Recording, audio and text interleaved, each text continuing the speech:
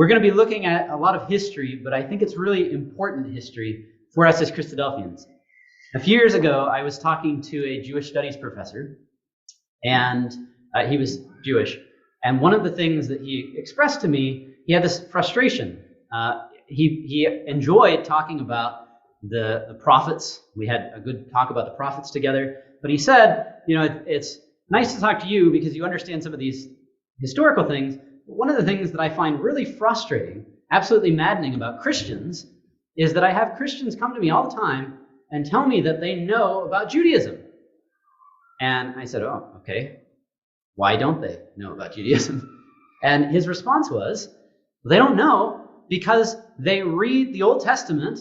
He didn't call it the Old Testament, but the Jewish scriptures. They read these Jewish scriptures and they think they know everything about us. But we have been developing for the last 2,000 years as Jews. We have been adding on to how we understand the Torah, and we have the Talmud. We have all these thousands of pages worth of material, and Christians know absolutely nothing about that. We have 2,000 years of history, and this is essential to who we are as Jews. And it's been interesting to interact with other professors of Jewish studies and to hear that same idea resonate amongst them. That it's very much this feeling of Christians think they know who we are, but they really have no clue. So I want to introduce a little bit of that to us through this series. So that's one kind of way one reason that we're looking at this. The other one is, clearly we care about Israel, right? So that's a big one. But it also, after October 7th, Israel is in front of our faces all the time. This is something that we're all thinking about, and it's something that a lot of people have opinions on. And let me make this clear, I'm not really going to be talking about what has happened post-October 7th. I'm not going to be saying, here's what's going on in Gaza, here's this stance, and here's where we should be doing. I'm not going to be doing that. Instead, what I want to do is build up, here's the history of the things that have happened in Israel, and then when it became Palestine. Here's what happened there, so that when we say things about Israel and Palestine, we can have an informed opinion. Right? We can say, well, here's the history, and here's how I can support that history, right? So I'm going to be taking us through most of the things I'll look at. I think maybe I have one source that's not a primary source in this, but for the most part, we'll be looking at the primary sources, looking at the historical events, and we're going to see how those fit in with Scripture. Now, Brother Jason had a great reading in Matthew 24, so we'll reference that a little bit as well. So we'll be seeing, it's going to be interesting, because this is like a blend of history and prophecy all together, and hopefully creating this basis upon which we can really understand the story of Israel. Okay. You might also notice that this is 70 CE. Is that getting lighter? That's very interesting. Oh. All right. Huh. Okay, let's try again. So 70 CE. Oh, I guess I have to talk really fast. So we're doing 70 CE. Oh, let's get over there. Okay. So 70 CE and 132 CE. This is kind of a result of my classes for the teens. I have 6 sessions and I have 5 for this. So I smushed the first 2 together. Sorry. You're getting like the half version of both of these. So yes, we are going to attempt to cover a lot of decades. It's probably not going to work. But we'll see, right? I have high hopes, so we'll see how it goes. Okay, so here's the plan. And that's why, in case you're wondering, it might really throw you off, that I actually have 4 sections in this class. So I know that's weird. Okay, so this is what we'll be looking at. Number 1, we're going to talk about the Second Temple and what actually was that, so that we can just get our minds wrapped around what took place in 70 CE. Then we'll look at the Roman-Jewish War, which starts in 66 CE. We'll talk about what happens after 70 CE, and then what happens after 135 CE. And both of these dates are really crucial to the development of what Judaism is today. And that's a key thing here, because if we want to understand Israel, we actually have to understand what happened in the interim between 70 and 135. And I found specifically as a Christadelphian, that in my mind, there were some key dates that we needed to know, like the destruction of the first temple by the Babylonians, right? That was a big one. 1948, that was another big one. And 70 CE, that was another big one. But we don't generally talk about anything after 70 CE. Right? If somebody came to you and said, so what was going on with Judaism in 350 CE? You'd probably be like, what? Like, well, I don't know. And maybe they were all just hanging out, right? Until 1948, and then they became a nation. So it's one of those things that we don't think about them all that much up until maybe things start to happen with the Holocaust, right? That's then Jews come back into our thinking. So hopefully we can fill in a little bit of that to understand where Judaism comes from today. Here's the main message. The fall of the temple was a major blow to Judaism. Now, I recognize that might be kind of obvious, right? Okay, but I want to take this so that by the end of it, you're not feeling like it's obvious, right? I want us to see that this is maybe more than how we sometimes take it, right? We take it as, oh yeah, it's a big deal, temple destroyed.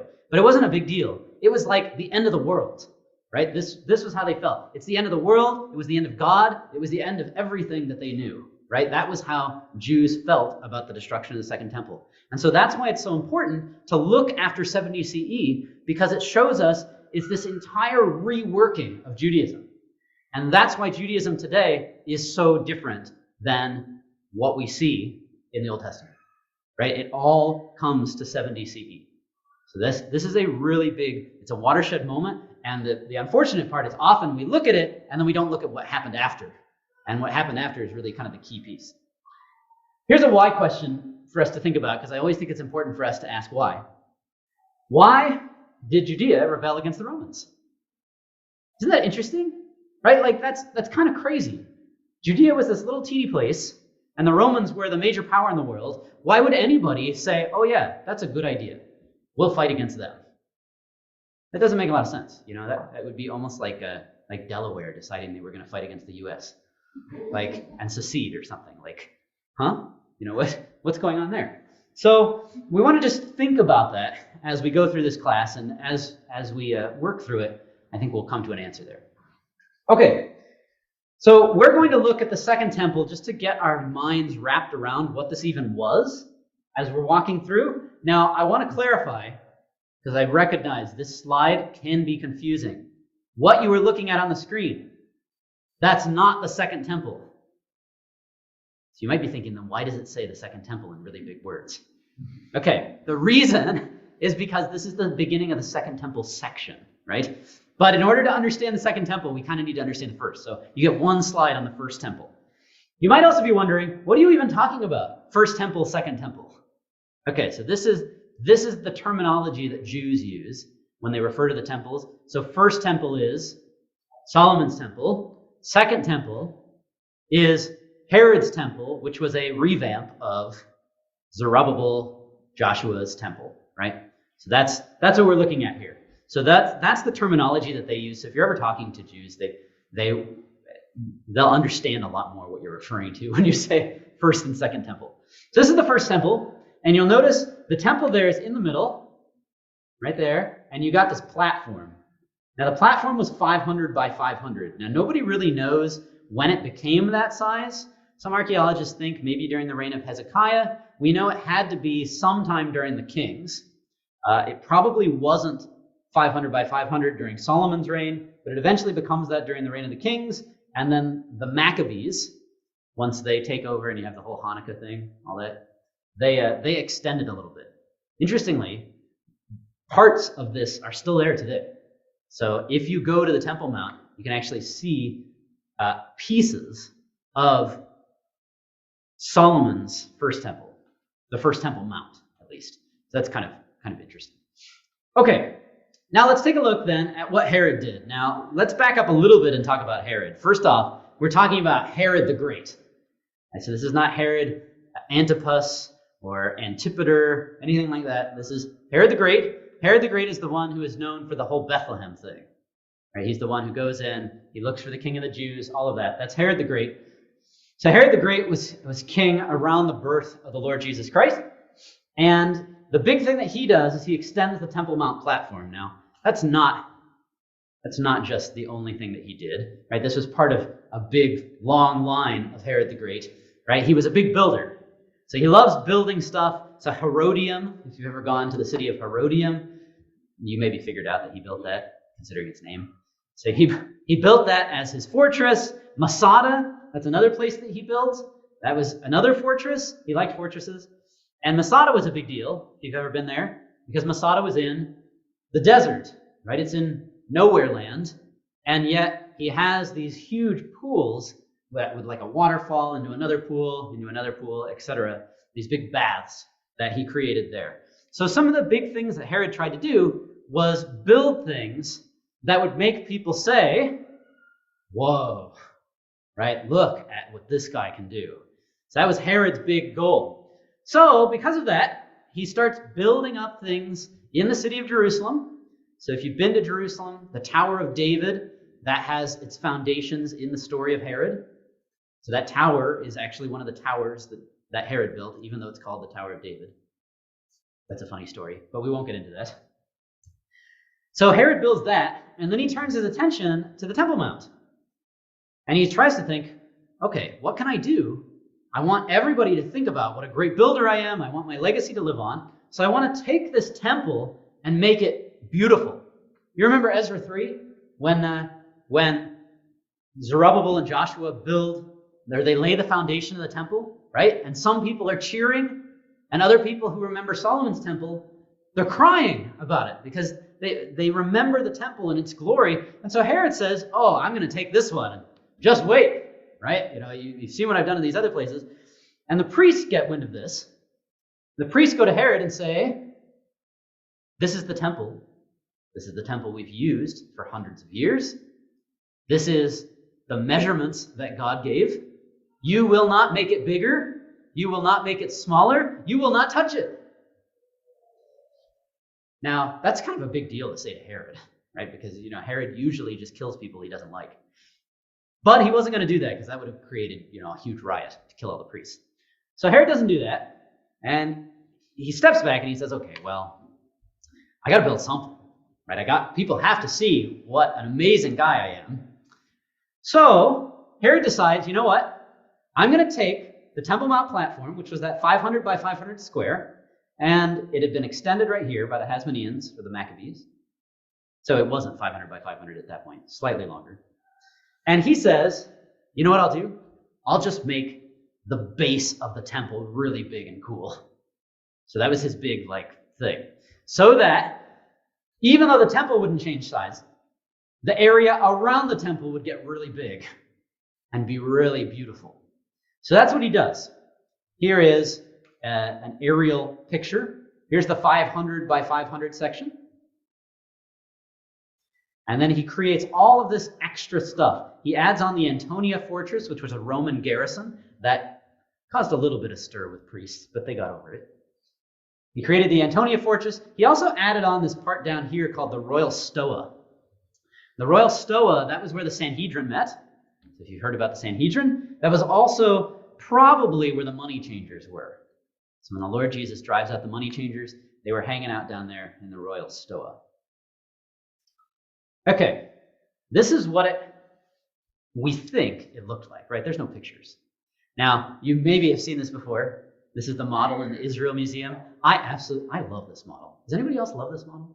Yeah, that's right. This is it's so cool. Don't you wish that you could get a sleeping bag and just sneak in somehow and hang out there and just look at it for a long time? I just think it's so awesome to see. So what's cool about this is a lot of the Temple Mount platform, right, that still exists today is Herod's Temple Mount. So when you go there, you can see the stones that Herod placed, the ashlars is what they're called, and these gates, these are called the Hulda gates, those are still there, right? So you can walk up to those gates. You can see this is referred to as Robinson's Arch. You could see part of Robinson's Arch still sticking out from the platform. This is called Barclay's Gate. So right around here, this is what's called the Western Wall. Right? So this is where Jews will often go to pray. In Hebrew, they call it the kotel. So that's right here. And so Barclays Gate is actually in the women's section of the kotel. So if you're a woman, you can see Barclays Gate. If you're a guy, sorry, that's just how it works. But if you're a guy, you could go over here. You actually have to go into the wall over here, and right about there is Warren's Gate. So you can go see Warren's Gate, and you and your woman friend can compare notes on the two different gates. So this is the Temple Mount platform. I put this model up just so that we could see. There's the Royal Stoa, and also so that we could see the sheer size. Right? This was what Herod's big goal was. Remember, to leave this legacy and make himself look real good. So just to give you an idea, right? Look at this thing. This is like a Colosseum type building. Look at that compared to this, right? And you'll note, right, as far as depth is concerned, this is closer. So this is larger, right? It looks larger than this does. So I think that's a little bit crazy to just see how big it is. So I wanted to show you, here's the whole model, just so you can get a sense of the Temple Mount platform in relation to the entire city. So this was the city of Jerusalem, and that's the Temple Mount platform. Now, archaeologists are also, there's a little bit of a debate here. Depending on where you think Jesus was crucified, you might also argue that this wasn't really considered part of the city, right? So in terms of the size of Jerusalem. This was referred to as Bezetha, or the new city up there. So that gives you a sense of what Herod did when he put together the temple. Now, I'm going to give you a few quotes here from Josephus, as a first century Jewish historian who was there, who saw the temple, right? And he seems to be, sometimes he gets a little excited and exaggerates about things, but what we see here seems pretty good, right? The stuff that we have seen him say, a lot of it has been verified archaeologically. So here's what he says.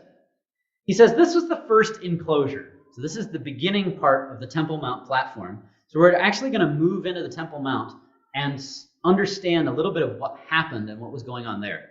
So he says, there was the first enclosure, in the midst of which, and not far from it, was the second, to be gone up to by a few steps.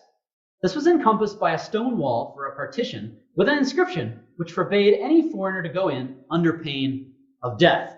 Now, what most scholars think is that this second enclosure that he's talking about, the stone wall, sometimes he calls it a partition, the stone wall there, that was probably built on the 500 by 500 old Temple Mount Square. Now, if you think about this, this makes sense, right? Because the priests said to Herod, don't touch our temple, right? So he expands the platform, and they're like, oh, like he messed with the temple, right? So they go around and they make a little wall where the 500 by 500 spot used to be. So they put that up there, and here's what they add on. There's a little sign that says, don't come in here or we'll kill you. So this is how serious they were. Now, just to give you an idea of what this is like, this is what we're looking at. So this is the first enclosure area. This is what's called the Court of the Gentiles. If you've heard that term, the Court of the Gentiles here. And then this green part, that's the 500 by 500 approximately. You might notice it doesn't quite look like a square. I just followed this drawing, but it's probably slightly bigger. That portion was blocked off by this. So this is in the Istanbul Museum. This is in all Greek, which is interesting, right? Because the foreigners were supposed to be able to read it. So it's in all Greek, all capital letters. Here's another one in the Israel Museum. Now, as you can tell, Israel kind of got the shaft here. But they are very desirous of the one in the Istanbul Museum. And needless to say, Istanbul is very happy that they have that one and can tell Israel that they don't. That's kind of how that goes. Okay, here's what it says. Here's the translation. No stranger is to enter within the balustrade round the temple and enclosure. Whoever is caught will be responsible to himself for his death, which will ensue. So, you have a pretty severe warning here. If you go in here, we will kill you, and it will be your own fault. Right? And so there have been multiple of these found. There probably would have been more than two, right? So there's probably still other ones to be found at some point. One of the big issues right now is there's no archaeological excavation allowed under the Temple Mount. Now, there's some issues there in that the Jordanians ended up excavating underneath, which was illegal, but that became a whole big thing. Anyway, because of that, there's probably a bunch of this stuff underneath the Temple Mount, and it's going to be a long time before we see it.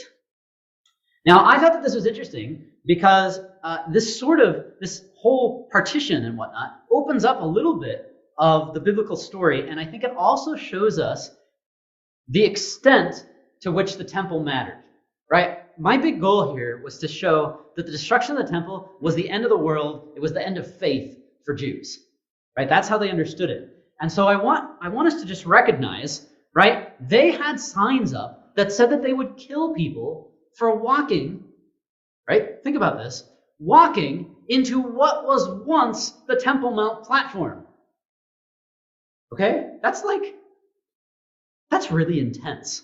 Now, there's a lot of other words you could use to describe that. But, that's wow. Like, that's what they were going to do. And so you actually see it happening in Acts 21. So just listen to this. When the 7 days were nearly over, some Jews from the province of Asia saw Paul at the temple. They stirred up the whole crowd and seized him, shouting, "Fellow Israelites, help us! This is the man who teaches everyone everywhere against our people and our law in this place. And besides, he has brought Greeks into the temple and defiled this holy place." They had previously seen Trophimus the Ephesian in the city with Paul and assumed that Paul had brought him into the temple. Now, that's not the case, right? It says that they had assumed it. But in addition, Paul is very clearly at this point trying to be respectful, right? He had shaved his head. Remember the whole vow thing? He had gone into the temple because he had made a vow. So that's what we see going on here. And so to say that he was going on and trying to defile the temple and everything, it's very much the opposite of what he was doing. But look at what they do. The whole city was aroused. The people came running from all directions. Seizing Paul, they dragged him from the temple, and immediately the gates were shut. While they were trying to kill him, news reached the commander of the Roman troops that the whole city of Jerusalem was in an uproar. Right? So what we read here is it's not just like they were mad, right? But they said, our signs say, you go in this section, you get killed. Now, Paul hadn't even done that, right? Paul was Jewish. He could go in that section. But they thought that maybe he brought somebody who wasn't Jewish into there. So it wasn't just that they were going to kill that person. They were going to kill Paul for that. So that should give us a little bit of an idea here as to how much the temple mattered. In fact, you even see it in Judaism today. A lot of Jews will not go on the Temple Mount. If you ever talk to them about it and you ask, why won't you go there? Right? Some people, they get this idea that because Jews don't go on the Temple Mount, it's because they're not allowed to, or something like that. That's actually not the case.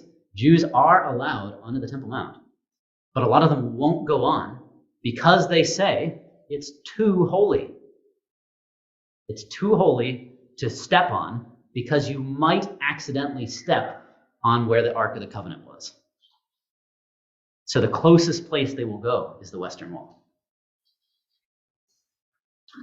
So that's a little bit of the Second Temple, and hopefully that brings in a sense of what this was and what it meant for Jews at the time. Now, let's talk a little bit about this war. Okay, here we go. Section 2. Caligula. Anybody know about Caligula? You might remember he's known for being the crazy emperor. I guess there's a lot that are known for that. But his claim to fame here on emperor craziness was he got in a fight with the Senate. Anybody know this story? He got in a fight with the Senate, and he got really mad and just decided the Senate is ridiculous. They can't come up with anything. They have no clue what to do. And as the emperor, he could make people senators. So he decided, as like a slap in the face to the Senate, to make his horse a senator. Right? So the Senate all convenes, and everybody's like, what's this? Right? Oh, it's the new senator, right? Caligula made his horse a senator. So that's the big thing. Needless to say, Caligula gets assassinated by the rest of the Romans. They were done with him. So that's kind of how that goes down. Now, that's just the very quick overview of Caligula. The reason that we want to know about him is actually because of his connection to this guy, Aulus Flaccus. So During Caligula's reign, Jerusalem is sort of a powder keg. And I guess you could say that during a lot of Roman emperors' reign. It was a very touchy kind of place, right? You can even see that in the New Testament when Pilate is afraid of a riot about the Lord Jesus, right? So there's a lot of touchy stuff going on in Jerusalem. So Flaccus actually has nothing to do with Jerusalem. He is the Roman prelate in charge of prelate. That wasn't the right word. He was the Roman governor in charge of Egypt. So he was the Roman governor in charge of Egypt, Flaccus, and he decided that he was going to get on Caligula's good side. Right, so Caligula was emperor. He was having this whole spat with the Senate, making his horse a senator and all this stuff. And Flaccus says, oh, you know what? I got to ingratiate myself with the emperor. Here's what I'm going to do. And this is what everybody who wanted to make the emperor feel really good, they would try this, and it would always blow up. I don't know if you can figure out what it is. I don't know why they did this. It's such a bad choice.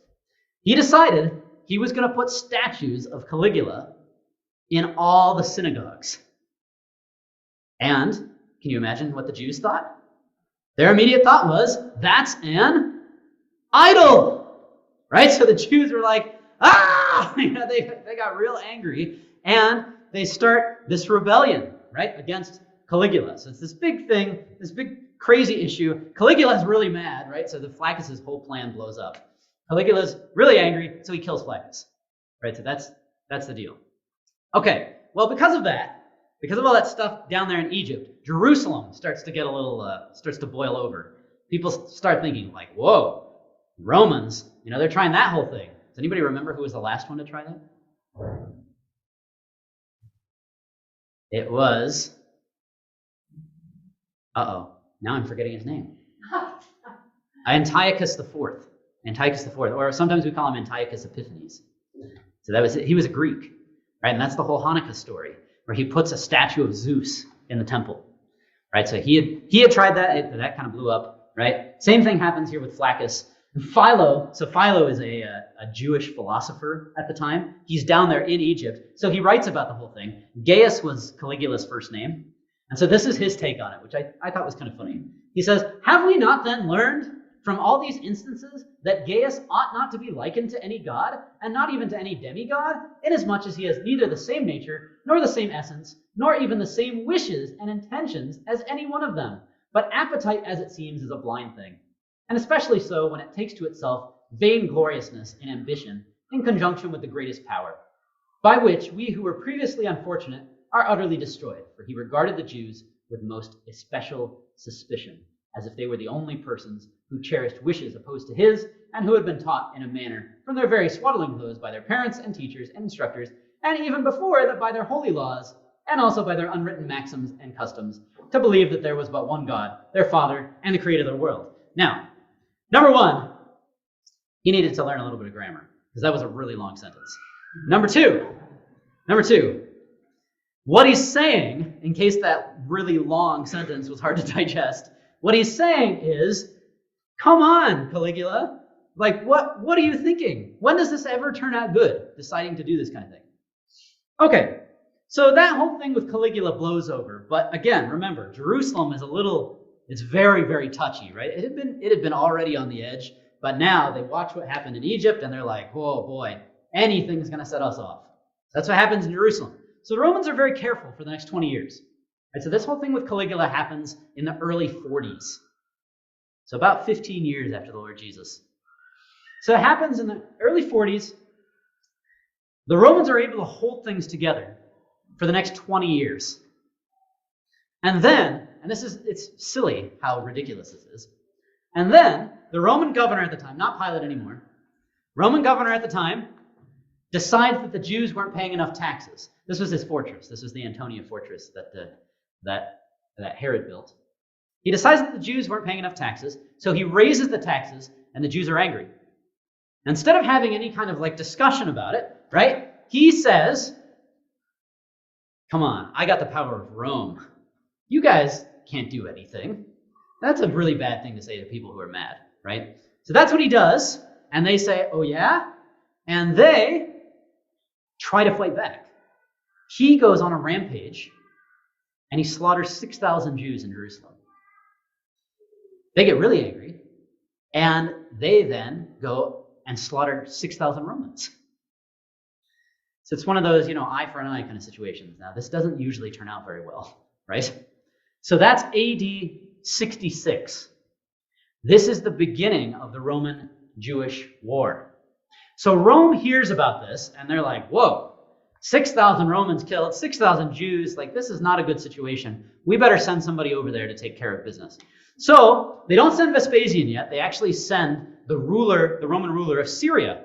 And he brings his 12th legion down to come and subdue Jerusalem. And guess what? Jerusalem defeats him. And the Romans are really embarrassed. And so the Romans are all embarrassed about it, so they say, okay, let's actually take care of this. And so they send Vespasian, one of their generals, down. So Vespasian comes in AD 66, and it's not just going to be to quiet Jerusalem, because Jerusalem has now gotten on Rome's bad side, right? So Jerusalem is not in a good situation. So Vespasian actually decides, you know what, I'm just going to wipe out everything related to the Jews, right? This, Jotapata, is in Galilee, right? It's in the north. He had nothing to do with Galilee. Vespasian didn't need to. It was all about Jerusalem. But instead, he attacks Jotapata here, which is the main Jewish fortress in Galilee. And he goes through the whole area, demolishing the Jewish towns of Galilee. And the reason that this one is important, Jotapata, number one, it hasn't ever been rebuilt since. So these are the ruins that Vespasian created, right? Now, the other reason that this is interesting is a well-known man happened to be the general of Jotapata. Anybody know his name? Yes, that's right. It was Josephus. So Josephus, before he turned historian, Josephus was the general of Jotapata. Now, the story is real strange here, and this is why Josephus is a little bit iffy. So let me tell you, this is actually his own story. This is what he tells us. So he says that Jotapata had been surrounded. They were under siege by Vespasian, and he and a number of other Jews weren't sure what to do. It was all men. They were trying to figure out what to do because they knew that they were going to lose. So they actually decide, according to Josephus, to pull a Masada situation before Masada, right? So Masada happens in 73, so we're like 7 years prior here. So they're going to do a collective suicide, all of them. Now, Josephus very cleverly engineers this so that he is the last one. So the whole thing happens, right? Everybody kills each other, kills themselves, and now it's Josephus' turn, and he says, okay. And he turns around, and he says to the Romans, I surrender. So that's what Josephus does. The Romans then say, wow, this is great. We have a Jewish general. Sure, yeah, go ahead, surrender to us. And they take him with them down to Jerusalem. And that is why Josephus is our only first-hand account of what happens in AD 70.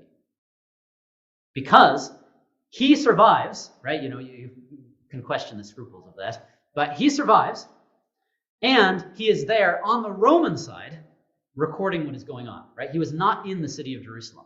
That's an important piece here. Unfortunately, he's our only source, right? So we can't say, oh, he was making this up, because there's no other record to compare it to. So that's all we got.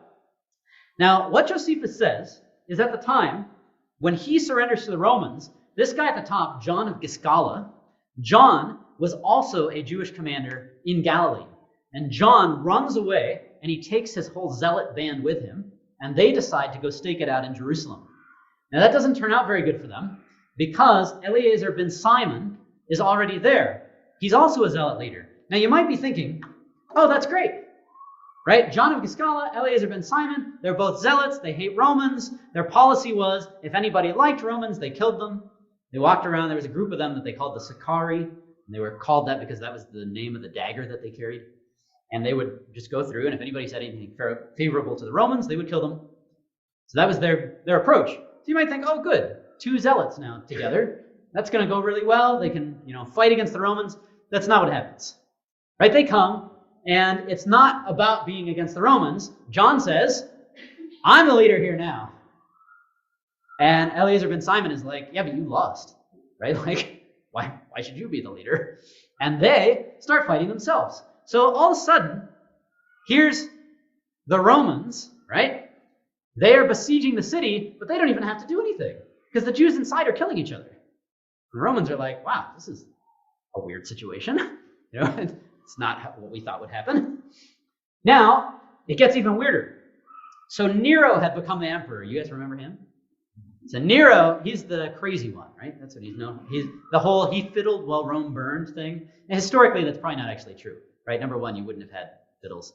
And number two, he probably was actually just off doing something else. Now, what he ended up doing, typically, is he really liked acting. So maybe that's what he was doing, right? Maybe you could say, he was acting while Rome burned or something like that. But that's Nero's big deal. He would actually force all the Romans to come and watch him in plays, right? So that was he wished, instead of being emperor, that he was an actor. Okay, well, Nero dies in 68, right? So Vespasian is doing this siege of Jerusalem, and all of a sudden, the Roman emperor is assassinated.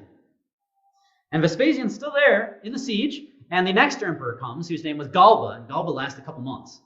Then another emperor comes, whose name is Otho, and Otho lasts a couple of months. And finally, Vespasian is like, this might be my chance. And Josephus, right, always the one to take advantage of a situation, goes to Vespasian and says, I have to tell you something. God gave me a dream. And Vespasian says, oh, that's interesting. What was your dream? And Josephus says, that you would be the next Roman emperor. Vespasian says, wow, I like that one. That's a pretty good one. I think I'll let you live a little longer. Josephus says, yeah, good. Did it again. So that's kind of how that goes down. And Vespasian says, I think actually I'll listen to that. So Vespasian leaves Jerusalem. Now notice this. Jerusalem had been under siege. John and Eleazar and their forces are killing each other. And now the Romans are gone. This is the perfect opportunity to say, hey, maybe I shouldn't be in Jerusalem anymore, right? And those people who were thinking about this recognize that, and they leave. A lot of people don't. And in fact, what's outrageous is they actually keep fighting. Now, Vespasian does end up becoming emperor, and so he sends his son Titus down, who also later becomes emperor. So he sends his son Titus to finish the work. So Titus arrives, and when Titus arrives, this is now the situation. John of Giscala has killed Eleazar ben Simon, and instead, this guy, Simon bar Goria, is now in the city. It's a new zealot leader. So Simon bar Goria came from Masada, and when John and Eleazar were fighting each other, Simon said, ooh, now's my chance. And he goes and he invades Idumea, and he conquers Idumea. So he then takes his Idumean troops up to Jerusalem, and he attacks Jerusalem so that he can defeat John. It's like so ridiculous. It's like, I don't even know. I don't know what to say about this. It's outrageous. So this is how Josephus describes it, right? This is where they reach the point of like, if you weren't crying about it, you'd laugh, right? Like, just listen to this. When therefore John, that's John of Giscala, was assaulted on both sides by, not the Romans, by Simon bar Goria, he made his men turn about, throwing his darts upon those citizens that came up against him. From the cloisters he had in his possession, while he opposed those that attacked him from the temple by his engines of war.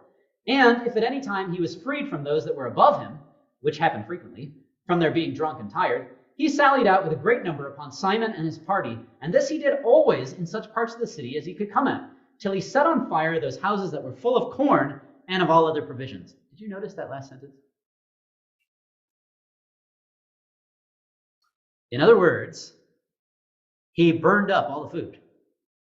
And he was like, ha! Take that, now I'll win. The same thing then was done by Simon. When, upon the others' retreat, he attacked the city also, as if they had on purpose done it to serve the Romans, by destroying what the city had laid up against the siege, and by thus cutting off the nerves of their own power.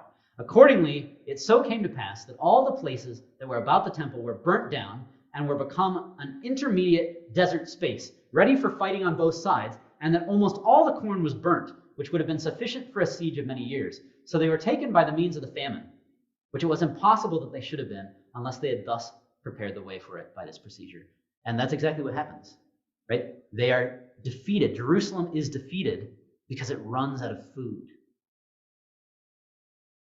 And the reason that it ran out of food was because Jewish factions had destroyed it all.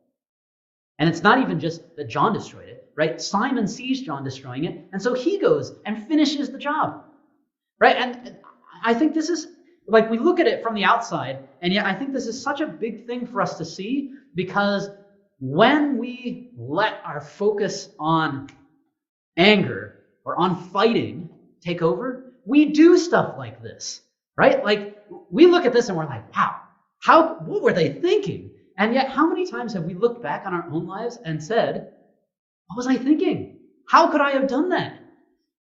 So I think it's just helpful to step back and note that, right? The Jews defeated themselves, and the Romans didn't even have to do it. Now, that's not entirely true. The Romans did have a few things to do. So let's talk about what happens. So here's a map of the city for you. There's the Temple Mount. That's that purple section. There's Bezetha, which I referred to earlier as the new city. It's the second quarter. The upper city area, this was kind of, Herod's fortress was over here. And this is where the rich people lived. Lower city area, that was the older portion. This is where Titus puts his garrisons. So he surrounds the city. And he then decides the best thing to do, he thinks, is to just try and intimidate them at first. So one of the things, this again is according to Josephus, and he's probably trying to make the Romans look good. So he said Vespasian and Titus didn't want to destroy anything. They believed that Jerusalem was a big cultural center, and so they wanted to keep the temple. So what Titus does, according to Josephus, is he sends his catapults in first to throw rocks into the city so that they'll just get a little bit nervous, right? See the power of Rome and realize. Now, I decided to animate this for you, all right? This is the extent of my skills here, so be impressed, all right? Ready? So first he attacks in Bezetha. He then, look at that. Whew! Yeah, I know. That took me hours. All right. So he sends in the catapults to shoot rocks over the wall, right? So he does that, and yet it has the exact opposite reaction of what he was hoping for. And this blows my mind, right? I think it's fascinating because Josephus did not know the prophecies. Now, we just read Matthew 24, right? Matthew 24, verse 3. The disciples come to the Lord Jesus, and they ask him, they say, tell us, when shall these things be? And what will be the sign of your coming? Right? And of the end of the age.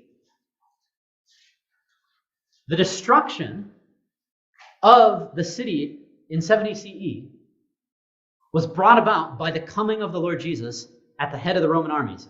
We see this all over the place. Daniel chapter 9 says, the people of the prince that shall come will destroy the city and the sanctuary.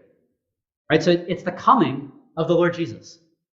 Now, that's amazing to me because Josephus didn't know the prophecy, and yet this is what he writes. He says, accordingly, the watchmen that sat upon the towers gave them notice when the engine was let go and the stone came from it, and cried out aloud in their own country language, the sun cometh.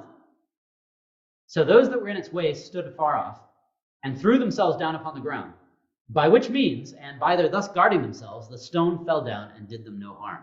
Now, I don't know what to make of this, other than it was almost like a confident kind of thing. Oh, look, it's the sun, right? Remember that prophecy about the temple being destroyed? Something like that? It's so strange, right? This whole idea.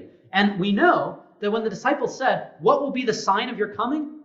We know that they were not talking about his second coming because they couldn't have been. They didn't think there was going to be one. Luke 19:11.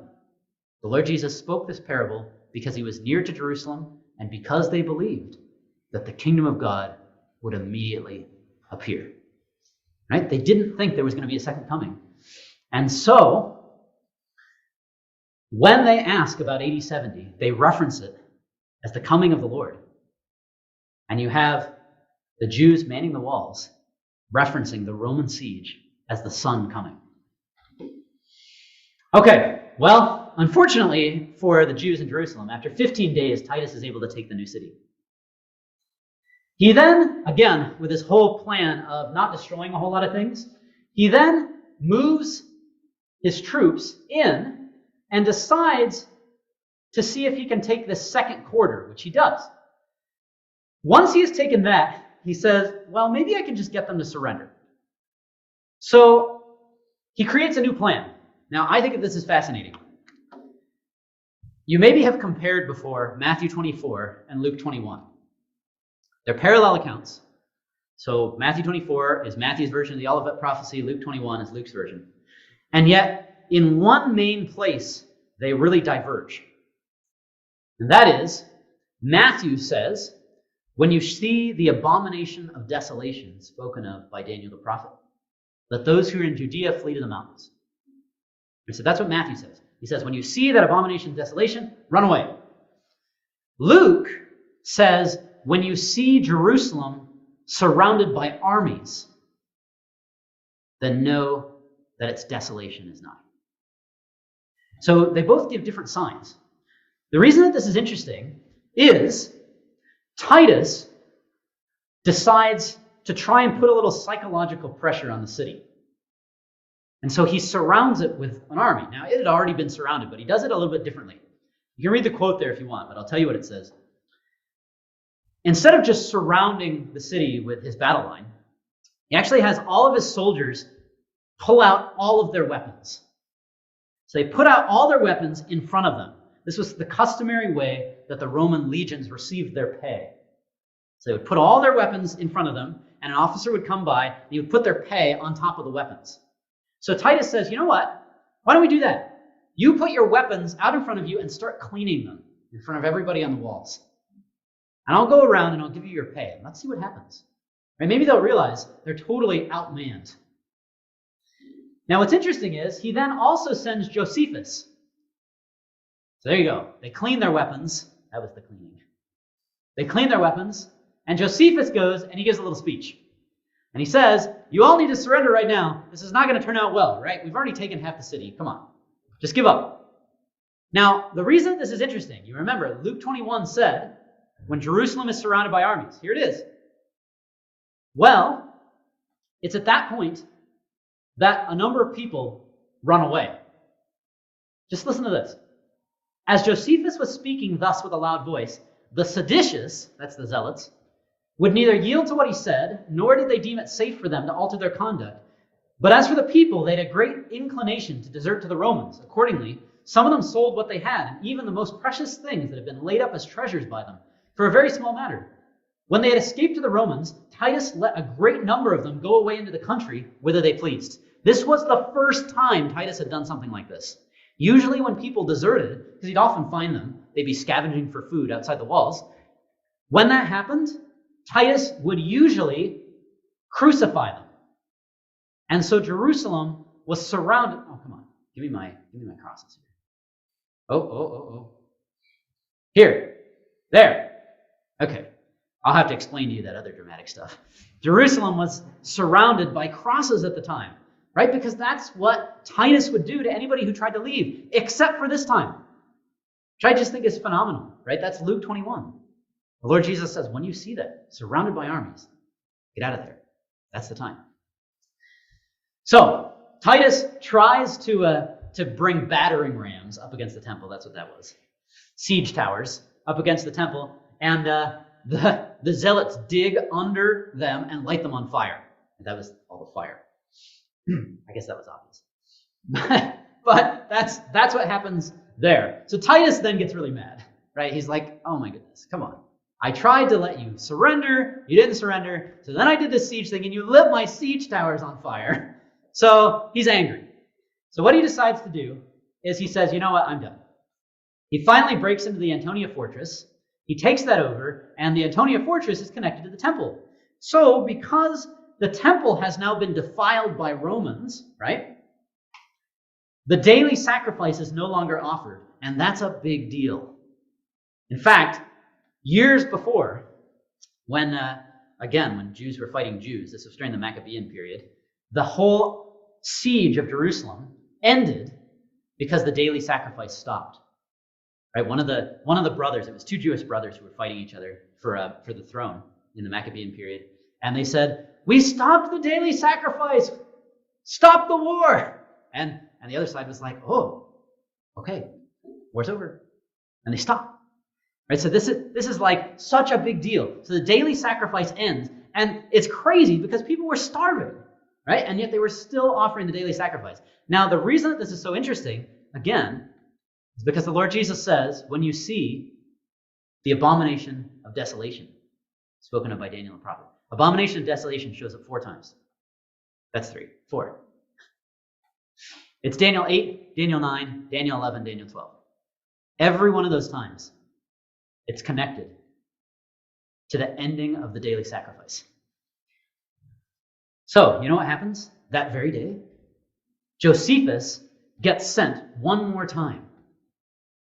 Now Titus gave orders to his soldiers that were with him to dig up the foundations of the Tower of Antonia and make him a ready passage for his army to come up, while he himself had Josephus brought to him.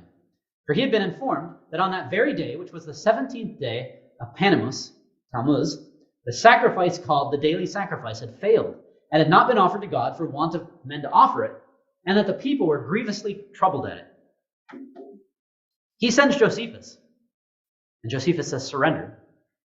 A bunch of people do, and it is the only other time that Titus lets the people go. Now, this is where it's cool. Matthew 24, the Lord Jesus says, when you see the abomination of desolation, let those who are in Judea flee to the mountains. You know where these people flee, who run? They flee north into the area of Samaria, which is the mountains, right? Those are the only 2 times that Titus allowed people to survive. It's crazy to see, right, the way that this fits. Now, I got so excited about that you maybe noticed that we didn't touch at all on 132. We'll figure that out. We got until tomorrow to figure out how to integrate that in. but this is where we're going to stop with 70. Now, I hope that what you can see is just a little bit of the emotion that was playing out in Jewish groups at the time, right? All of this, the temple, the idea of fighting for an independent Jewish nation, this was such a big deal that Jews were fighting each other and destroying each other over it, right? So that's where they were at. It wasn't about people, it was about ideology. And so the temple played a major part in that ideology. What we'll see tomorrow, I guess we'll be talking about 132 tomorrow. What we'll see tomorrow is really where that ideology goes and how it progresses. And we'll also see then, so the Jews go in that direction, and then we'll see as well the beginning of the Palestinians and where they come from as we open up the time period between 70 CE and 132.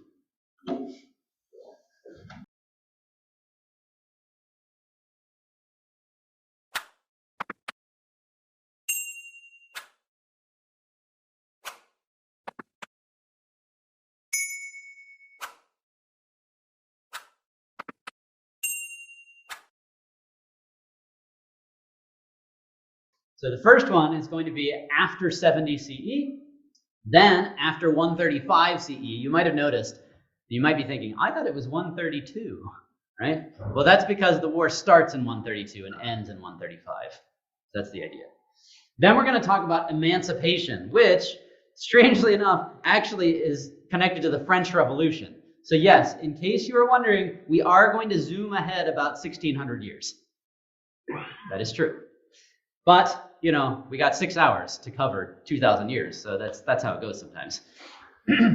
I want to just remind you, too, of what we covered yesterday, just so that we can get the main idea out, and that was that the destruction of the temple was a major blow to Judaism.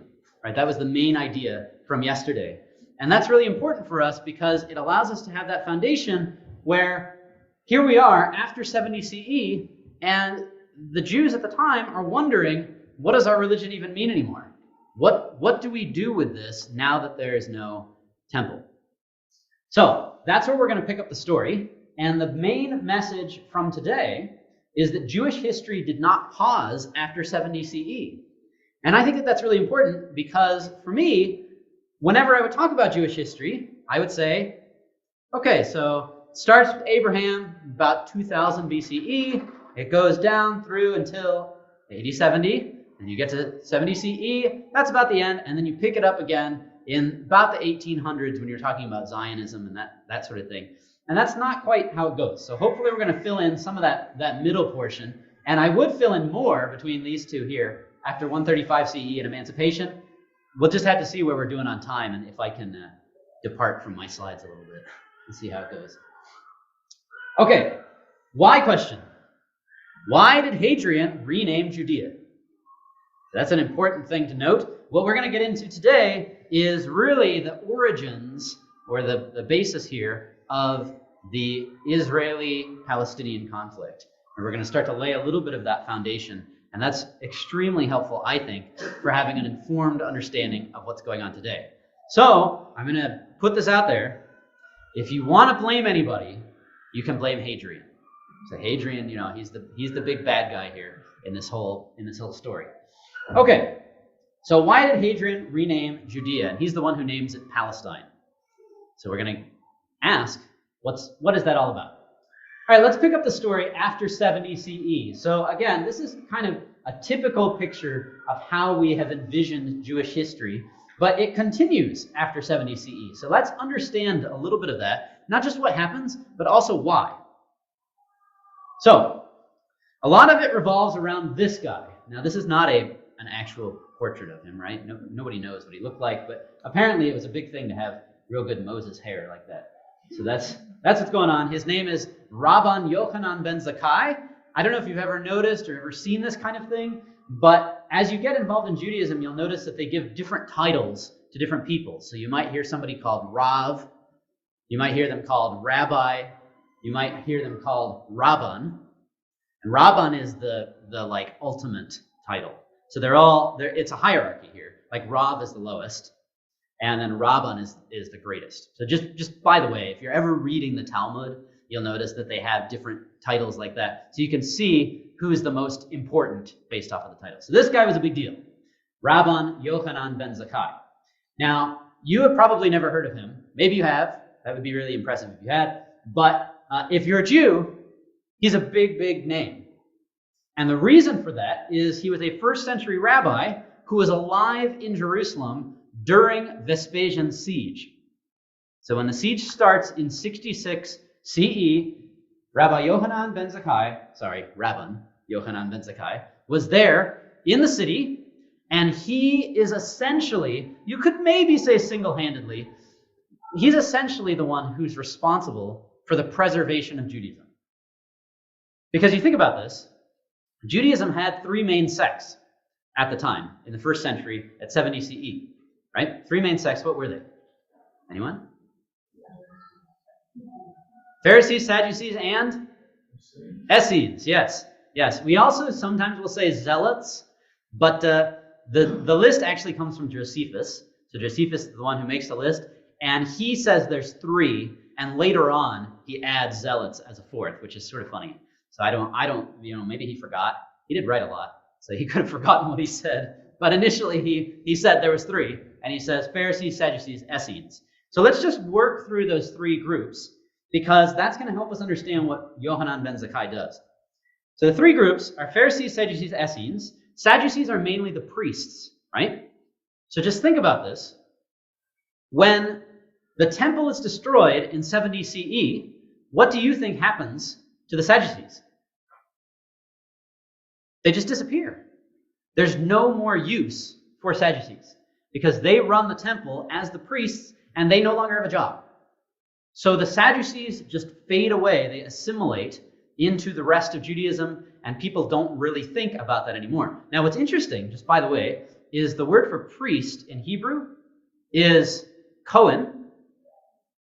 So if you've ever met anybody with the last name Cohen, that means that they are from a priestly family, right? Or Levite is Levi. So if you've ever met anybody with the last name Levin, they are from a Levitical family. So it's just kind of interesting to follow that through. Now, regardless of that, right, you can see that in their last name, but their status as a priestly family completely disappeared, right? So no more Sadducees because they had no more job. So that's the Sadducees. Now the Essenes, you might be aware of them in regard to the Dead Sea Scrolls. They were up there in Qumran, near the Dead Sea. That seems to be their base of operations, although Josephus and Philo both say that they were spread all throughout the Mediterranean world. But their main place seems to be Qumran.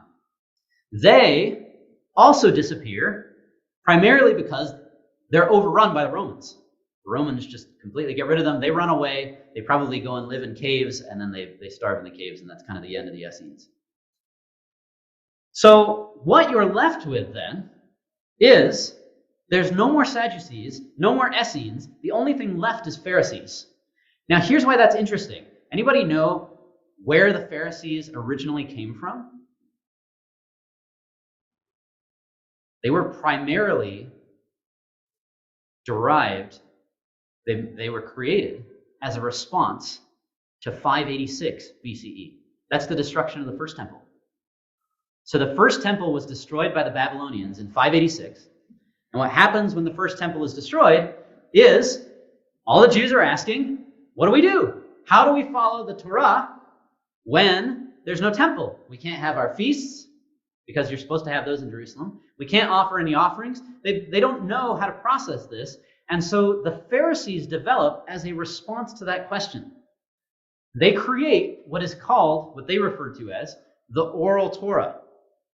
So the Pharisees come up with the oral Torah, which is how, well, this is the pragmatic answer of what the oral Torah is. It's how do you follow the Torah without a temple?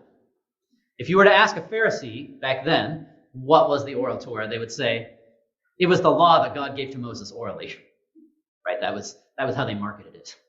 So they claimed that God spoke to Moses, and Moses wrote down some things. That's the written Torah. But he also just heard some things. That's the oral Torah, conveniently, right? And it just suddenly appears in Babylon. And they say, oh, and it was passed on from Moses to Joshua and then to all of our relatives, and we happen to have it now, and it's perfect for what we need at the moment.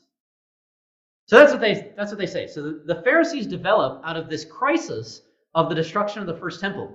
So they are actually perfectly suited for the destruction of the second temple. So what happens here is the Judaism that we know today, referred to as Rabbinic Judaism, that Judaism is a direct growth from Pharisaic Judaism. Right? So all the rabbis today, and you can ask them this, they will trace their lineage back to the Pharisees. So that's just kind of interesting to think about. Okay, now ultimately, it's not just to the Pharisees, but ultimately to this Pharisee. So this is Rabban Yochanan ben Zakkai. Here's how he does it. So again, he has the major honorific title. So he was a big deal in Jerusalem. He was one of the major rabbis of Jerusalem at the time. One of the other ones that maybe you remember from the book of Acts is Gamaliel. So it's him, and they actually they don't call him Gamaliel, they call him Gamliel. I don't know why, but maybe it's to be different than what the New Testament says, who knows. But they call him Rabban Gamliel, the first. So these two guys, Rabban Yochanan ben Zakkai and Rabban Gamliel the first, they were kind of the major players in Jerusalem Judaism at the time. And Yochanan ben Zakkai was in the city when Vespasian surrounds it and lays siege.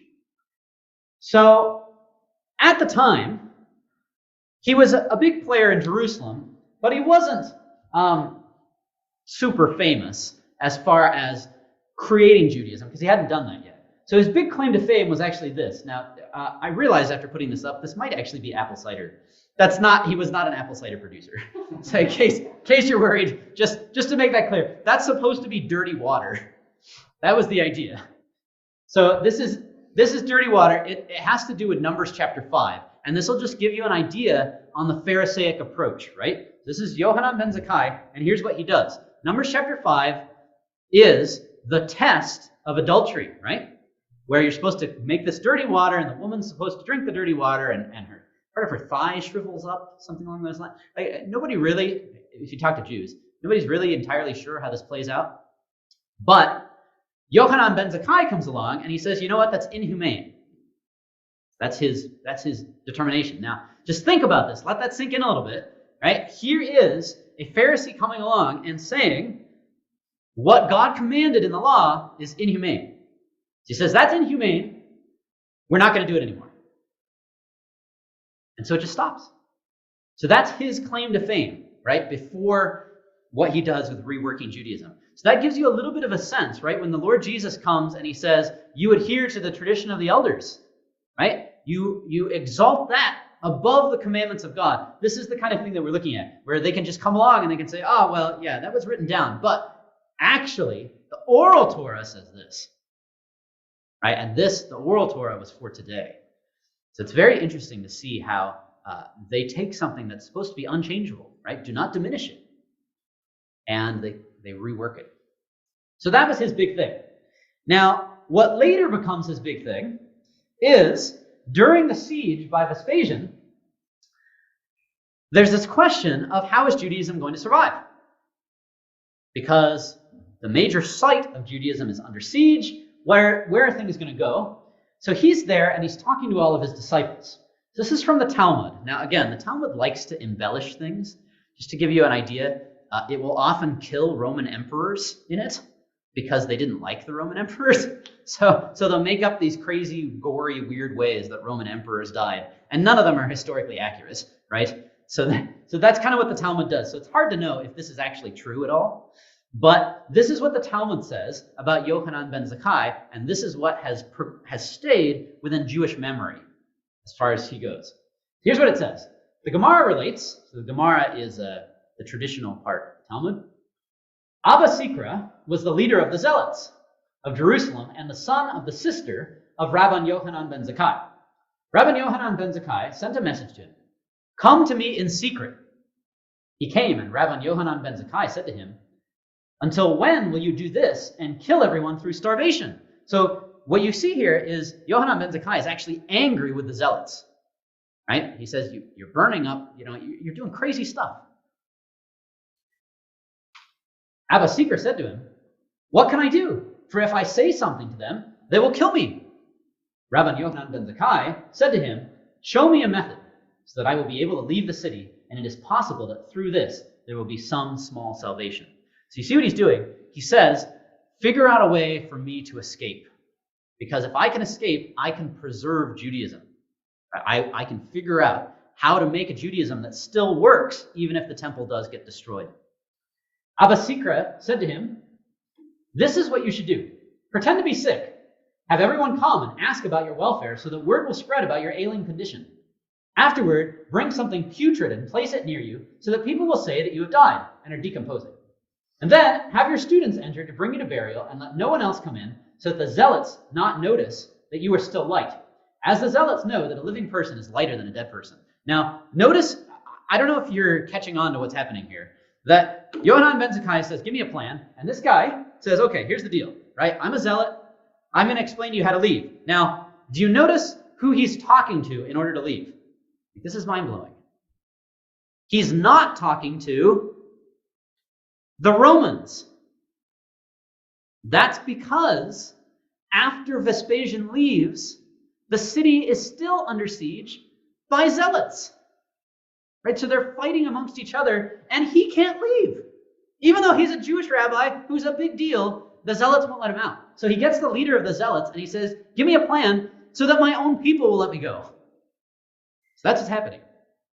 So the plan is that he's going to pretend to be sick for weeks, and then he's going to pretend to have died. He's going to be placed in a coffin, and they're going to put rotting meat on him so that he smells. Then he's not going to eat for a while so that he's light, right? So then they're going to take the coffin, his followers are going to take the coffin, and they're going to bring it outside the city, and when the zealot guards say, what is this? They're going to say, it's Rabbi Yochanan ben Zakkai. He's died, right? He's starved from the starvation.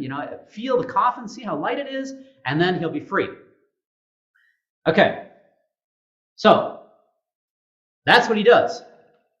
He does that whole thing. However, there's a little bit that he doesn't think of. So notice, here's the bad part. Rabban Yochanan ben Zakkai did this. Rabbi Eliezer entered from one side and Rabbi Yehoshua from the other side to take him out. When they arrived at the entrance of the city on the inside, the guards, these are zealots, who were of the faction of the zealots, wanted to pierce him with their swords in order to ascertain that he was actually dead. Right there. As was the common practice. Abba Sakar said to them, The Romans will say that they pierce even their teacher. So I find Jewish tradition to be very interesting because it's always very humorous. So this guy, Abba Sakara, the guy who came up with the plan, he's thinking really fast, right? He's thinking on his feet. And he says, no, you can't do that. Because if the Romans see us, right, the Romans are still just over there, they're waiting for to see kind of what the orders are from Rome. If they see that you pierced Yochanan ben Zakkai, who's like the big deal rabbi, they're going to say, do these people have no shame? They even did this to their teacher. And the zealots are like, oh, you're right. We don't want to make the Romans think we're bad, right? That we're not religious. So Abba Sakara says, they will say that they push even their teacher, right? And then the guards say, okay, fine. They open the gate and he's taken out. So he's let out and he runs away and he's captured by, surprise, Vespasian, who happens to be there even though they didn't think he was. Okay, so Vespasian is there and he captures Yochanan ben Zakkai, who then says, oh, Vespasian, just wanted you to know, I was given a prophecy. Can you imagine what the prophecy is? So we heard somebody else who said this. I was given a prophecy, and it was that you will someday become emperor. Vespasian says, this is amazing. I've had Josephus say this to me. I've had Rabbi Yochanan ben Zakkai say this to me. This must be something from God. So he says to Yochanan ben Zakkai, there's Vespasian, he says, you know what? I like you. It's nice that you said that to me. I like hearing it from more than one person, these important Jews. It's good. So I'll give you one wish. It was kind of like a genie, except not as good. So I'll give you one wish. Anything you want. I've just taken over all of Galilee. I've just taken over all of Judea. You can have anything that you would like. And so it's gone down in Jewish memory as the famous line of Yochanan ben Zakkai. So if you say this to anybody, they'll know what this means, right? It was, give me Yavna and its sages. Now that might not mean a whole lot to us, but in Judaism it's a big deal. In other words, what he does is he says, Jerusalem is done. Right? He says this before 70 CE. So Yochanan ben Zakkai says, Jerusalem's done and Judaism is moving. Now you can see the Pharisaic mindset, right? Everything in the Torah was supposed to be based on Jerusalem. And yet he just says, you know what? Not anymore. It's all the city of Yavna. And yet what's unfortunate is the whole point behind AD 70 was to show it's not about law anymore, right? This doesn't bring salvation. And instead what he does is he moves everything from Jerusalem and he says, we're just going to rebuild Judaism, create new laws from a new place. And so he rebuilds Judaism in the city of Yavna, which is up near Caesarea. And he gets a bunch of other rabbis freed. That's the sages. So they're freed, and he restarts the Sanhedrin.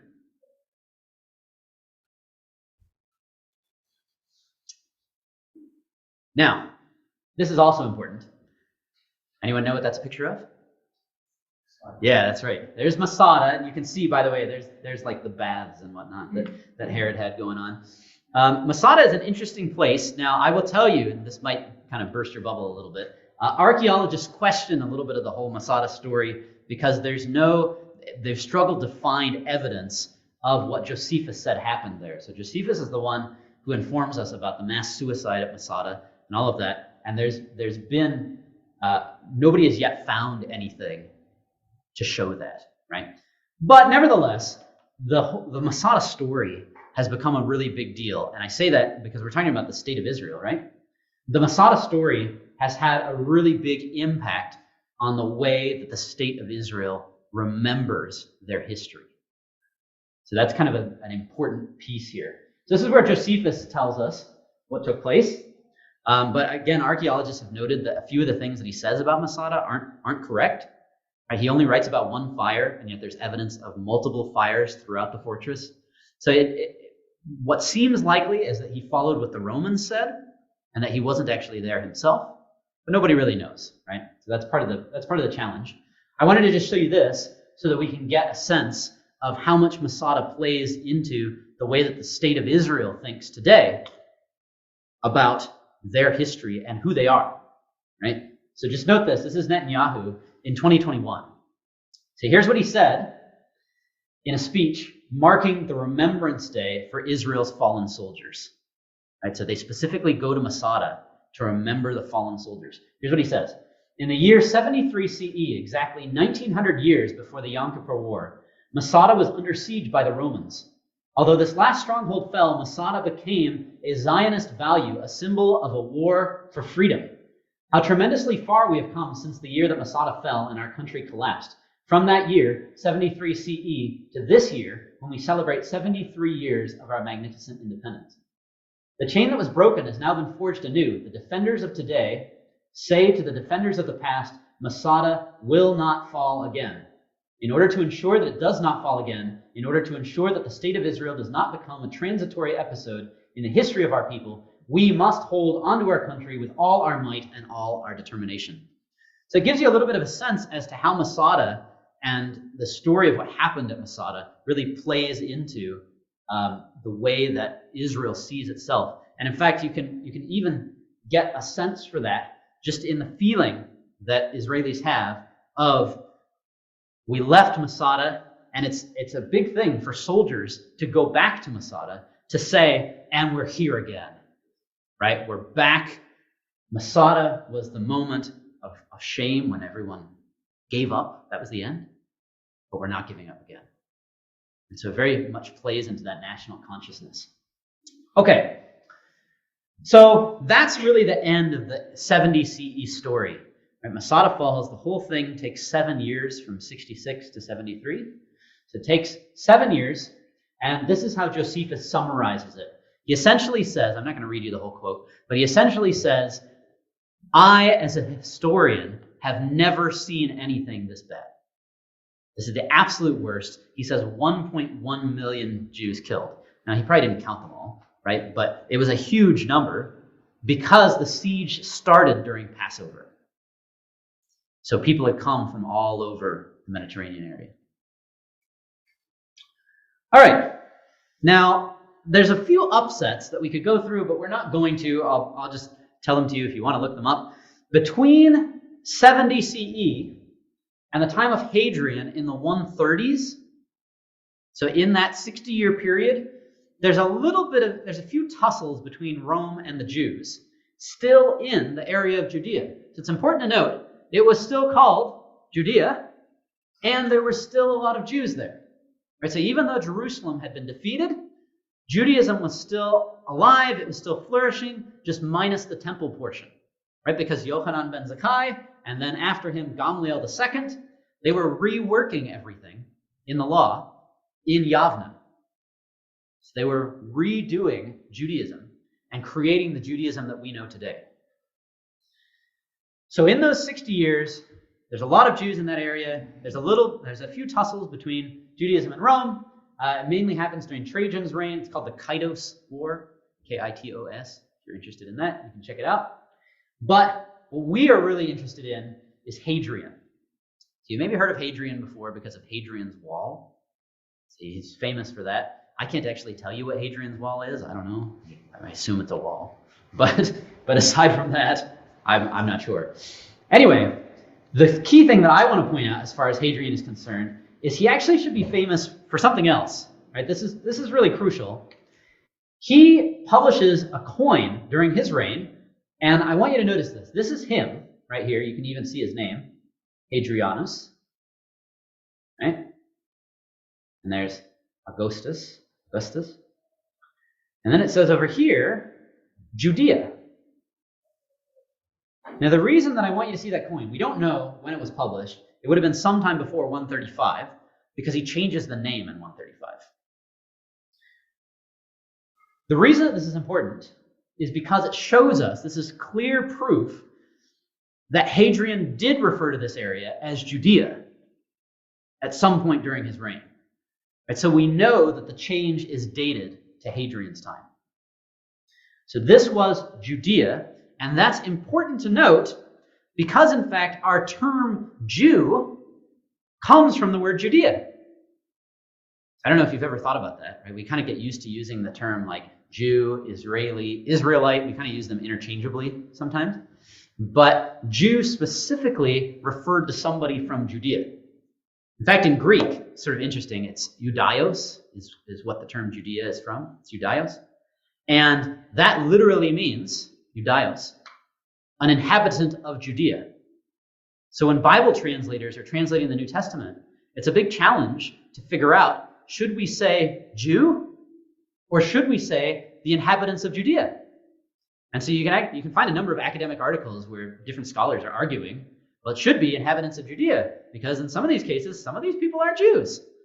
And they're going back and forth, right, about it. So it's sort of interesting to see. But the reason I bring that up is because it's helpful to make that distinction, right? Jew specifically refers to somebody from Judea. Now, that's intriguing, right? Because you might notice that the Lord Jesus is called a Jew, John chapter 4. Right? So there appears to be a broadening of the meaning of the word. But originally, when it was first used, which is like the return of the exiles, right? It first shows up in Ezra, that it seems to refer specifically to people from that area. Okay, so Hadrian still calls it that, Judea. Now, this is from Cassius Dio, who's a Roman historian of the time, and he's going to explain how this goes down. Now, I'm going to tell you there's a few scholars who disagree with this. So they'll argue with Cassius Dio because as historians, you like to try and do that. You like to say, oh, well, the primary sources, they were biased, and so they did this and this, all that kind of thing. I think that what he says makes sense. So here's Cassius Dio's understanding of what took place during Hadrian's reign that starts to cause this whole change. Here's how it goes. Ready? At Jerusalem, so remember, there's no more temple. Hadrian founded a city in place of the one which had been razed to the ground, naming it Aelia Capitolina. And on the site of the temple of God, he raised a new temple to Jupiter. This brought on a war of no slight importance, nor of brief duration, for the Jews deemed it intolerable that foreign races should be settled in their city and foreign religious rites planted there. Now, keep in mind, Jews weren't living in Jerusalem anymore, right? The temple was gone. They were in all the area, but not a whole lot was going on in Jerusalem. So Hadrian says, no big deal. I'll try the same thing that Antiochus Epiphanes tried to do, the same thing that Flaccus tried to do. I'll just put a temple to Jupiter on the Temple Mount. Right? And this never turns out good, right? Even though there's no Jews in that spot anymore, it kind of blows up, right? So the Jews in the area, they freak out and they rebel, which is crazy considering, once again, that 60 years prior they tried this and lost real bad, right? So they do it again anyway because they say that's the Temple Mount. It's where God's name is. Even though there's no more temple, you're not putting a temple to Jupiter there. Okay. So that's what happens, and it's led by this guy, Simon Bar Kokhba. Now, we don't actually know when he was born, so that's why there's a question mark there. All we know is that he dies in 135 CE. Now, his name is interesting. It means, Bar is Aramaic, it means sun, and Kokhba is the same thing, it means star. He gets it from Isaiah 14. Remember Lucifer, son of the morning, right? Lucifer was I have no idea why they did this, but Lucifer is Latin, and it means day star. And so the King James translators decide to put that Latin word into Isaiah 14. But if you read newer translations, you'll read, O day star. Right, so he takes that idea and says, in fact, that Isaiah 14 is about him, which is kind of weird. But that's what he decides to do, right? So he does that, and he takes on this persona of being the son of the star. Now, you can probably think about, there's like a little bit of like divine ideas there, right? Like being the son of a star kind of thing. And Isaiah 14 has this sense of like you've raised yourself up to heaven and all of this. So he starts to portray himself as a messianic figure. And in fact, a number of Jews start to go along with the idea. Now, Christians obviously don't like that, right? Because they say, whoa, wait a minute, your Messiah has already come. So Eusebius, who is a Christian historian a couple hundred years after Bar Kokhba, he writes about him, and this is how he describes him, right? He sees him as this messianic pretender, and he just despises him. So here's what he writes. He says, the leader of the Jews at this time was a man by the name of Bar Kokhba, which signifies a star, who possessed the character of a robber and a murderer, but nevertheless, relying upon his name, boasted to them as if they were slaves, that he possessed wonderful powers, and he pretended that he was a star that had come down to them out of heaven to bring them light in the midst of their misfortunes. That's how Eusebius kind of takes it, and that's ever since been the Christian interpretation of what happened. So if you're sitting here wondering, why have I never heard of this guy before? That's because Christians hate him, right? So it's just not a thing that Christians think about a lot, right? He tried this rebellion, he was a false messiah, the end. But within Judaism, again, this is one of the major moments of triumph, because he actually wins. So 132 CE, he rebels against the Romans, and he overthrows Roman rule. And he overthrows it for 3 years.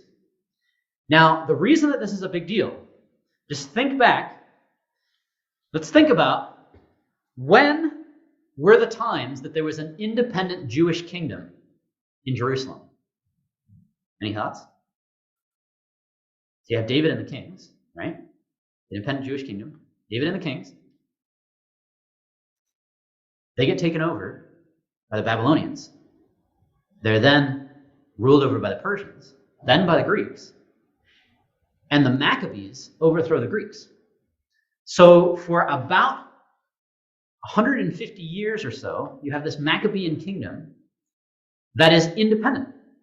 Until, this is sad, this is like one of the bleak moments of Jewish history if you talk to Jews, until 2 Maccabean brothers couldn't get along, right? That was that whole thing I was talking about with the daily sacrifice last night, how they're warring each other and they eventually stop because the daily sacrifice stopped. Well, they couldn't get along, and so they eventually asked Rome to step in and help them. That was dumb. But they do that, right? And Rome comes in and says, sure, we'll be happy to help. Just give up your territory. And they say, yeah, okay, good plan. And so that's the end of the independent Jewish kingdom. So this is the last time, 132 to 135 CE, is the last time that there's an independent Jewish kingdom in Jerusalem up until 1967, right? So this is a major deal in Jewish history. It's a very big point of pride for Jews, that they overthrew the Romans and held them off for 3 years. Now, a lot of the spirit that was behind this was from this guy, Rabbi Akiva. So Simon Bar Kokhba was coming around saying, oh, I'm the son of the star, all this kind of thing. And the reason that he got a lot of traction in it was not just his military victories, but was because Rabbi Akiva, you'll notice it's not Rabban, right? He lost his opportunity to be Rabban. If you were going to be Rabban, you had to be around in the first century. And he was, but he didn't study until the 2nd century. So he lost that opportunity. So Rabban was only for Yochanan ben Zakkai, Gamliel, those guys. He ends up being rabbi. But he's considered the most important rabbi of the 2nd century, Rabbi Akiva. He has sort of a funny story, just because I'll tell it to you because I think it's interesting. His story is that he was actually a Gentile. He was a Gentile who was a shepherd. And he was taking care of sheep. And one day, this beautiful woman walks up. And she starts talking to him. And he's enjoying this conversation. Turns out he's 40 years old and she's a little bit younger. So, there's maybe a little bit scandalous going on there. But they're chatting. And it comes out that she's Jewish. She happens to be the daughter of the one who owns the sheep. And Akiva is very attracted to her, but she's not going to marry him unless he's Jewish. And in fact, she says, I don't actually want to marry you unless you become a Torah scholar, right? I'm going to marry the upper echelons within Judaism here. I don't want to just marry a shepherd. And so Akiva says, anything for you, right? Sounds great. So I'll marry you. And it comes out, her father finds out that she is now pledged herself to Akiva, and he disowns her. because he says Akiva is a Gentile, he's a shepherd. She says, yes, but he's going to study Torah. And the dad says, no, he's not doing it right now. Too bad, you're done. Right? She happens to be very wealthy. She's no longer very wealthy. So they're incredibly poor. Akiva, regardless, goes on to study Torah, and he leaves her for 12 years to do so. He comes home after 12 years when he becomes Rabbi Akiva, so he's now in his 50s, right? After 12 years, and his neighbor says, oh, you're back? I wish you had stayed longer. I don't know where these things come from, like where they get this, but the neighbor says, I wish you had stayed longer. And Rabbi Akiva says, oh yeah? I'm going to go stay longer, and I'm going to know even twice as much about the Torah when I get back. So he goes for another 12 years. So he's gone from his wife for 24 years, right? Then he returns, and he has 24,000 converts. And he says to his neighbor, ha! Look what I did. Talmud has very interesting stories. So that's what he does. I'm not sure the spiritual import of that, but that's sort of how they remember Rabbi Akiva, right? He was this big deal rabbi that could convince audiences, right? A following of 24,000 that came back with him to this house to prove this neighbor wrong. Okay, so there you go. And then he and his wife live happily ever after. I don't know how that would work after they weren't together for 24 years, but that's how supposedly it happens. Okay, so there's some of the stories. The Talmud also says, just by the way, Elijah the prophet is also the guy who brings them together. So, good matchmaker. Okay, Rabbi Akiva is his big claim to fame before the Bar Kokhba rebellion is he is the one who organizes the Jewish canon. So he's the one who made the decision to not include the books of the Apocrypha.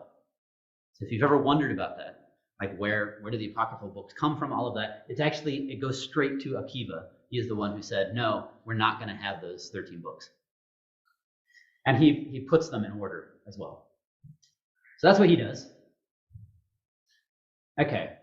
And then the big deal comes when Simon Bar Kokhba comes out and says that he is the next Jewish leader. Because Rabbi Akiva comes and says, no, he's not just the next Jewish leader. He's Mashiach. He's Messiah.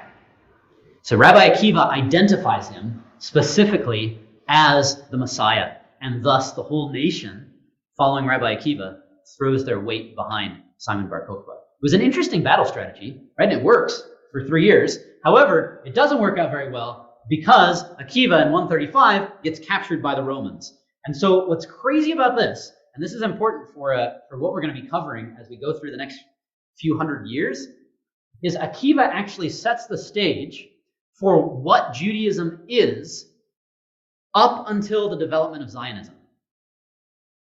And it's all from this one passage. So this is how the Talmud records Akiva's death. He's taken by the Romans, and this is what he says. When Rabbi Akiva was taken out for execution, it was the hour for the recital of the Shema. So Shema is supposed to be recited every evening. The Shema is, Hear, O Israel, the Lord our God, the Lord is one, right? So you're supposed to recite that every morning, every evening. So Rabbi Akiva is taken out, and he's going to be tortured there with those iron combs at the time when the Shema is supposed to be recited. It says, his disciples said to him, our teacher, even to this point, in other words, are you still going to love God even to this point? Because the next verse in the Shema is, you will love the Lord your God with all your heart, soul, mind, strength. He said to them, all my days I have been troubled by this verse, quote, with all my soul. And he's interpreting it here as, even if he takes your soul. I said, when shall I have the opportunity of fulfilling this? Now that I have the opportunity, shall I not fulfill it? He prolonged the word echad until he expired while saying it. So the Shema in Hebrew is Shema Yisrael Adonai Eloheinu Adonai Echad.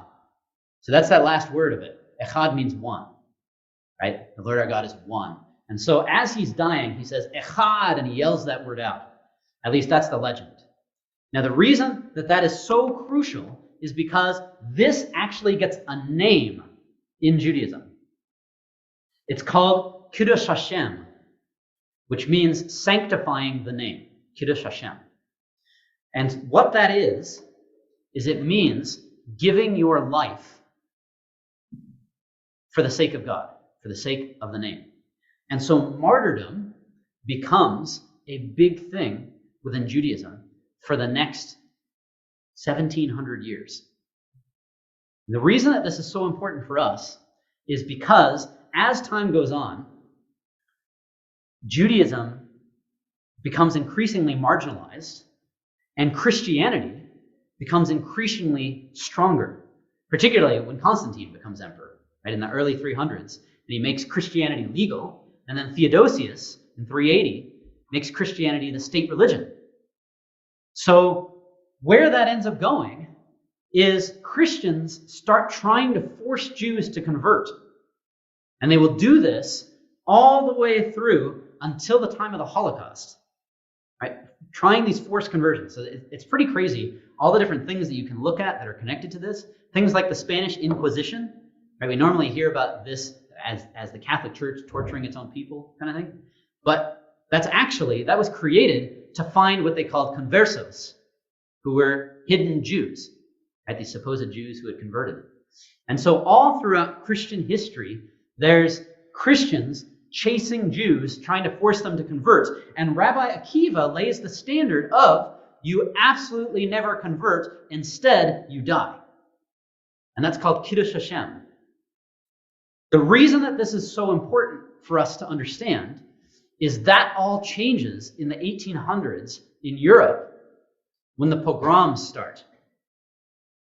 When the pogroms start, there's this feeling amongst the young people in the different shtetls where they lived that this wasn't working.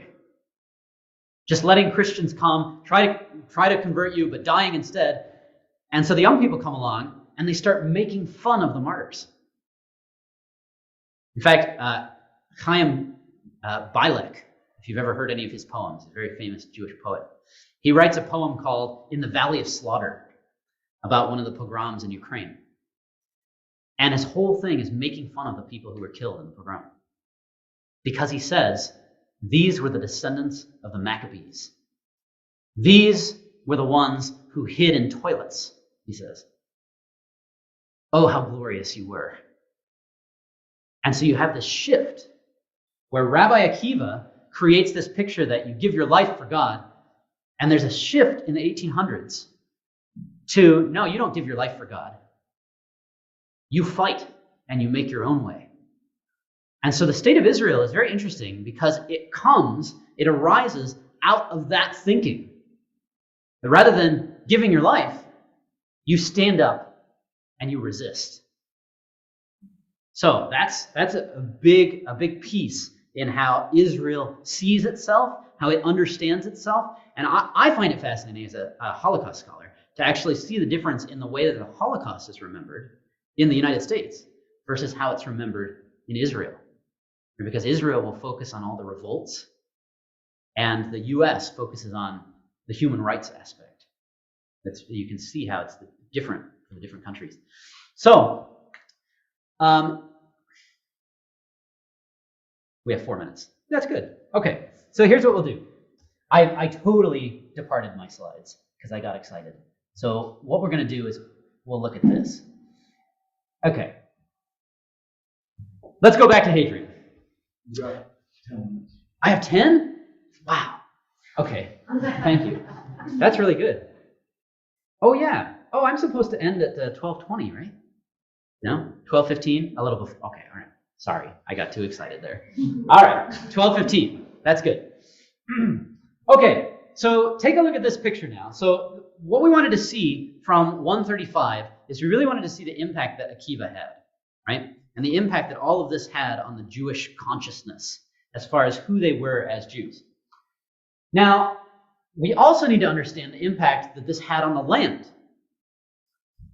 This, once again, Hadrian, right?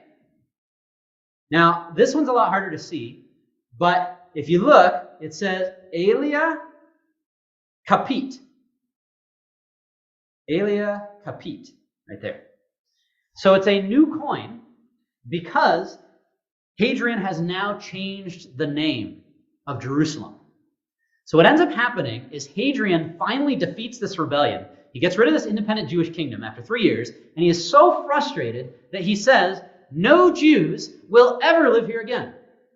Right? I'm done. In fact, I don't even want there to be the memory of Jewish people here. Now, that's kind of interesting because you might notice that that is a similar line to what certain Arabs in Israel will say, right? They'll say things like, Jews were never here. And part of that is connected to the fact that Hadrian tried to erase it all, right? So Hadrian did a pretty good job, except he couldn't get rid of a lot of the archaeological stuff under the ground. But Hadrian is one of the major forces here that causes a lot of these problems. So he renames it Aelia Capitolina. He then says, you know what? I'm not just going to get Jews out of Jerusalem. I'm actually going to get them out of the land entirely. So he pushes Jews out, and he says, in fact, we're not going to remember anything about Jews in the whole land. So he asks himself, what can I name this place? Right? I don't even want it to be called Judea because that's where Jews come from. So let's get a new name. So he starts looking around, and he says, well, what were the names of some of the other people who lived here before? Because that's kind of like rubbing salt in the wound, right? Like, not only will I rename the place, but I'll name it after one of Israel's enemies. So he looks around and he says, oh, hey, some of the biggest enemies were Philistines. So how about we rename this place after the Philistines, right? So you had Philistia, and he says, let's just name this whole area Palestina.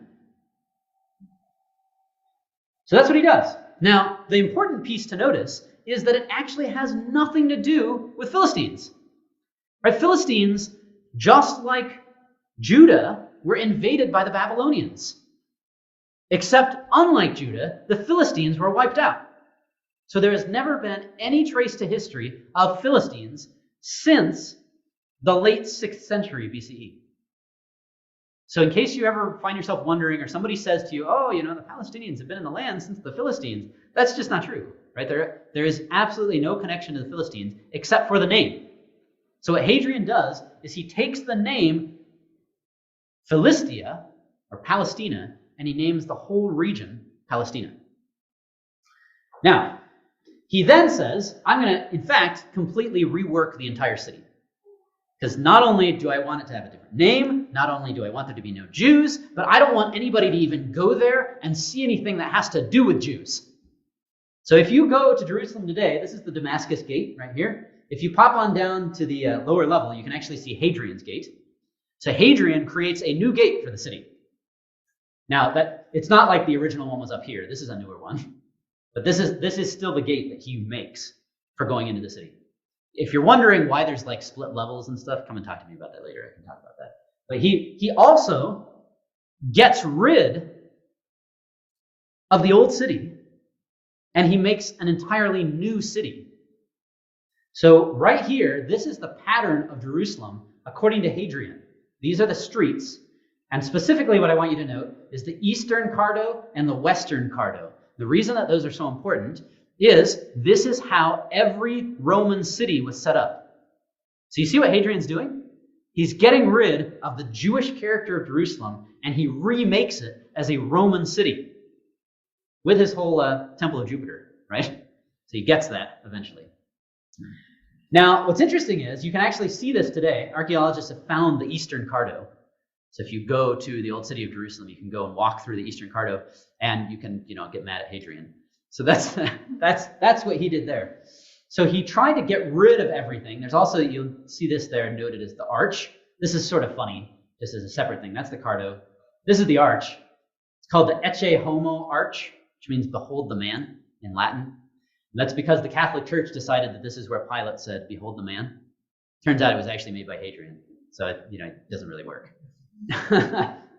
But if you want to see anything that still connects back to when Hadrian mowed the city down, right, and rebuilt it, you can go and you can stand beneath that arch and see it. It's sort of weird. Jerusalem's funny because it's like people never really thought about when they rebuilt things what would happen.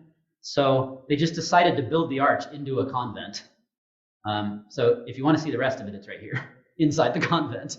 It's very strange how they do stuff like that. Or sometimes they'll put walls in front of doors and all kinds of things. So what ends up happening then is from the time of Hadrian, Jews then get sent out throughout all the rest of the world. There's still a major Jewish population there for all time, which is interesting, right? There's never a point in time in which there is not a Jewish population in Jerusalem. But they are not the majority starting in the time of Constantine. So they eventually, they're expelled from all that area. They eventually make their way back. They become the main population at the time in Hadrian's Roman Jerusalem. Then, when Constantine becomes the emperor, Christians start to flock there because Constantine starts to make all kinds of shrines everywhere. Actually, his mom. She starts to make all kinds of shrines everywhere. So Christians then become the dominant population. And then, eventually, when Islam takes over, so Umar, it's the caliph, he takes over Jerusalem, and he then brings in a big influx of Muslims. And that's where the majority of the Palestinian population, that's their roots come from that influx that takes place over various centuries, right? So that's sort of the history of where that goes. All right, I think we're at a good stopping point now. So what I hope you can take from this is that there is a major crucial piece of Jewish history that I think we sometimes miss because we stop at 70 CE, and yet there's a whole lot more that goes on, and particularly in relation to the state of Israel, because this tells us the roots of the conflict. It actually stems to the failed rebellion of Bar Kokhba as he pretended to be Messiah, and Hadrian's reprisals when he renames the place, brings other people in, and then eventually when Islam takes over and brings more people in, that's where this all comes from. So what we'll do, God willing, tomorrow is we'll take a look then, we'll jump into the 1800s, and we'll say, all right, when do things start to change? When is it that Jews start to say, you know what, we're not going to do Kiddush Hashem anymore. We're actually going to stand up and fight. And fighting is what we're supposed to be doing. So we'll take a look at that change, see why it comes about.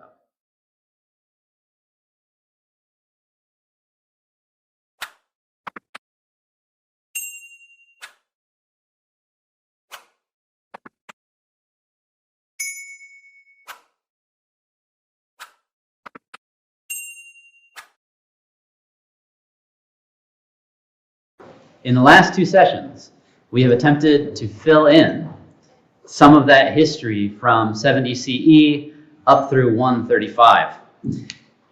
Because again, we tend to have some gaps. Now, one of the other things that I've noticed, and unfortunately we can't cover the other 1600 years of history, but one of the other things that I think tends to come out is when people begin to talk about the Holocaust and talk about the state of Israel, one of the big struggles is actually understanding where these events came from historically. What's the origins of the Holocaust? And we're not going to get into a ton of that, but we will look at a little bit of it. Really, we would need a whole series for it. But we're going to back up to the 1800s and a little bit of the 1700s. And in doing so, that's going to help us, I think, understand what was going on with the Jews at the time and better see perhaps what God was doing there. So hopefully this is going to create a context for us to understand in the next few days as we get to the Holocaust and then the creation of the state of Israel. So today we're going to be looking a lot at the 1800s. We have two main ideas here, and that is developing anti-Semitism. So we want to see how that gets created. And then we also want to see where Zionism comes from. Now, don't worry, I did say two, but we have three sections, so it's okay. Emancipation. That's going to be the first part that we're going to look at. So emancipation, we're going to actually look at the French Revolution, and we're going to take a look and quote the Declaration of the Rights of Man, which I thought was funny since Brother John had that. I really wanted to sneak it into your PowerPoint, Brother Mark, because then I thought you could actually say, you know, I went to a Bible school and all three speakers in one day mentioned the Declaration of the Rights of Man. But I didn't do it fast enough. So we're going to go through emancipation, then we're going to talk about scientific racism. You'll notice I have it in quotes there. Don't get scared. I know that can sometimes seem as a touchy topic or whatnot. You don't need to worry about it because hopefully this will be something that helps explain what anti-Semitism is, right? That's the whole idea. This is not a diversity, equity, and inclusion class, in case you're worried about that. The third part, we're going to look at the beginnings of Zionism. So where does that come from? Because really, what we're seeing here is the confluence of the emancipation of the Jews in the French Revolution, this scientific racism as it develops and grows into anti-Semitism, and all of these things come together at one point, which then creates Zionism. Right, so this is the way that this all opens up. What I want us to notice from this, the big thing for us to take from it, is that the modern age has led to major shifts in the Jewish community. What I mean by that is, yesterday we talked about Rabbi Akiva. Rabbi Akiva creates this Kiddush Hashem, this idea of being a martyr for the name of God, and that is the way that holiness, right, that's what Kiddush means, that is the way that holiness to God is perceived within Judaism for centuries, up until this point where the scientific racism creates anti-Semitism, and that anti-Semitism leads to Zionism. And Zionism is a whole new way of looking at the world for Jews. Right? Zionism is the antithesis of Rabbi Akiva. So it's an important thing to note. Right? So this is the shift. This is the time when it changes. Now, not only is that a change in thinking for the Jewish community, but this was preceded by a few other changes in thinking. And so what we're going to note is that the Jewish community is really struggling to figure out, who are we? What do we represent in this world? Are we Jewish even? Right? So they're going to be struggling with this, and Zionism is going to be a response to that. The why question is, why did the concept of the Jewish race develop? Now, you might be thinking, what? What are you talking about? The concept of the Jewish race. Well, what we'll talk about as we go through in this class, and I want to just make this suggestion to you, is that unfortunately, and this is a very tragic result of the Holocaust and Hitler's propaganda, but the idea of a Jewish race really traces back to the Nazis. So that's an important thing to note, right?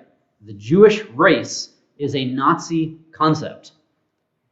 And so what we're going to note is, why did it develop? Right? Because it actually starts before the Nazis, but where does it come from? And the Nazis are the ones who make it popular. So I'm going to actually suggest to you, Judaism is not really a race.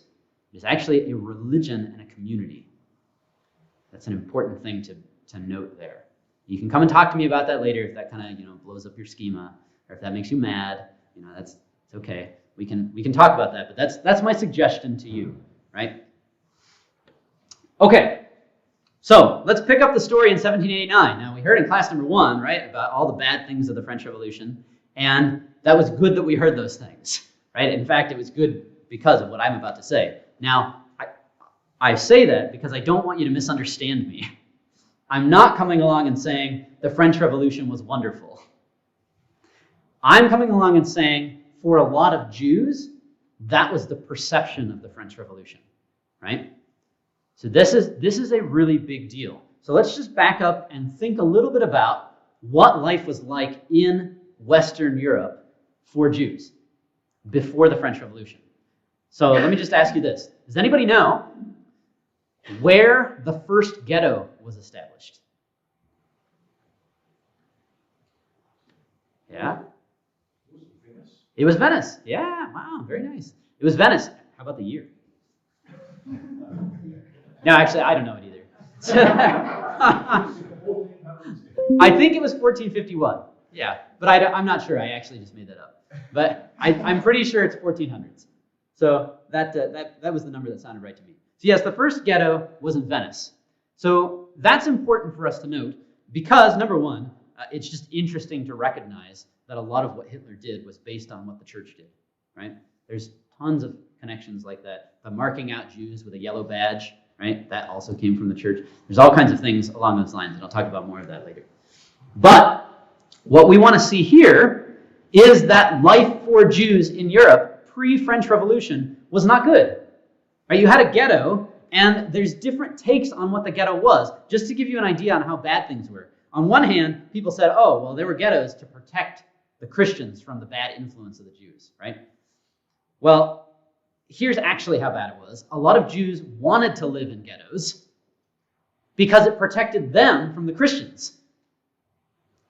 Now, not that ghetto life was very good, right? But at least that way they had walls. So that was sort of how a lot of Jews felt about this at the time. So that hopefully gives you a sense of how terrible life was. Now, the reason that Christian mobs would often attack ghettos and attack Christians was because of something called the blood libel, which maybe you have heard of before. So the blood libel is this idea that Jews will take a Christian child, generally around Passover, and they will kill the child for their blood because they need it for rituals. There was very weird ideas about blood and whatnot. They said like they reenacted the crucifixion. There's different thoughts on it. Some said that the Jews had to drink it to replace the blood that they lost through menstruation. Who knows what that was about? But that was some of those very strange things, right? So there are all these weird rumors, like the blood libel. Another one that you had was a mistaken understanding of Michelangelo's Moses statue. Anybody seen that one? So Michelangelo's Moses statue, check it out. So if you look at Michelangelo's Moses statue, you will notice that his statue has horns. Moses has horns in Michelangelo's Moses statue.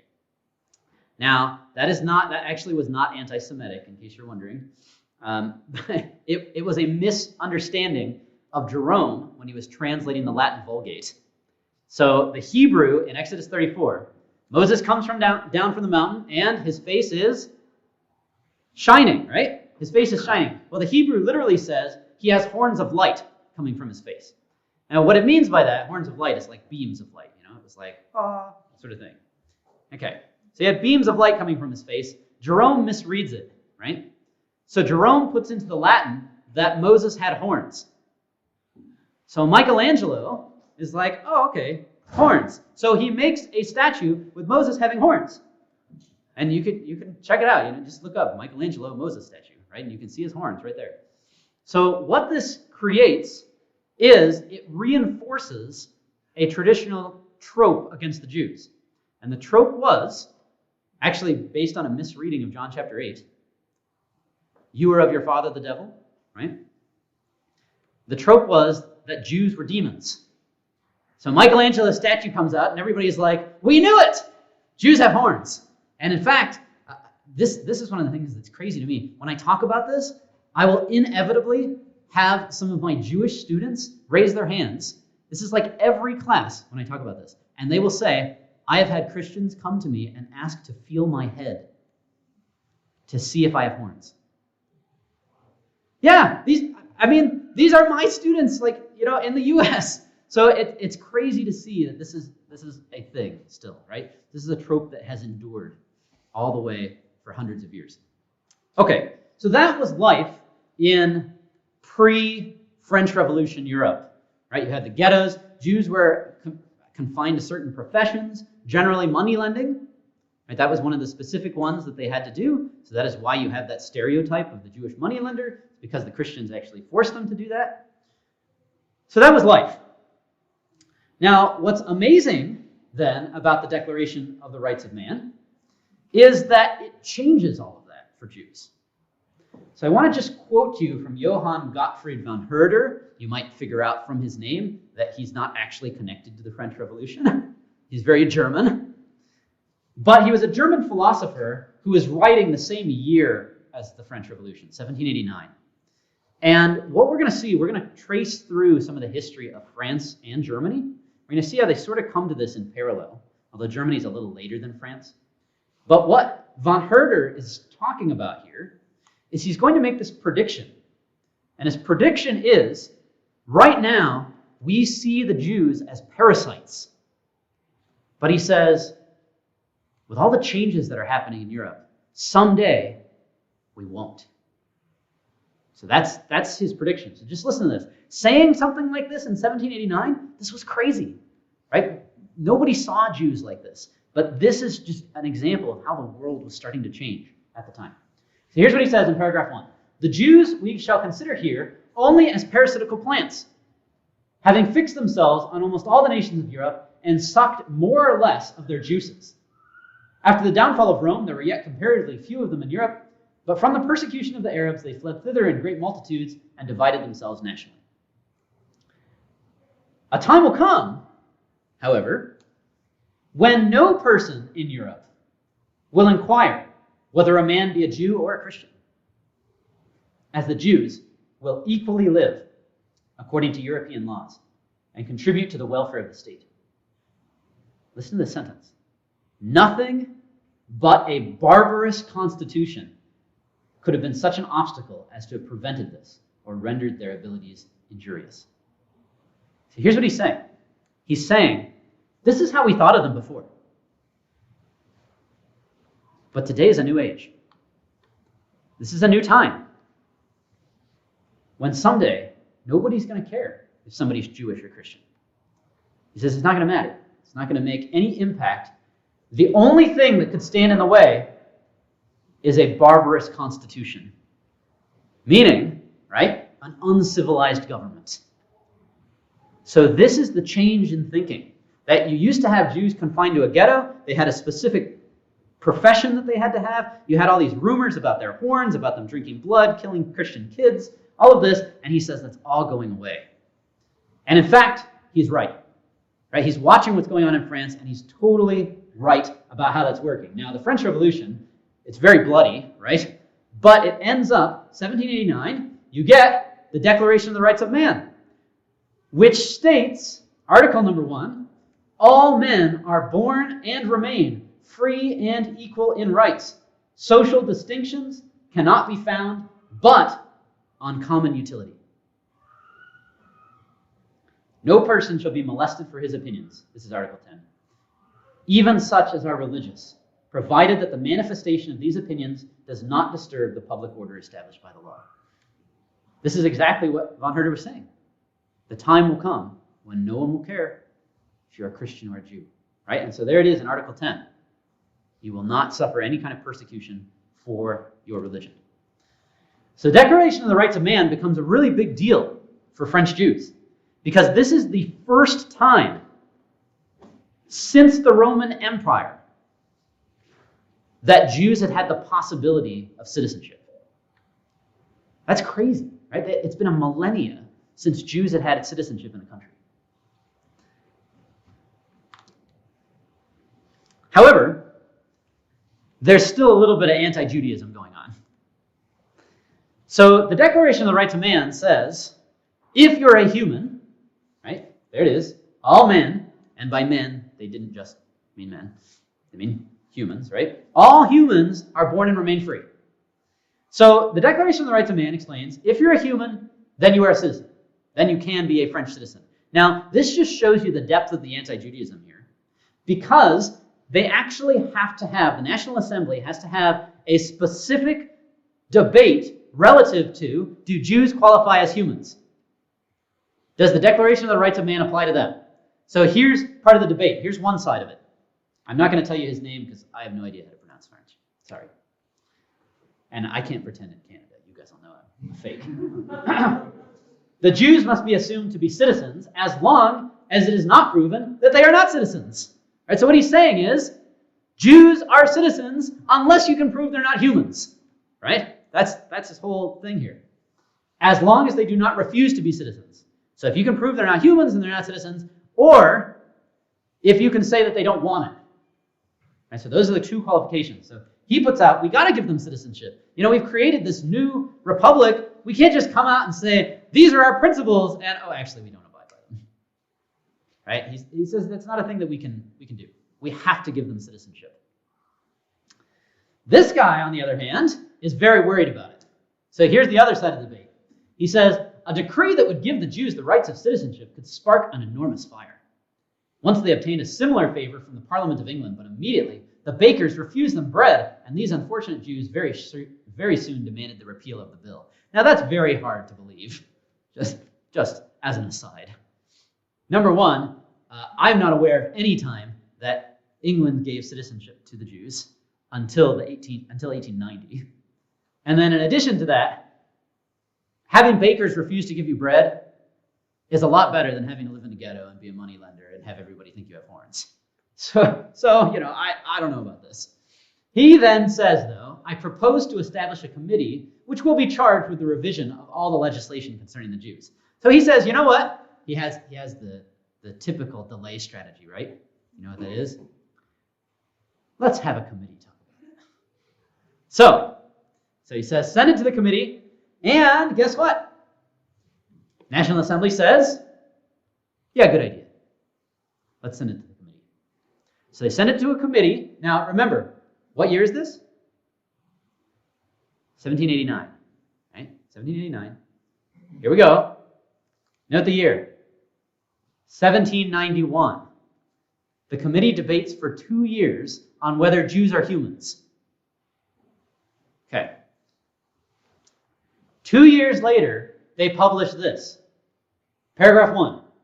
The National Assembly, considering that the conditions requisite to be a French citizen and to become an active citizen are fixed by the Constitution, and that every man who, being duly qualified, takes the civic oath and engages to fulfill all the duties prescribed by the Constitution, has a right to all the advantages it ensures. In other words, right, every man, this paragraph 1 says, we finally determined Jews are humans. Paragraph 2. It then annuls all adjournments, restrictions, and exceptions contained in the preceding decrees affecting individuals of the Jewish persuasion, who shall take the civic oath, which shall be considered a renunciation of all privileges in their favor. So it says, number 1, Jews qualify. The Constitution actually applies to them. Paragraph 2, all the other decrees that we made against them in the last 2 years, we now repeal. Because in that 2-year period, Jews weren't citizens. So they could have anything done. So finally, 1791, this is the first time in over a millennia that a European nation has given citizenship to the Jews. This is the reaction as time goes on. This is one of the head of the Jewish community. This is actually in Prussia. So Prussia gives citizenship in 1850, following France. It takes them about 60 years. But in 1850, head of the Jewish community in Prussia says this. Now, I'm going to read this to you, and I want to just ask you, what's wrong with this quote? Oh, what a heavenly feeling to possess a fatherland. Oh, what a rapturous idea to call a spot, a place, a nook, one's own, upon this lovely earth. What's wrong with this? Yeah, they had a place, right? They had a place for hundreds and hundreds and hundreds of years. And yet, this is all of a sudden this opening to take full civic part in countries of Europe. And they say, wow, this is wonderful. The feeling of this. You know, we've never experienced anything along these lines. So what we're going to see here, and this is what's amazing about it to me, is God opens these doors here to citizenship. And on the other hand, then, anti-Semitism develops. And so you have this push from both sides to, on one hand, get more involved in civic life, and on the other hand, recognize bad things are coming. And you've got to get somewhere where you can be freed from those bad things. And so Jews end up, as we'll see later, they end up with this choice of, what are you going to do? And ultimately, the place to go and the answer to this question is Zionism. But choosing Zionism is a very, very challenging choice.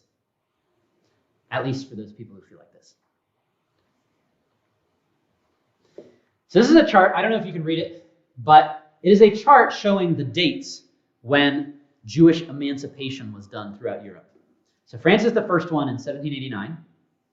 You have Prussia up here in 1850. Austria-Hungary is 1867. Britain does it in 1890. Rome is 1870. Russia is 1917, which is sort of interesting. 1917, that's the Communist Revolution. So France starts it, and the rest of Europe follows suit. Now, again, I just want to show you how integrated things became. Right, so as time passed, we had that idea of, oh, how rapturous it is to have a fatherland. And then, as the decades pass, the communities in Europe, the Jewish communities, particularly in Western Europe, start to feel much more at home with their citizenship. Right? You get one generation that was given that citizenship, and then the next generation comes up. And that's all they've known. They've known that we've been a full part of society.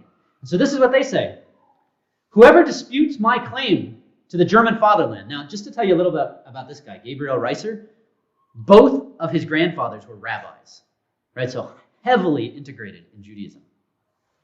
He says, whoever disputes my claim to the German fatherland disputes my right to my thoughts and feelings, to the language that I speak, to the air that I breathe. He deprives me of my very right to existence, and therefore I must defend myself against him as I would against a murderer. This is how he identifies. And so what you start to see is that a number of Jews, by the time you get to the 1920s, 1930s, if you were to go up to them and say, hey, who are you?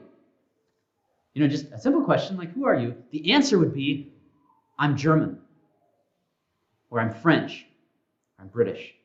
And this is why in World War I, you had Jews fighting against other Jews on each side.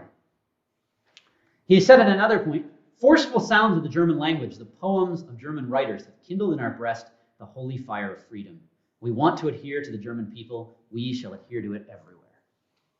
And so he has this love, he talks about, of the German language. This is who we are. So those doors have been opened up, and now you have this identification with these European nations rather than with Judaism. Yes, I'm German, but, you know, I'm Jewish because that's where I go to synagogue, right? It's my religion, not necessarily my community. Now, just to give you a sense on how much things have been changing in Europe, Benjamin Disraeli, Prime Minister of the UK, right? He was not Jewish, just to clarify. I don't know if you ever thought about that.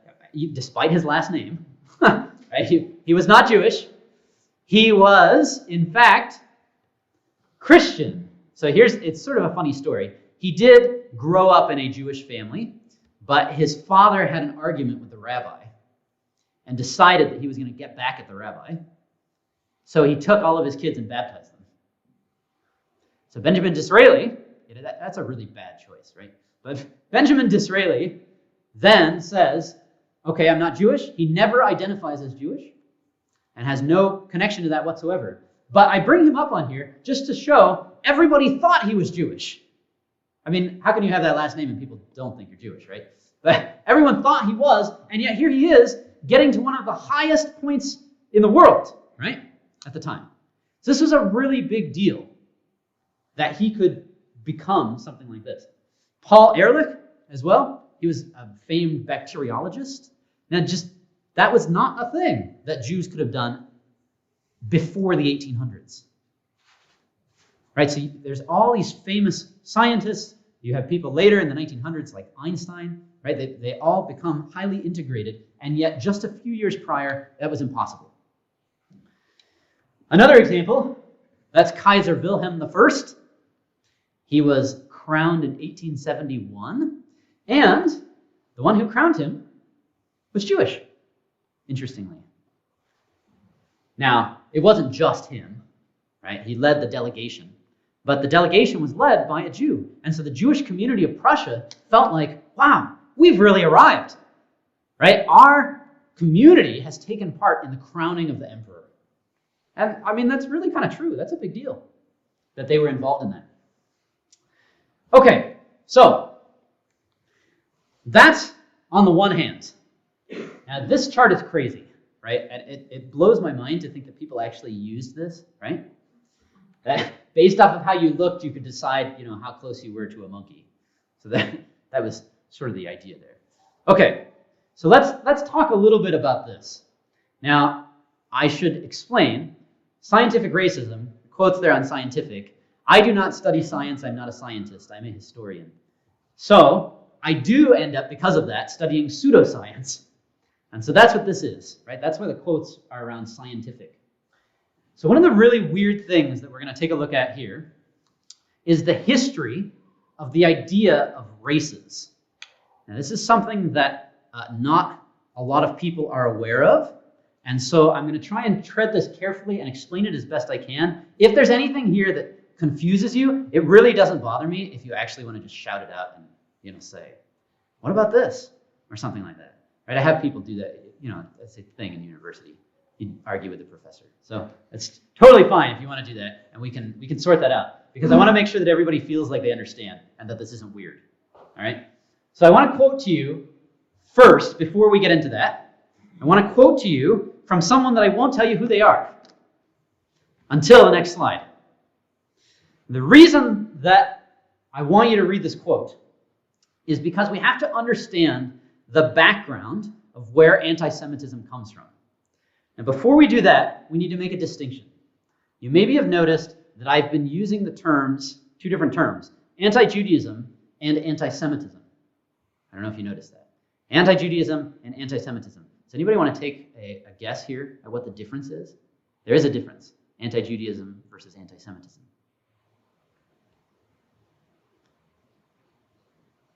Okay. Anti-Judaism is being against Judaism as a religion, right? So for centuries, there were a lot of Christians who were anti-Jewish. So I'm putting this up so that you can see an example of anti-Judaism. Anti-Semitism does not exist until the 1800s. The reason for that is because anti-Semitism is against Jews as a race, not a religion, against Jews as a race. And the reason that anti-Semitism does not exist until the 1800s is because the concept of Jews as a race did not exist until the 1800s. So nobody had that schema, right? So anti-Semitism didn't exist. It was always anti-Judaism being against Judaism. Now, that's a really, really important distinction because, think about this, this could mean life or death for a Jewish person. Because anti-Judaism means there's a way to escape it, right? And the way of escape is convert to Christianity. There is no way to escape anti-Semitism. It's impossible, right? You can't be like, oh, well, I just changed my race. That's not a thing. It is impossible to change your race. And so what ends up happening is when anti-Semitism becomes a way that people start to think, all of a sudden, anybody who has ever had any connection to the Jewish community, right, even a Jewish grandparent, and yet this person was like a priest or something, they become the target of anti-Semitism. And so this is why, if you've ever researched it, this is why thousands and thousands of Christians were killed by the Nazis in the Holocaust. Because they had Jewish grandparents, or one Jewish grandparent, or something along those lines. Because that's anti-Semitism. It's racial hatred against Jews. So let me show you anti-Judaism so that you can see the distinction there. Now, again, I won't tell you who this is until we get to the next slide, because if you knew, it would shock you. Now, here it is. Ready? Now, whoever is inclined to house, feed, or honor such poisonous serpents and young devils, that is, Jews, who are the worst enemies of Christ our Lord and of us all, also desires to be mistreated, robbed, plundered, disgraced, spat upon, and cursed by them, and to suffer every evil. To such a man I faithfully commend these Jews. And if this is not enough, let him climb into their mouths or crawl up there, I edited that, and worship such holy shrines. That's pretty outrageous, right? Let him boast that he was being merciful while strengthening the devil and his young devils in their blaspheming of our dear Lord and of the precious blood with which we Christians are redeemed. He thinks himself a perfect Christian. And this is the person that's helping Jewish people, right? He thinks himself a perfect Christian full of works of mercy, but on Judgment Day, Christ will reward him along with the Jews in the eternal fires of hell. Thus, for we Christians, this matter should and must not be seen as trifling. Rather, it is extremely important that we seek contrary advice and so save our souls from the Jews, that is, from the devil and eternal death. Martin Luther, 1543. Now, it's weird to see, by the way, if you've ever studied Luther, his thoughts changed throughout his life. So he actually wrote a book, one of his first books about Judaism was called On Jesus as a Jew. And he has this idea that if we recognize that Jesus was Jewish, we recognize the the hope of Israel connection to Jews, he says, oh, well, then Jews will all want to become Christians. So he goes around and he tries to be nice, and it doesn't work, so he writes this. He was a man of extremes, right? So he does that, right? Weirdly enough, in this book, the book is called, if you're interested ever in reading it, it's called On the Jews and Their Lies. One of the strangest things about it, On the Jews and Their Lies, is that he lays out a plan for how the Jews should be dealt with in Germany.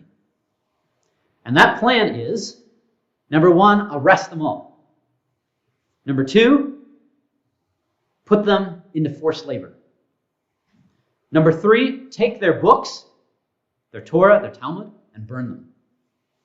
And number four, burn all their synagogues. Now, that might remind you of something that happened in Germany. That starts the first government-sanctioned attack on German Jews is November 9th and 10th, 1938. It's Kristallnacht. That day, all of those steps that Luther laid out are put into action. Just so happened to be Luther's birthday. And Hitler writes in Mein Kampf how more people need to learn to be like Martin Luther. Very strange. Coincidence? It's hard to believe. So, that's anti-Judaism, right? And the problem is that you can see Hitler with his anti-Semitism, anti-Judaism plays right into anti-Semitism. And so that's why Hitler was able to take a nation that 95% of the people identified as Christians, and he was able to take them and bring about something like the Holocaust, right? So that's anti-Judaism. Now, anti-Judaism in itself sort of was able to keep the murder at bay, because it always said, our focus is on conversion. The problem is when racism started to become a science. So I want to read you this quote because it really paves the way for what we're going to look at. This is a book called Racism in Europe. It says, races may not exist, but there has been and continues to be a widespread belief in such categorization, and this belief in turn has had enormous implications for the way in which white Europeans have historically set out to dominate, exploit, and kill inferior peoples. Now, don't get worried. It won't get worse than this. Now, let me just explain to you what this is saying, right? The idea here, when in saying races may not exist, here's what this person means. There is a distinction between a race and an ethnicity. And a lot of times those two things get used as synonyms. Race and ethnicity. And also culture kind of gets thrown in there too. The distinction is really important, right? And this is, you can look this up in any dictionary, and this will bear out what I'm saying. A race is not just how someone looks or where they're from, but a race always, without fail, has characteristics attached to it. In other words, this person looks like this, therefore they act like this, or they think this way, right? This is why, if you see those pictures of the Holocaust, you will notice the Nazis went around and measured people's noses, right? And we look at that and we're like, that's outrageous. Like, you see them measuring people's faces, but because they believed in racial science. And racial science meant if you look a certain way, you will act a certain way. So that's why this says races don't exist, right? You decide how you act. Your own decision. Sometimes culture, right, will dictate that. And so you can say, oh, a culture acts like this, because in general, certain cultures do different things. But when this is races may not exist, what it means is this categorization of you look like this, therefore you will act like that. That's not really a thing. And yet, the bad part is that the term race, we use it now as just a synonym with ethnicity. And yet, because we don't define it when we're using it, some people understand it like just meaning ethnicity, and other people understand it as meaning it as all these characteristics of how you're going to act. So that's part of the difficulty. Now let me just show you how this develops and why this matters for anti-Semitism. All right? So races, the idea of races, historically develops. It starts in the 1600s. It starts in the 1600s because Europeans start exploring. They go to Africa and they see people who look very different than them, right? And they're trying to figure out, whoa, this is weird. And the people in Africa are trying to figure out who are these white people, right? Like everyone's trying to put this together. And so they're trying to make sense of the world. So a lot of European scientists are thinking, wow, we had no idea that there were these people who looked different. So what do we do with this? Now, just to show you, so kind of pause with them, with the scientists, just to show you that there was no concept of race in the 1600s yet, right? Races, the idea had not yet been invented. This is the General Assembly of Virginia in 1667. Slaves first came to the colony of Virginia in 1620. So there had been slavery here for almost 50 years. Now, notice the basis of slavery. Listen to this. It says, an act declaring that the baptism of slaves doth not exempt them from bondage. What's the basis of slavery?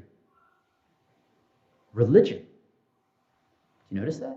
It's not actually the color of your skin. That's why they have to have this act. Because everything's going crazy here in Virginia in 1667. The reason is because in their minds, it wasn't actually about a race because they didn't know races. Instead, they said, well, if you're a Christian, you can't be a slave.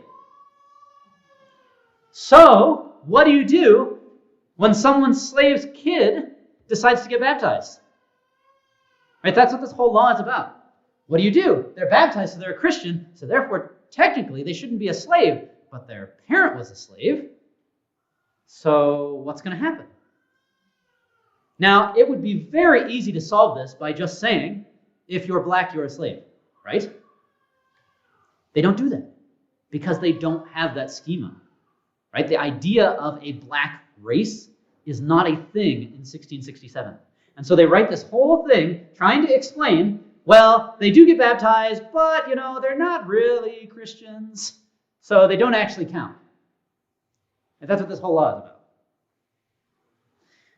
Here's how the whole concept of race actually develops. So this is Carolus Linnaeus. You've perhaps heard of Linnaeus with all of his classifications, genus, species, all that sort of thing. He writes his book here, Systema Natura, in 1740. And he is one of those scientists who's trying to figure out, what do we do with the differences in people? So he comes up with 4 categories of people.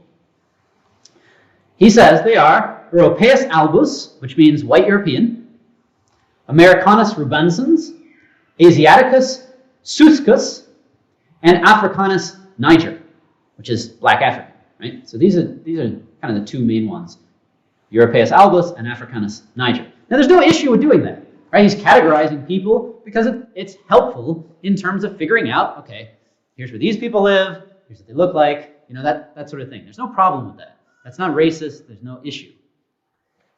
What happens, though, is, how it works in the publishing world, right? You publish another edition because you want to sell more copies. You publish another edition, and you got to add a little bit of extra stuff in the next one. Well, by the time we get to the 10th edition, all of a sudden, Linnaeus has added things. Linnaeus is one of the primary people who has created this idea of races. Here's what he did. Now see if you notice what happened here. Right? Before he just listed, these are the 4 categories. Now look at this. This is Africanus niger, right? So black African. Here's his definition. It's in Latin, so I'll give it to you down here in the English. He says, black, phlegmatic, meaning unemotional, and lazy. Dark hair with many twisting braids, silky skin, flat nose, swollen lips. Sly, sluggish, neglectful, anoints himself with fat, governed by choice. Now, do you notice what happened here? He took the way that they looked and interspersed it with observations he made about how they acted, right? And so all of a sudden, you pick up Systema Natura, and you're like, oh, okay, I understand. Black people are all lazy, right? That's what he says. Not only that, they also don't have any emotions. And this actually became one of the big reasons that they were enslaved for so long. Because enslavers said, They have no emotions. We can't hurt them, right? Sure, split apart families, all that kind of thing. It doesn't matter. Because we know that according to this racial science, they have no emotions. So that's the issue, right? So this is a race, which is different than an ethnicity. An ethnicity is where you're from. It has to do with what you look like. But a race also attributes characteristics to who you are. Okay, we're going to skip Robert Knox because he's crazy. The other guys are crazy, but he takes it to a whole nother level. Okay, so this then happens as well to Jews. So this racial science becomes a thing. People start thinking about black people in this way, and they get this idea that the way you look determines how you act. And we would say, we don't believe that today, right? But it's one of those things that in using some of the language, sometimes it confuses people, and that's part of the challenge, right? Now, here's the thing. People then started to say, okay, well, that's interesting. If the way you look affects how you act, well, then what about Jews? Right? They have the same skin color as us for the most part, but there's certain characteristics. And even Jews will say things about looking Jewish, right? That you have dark hair, that sort of thing. And so, well, race science made its way to that too. So in 1879, this guy here, Wilhelm Marr, coins the term anti-Semitism because he claims that Jews are a race called Semites.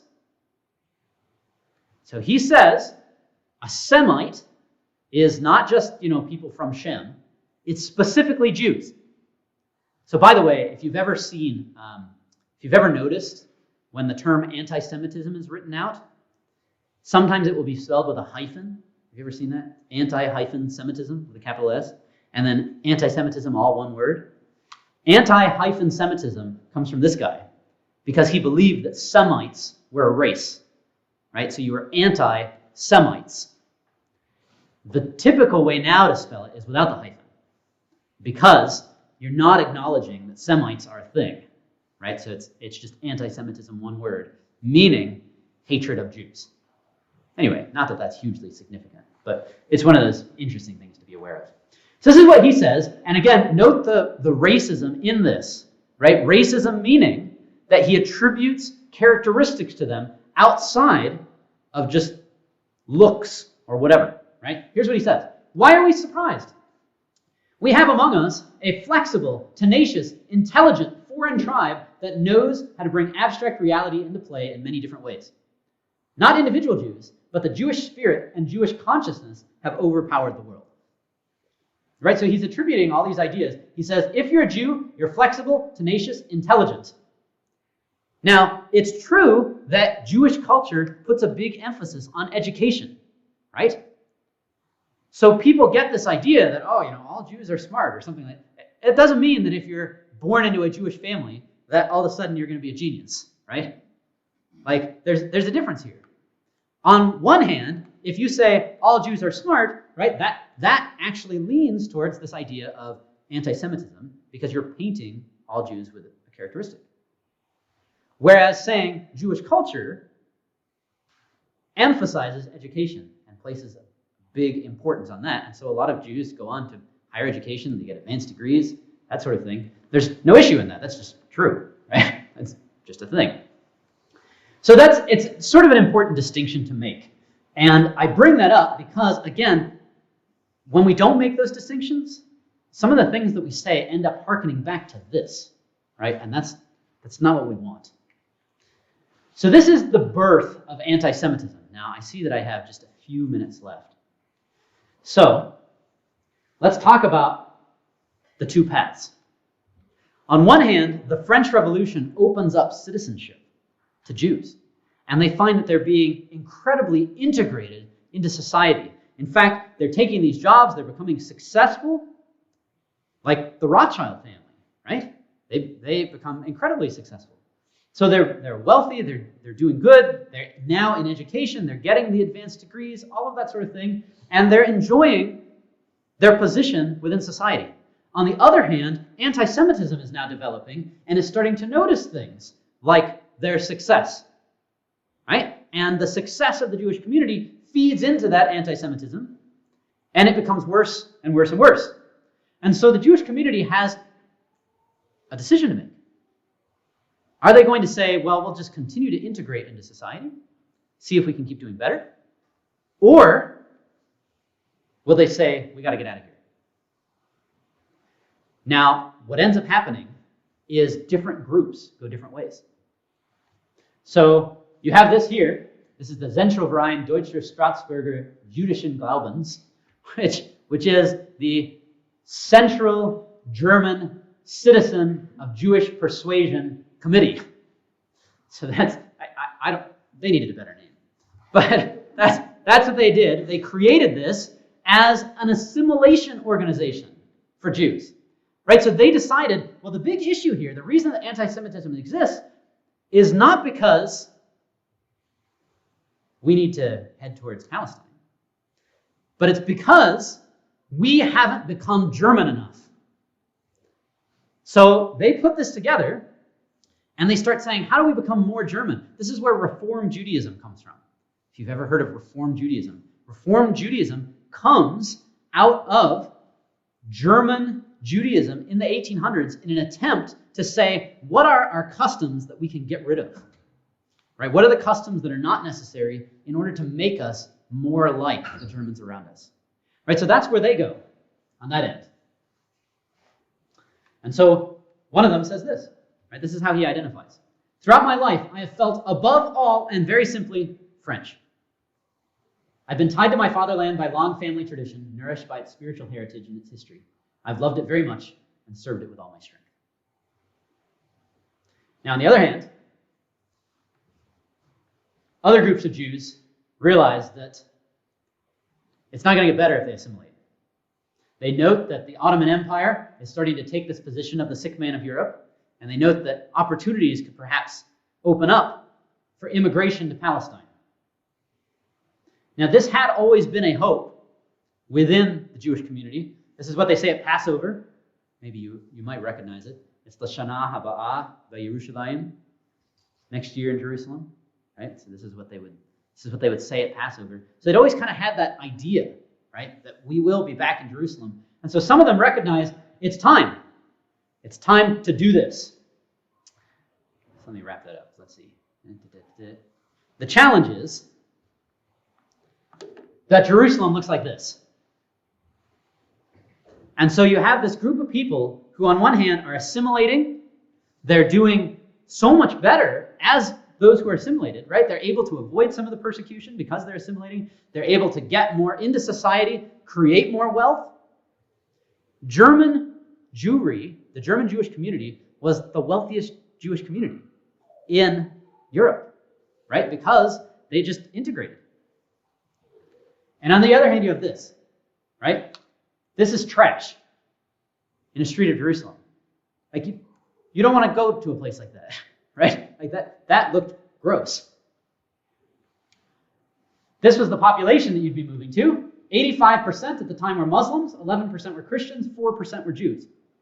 Now, just to give you an idea on who the Jews were that were there, they were referred to as the Yeshuv. Now, Yeshuv means inhabitants, right? So they were just called the inhabitants of Palestine. This was kind of the stuff that they did. They were very religious, and they felt like Rabbi Akiva. So what they did is they lived in the land waiting for something to happen. They lived on welfare from the Jews of Europe.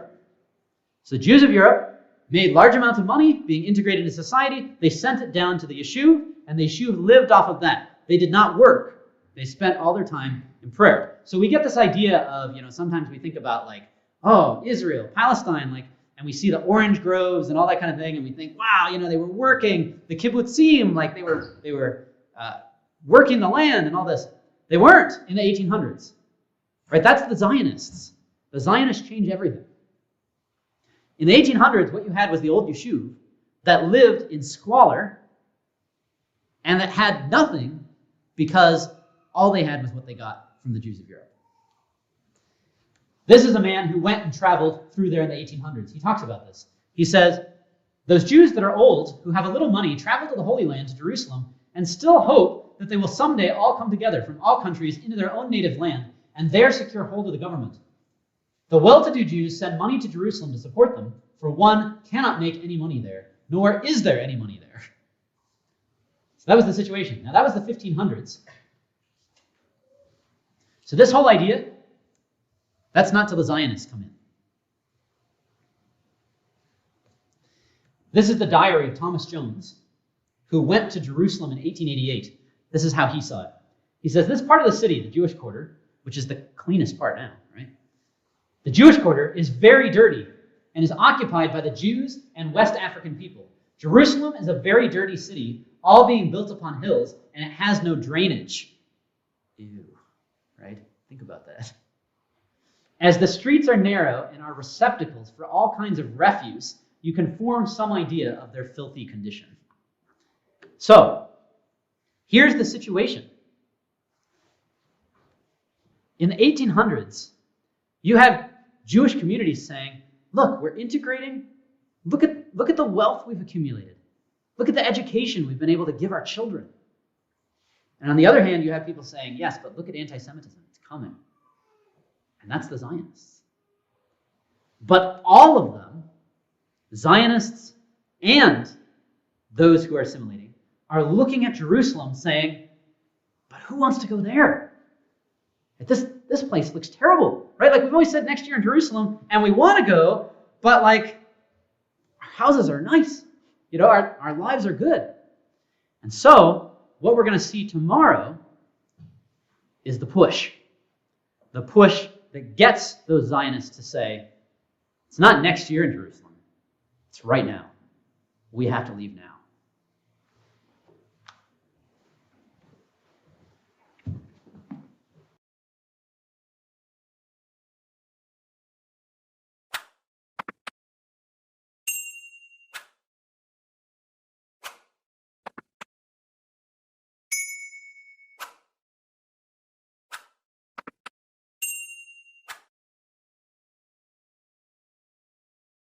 Good morning, everyone. Good morning. It is good to see you. Good to be back here taking a look now at how Zionism comes together. The reason that we want to look at this, you might notice how each class kind of comes together, where with our first one, we really saw the destruction of the Jewish system in 70 CE. The next one, we took a look at in 135, how Rabbi Akiva sets up this idea of Kiddush Hashem and giving up yourself for the name of God. And then in our last class, we skipped forward a number of years and saw kind of the division that was taking place within the Jewish community of should we give ourselves over fully and assimilate and continue to increase wealth, take citizenship in these other nations, or is this anti-Semitism that's developing, is that something we should really be worried about and think about? So that was what was happening in Western Europe. What we're going to do today is we're going to look at a little bit of Eastern Europe and see what was happening over there. And then we're going to bring it together because up until Eastern and Western Europe are brought together, then there wasn't a whole lot that could happen in terms of the Jewish community mobilizing as a whole. East and West had to connect. And that happens with Theodor Herzl. So we'll talk a little bit about Herzl, and then we'll discuss what's known as the Uganda Plan. So we're going to follow through the development of Zionism with the Eastern persecution, see how Herzl really gives Zionism life by bringing together the East and the West, and then we'll note how Herzl essentially disappears when he introduces the Uganda Plan. He gets all kinds of frustration from the Zionist community over this whole idea, which, by the way, Uganda Plan, anybody know where it actually was? It wasn't Uganda. Well, yes, that's true. It was in Africa. That's good. It was actually in Kenya. But maybe the Kenya Plan doesn't sound as good or something. Somebody started calling it the Uganda Plan. And back then, it was not in Uganda either. right? So if you're thinking, historic, somebody just made a mistake, and that's one of those funny historical things where it was called the Uganda Plan, and it never actually was in Uganda. So we'll take a look at that, and we'll see what goes along there. The main thing that I want you to take from this is that Zionism almost failed. And that's what I think is so amazing about this story, is that as you are tracing this Jewish history through to see the state of Israel, you are constantly brought to this point where you're on the edge of your seat saying, oh no, don't do that, right? That's not going to turn out good. So you see the Jewish communities in Western Europe assimilating, and you say, no, you can't do that. And then God does something that makes it stop. You see this with the Uganda Plan, where they're saying, Palestine, we got to get back to Zion. And then all of a sudden, actually, let's move to Uganda. And you're like, no, don't do it, right? Constantly we are seeing these things almost fail. And it's consistently, here's this human element where we say, which decision? Let's do that one. And God comes along and says, nope, actually this way. And I think it's so powerful because history allows us to see the way that God is working and the way that God is directing, and just reminds us that he is ultimately in control, no matter what kinds of things people did to try and ruin it. So that's the core message here, that Zionism almost failed. Here's the why question. Why did Theodor Herzl, the father of Zionism, want to live in Uganda? Technically Kenya. What's that about? So, let's start here with the Eastern persecution. Now, take a look at this map. What you will see here, this yellow section on the map, that is what is known as the Pale of Settlement. So we are turning our attention now to the east. We were looking at Prussia, Germany area. There's Austria down there. The Ottoman Empire came here in the Balkans. This area is largely Poland. You have Lithuania, Latvia's up here, and then a lot of Ukraine as well. So that's the Pale of Settlement. Now, does anybody feel like they can give a confident definition of what the Pale of Settlement was? Anyone feel good about that? Yeah, Tim.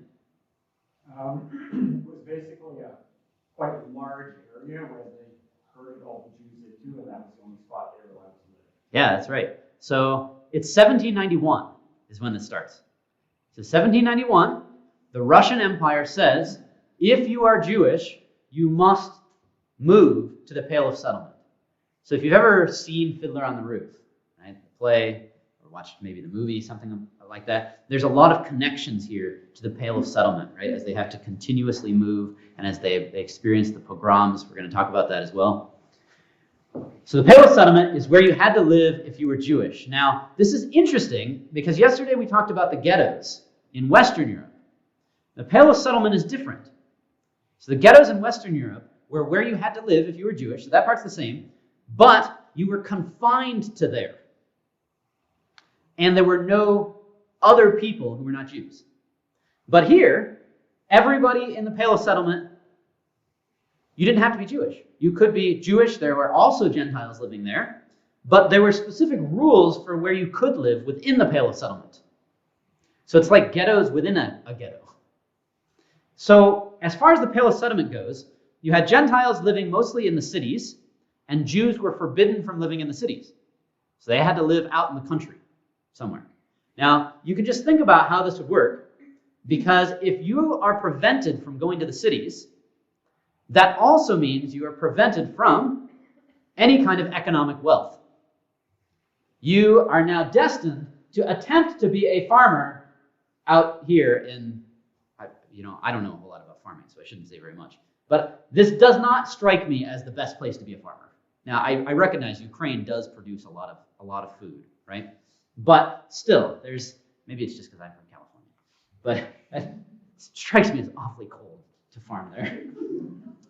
Okay, so that's what you had to do. Now, here's another interesting little piece. You were technically allowed to live outside of the Pale of Settlement if you were a Jew, but it was very technical.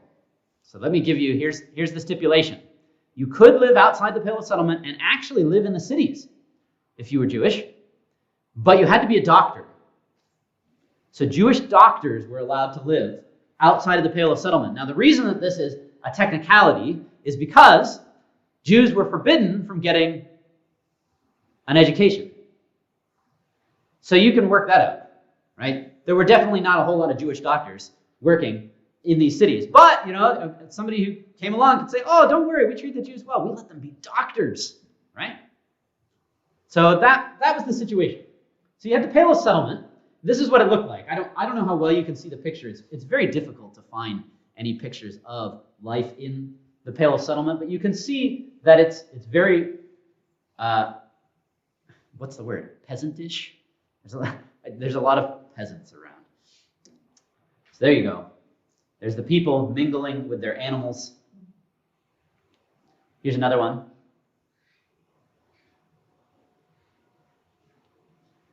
And here's a final one.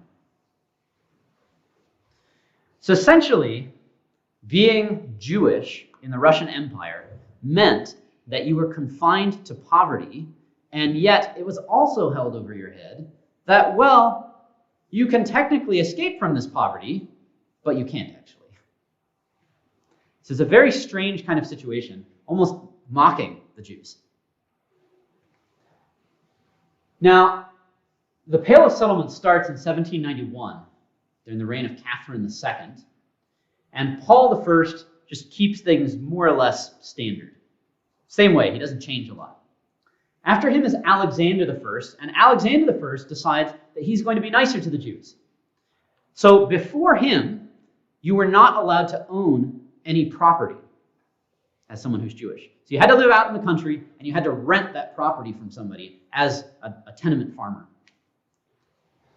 So Alexander I says, you know what? Let's be nice to the Jewish population. Let's actually tell them they don't have to live necessarily in that poverty. We'll actually let them own a small piece of their own land. So he changes the laws, and the Jewish community very much respects him for that. So Alexander I becomes known as this person who opens up the circumstances for Jews in Russia. However, so this is where we were, right? Catherine II starts the Pale of Settlement. Paul I continues it. Alexander I changes things. However, Nicholas I comes along in 1825. Nicholas I, and the Jewish community remembers him as the second Haman. So you can see how, unfortunately, things changed really on the caprice of whoever the emperor was. So Nicholas I comes along, and then Alexander II. Now, here's where the problems really begin.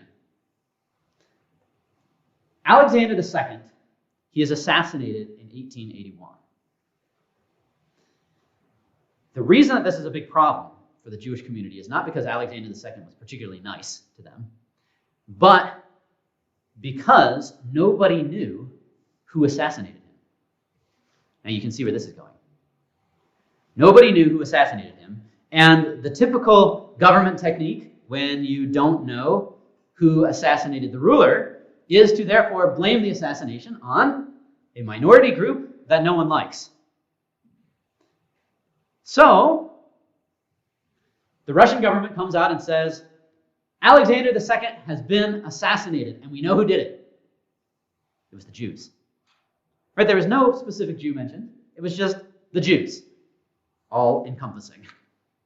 The Jews assassinated our Tsar, and we can't believe they would do such a thing after how well we've treated them.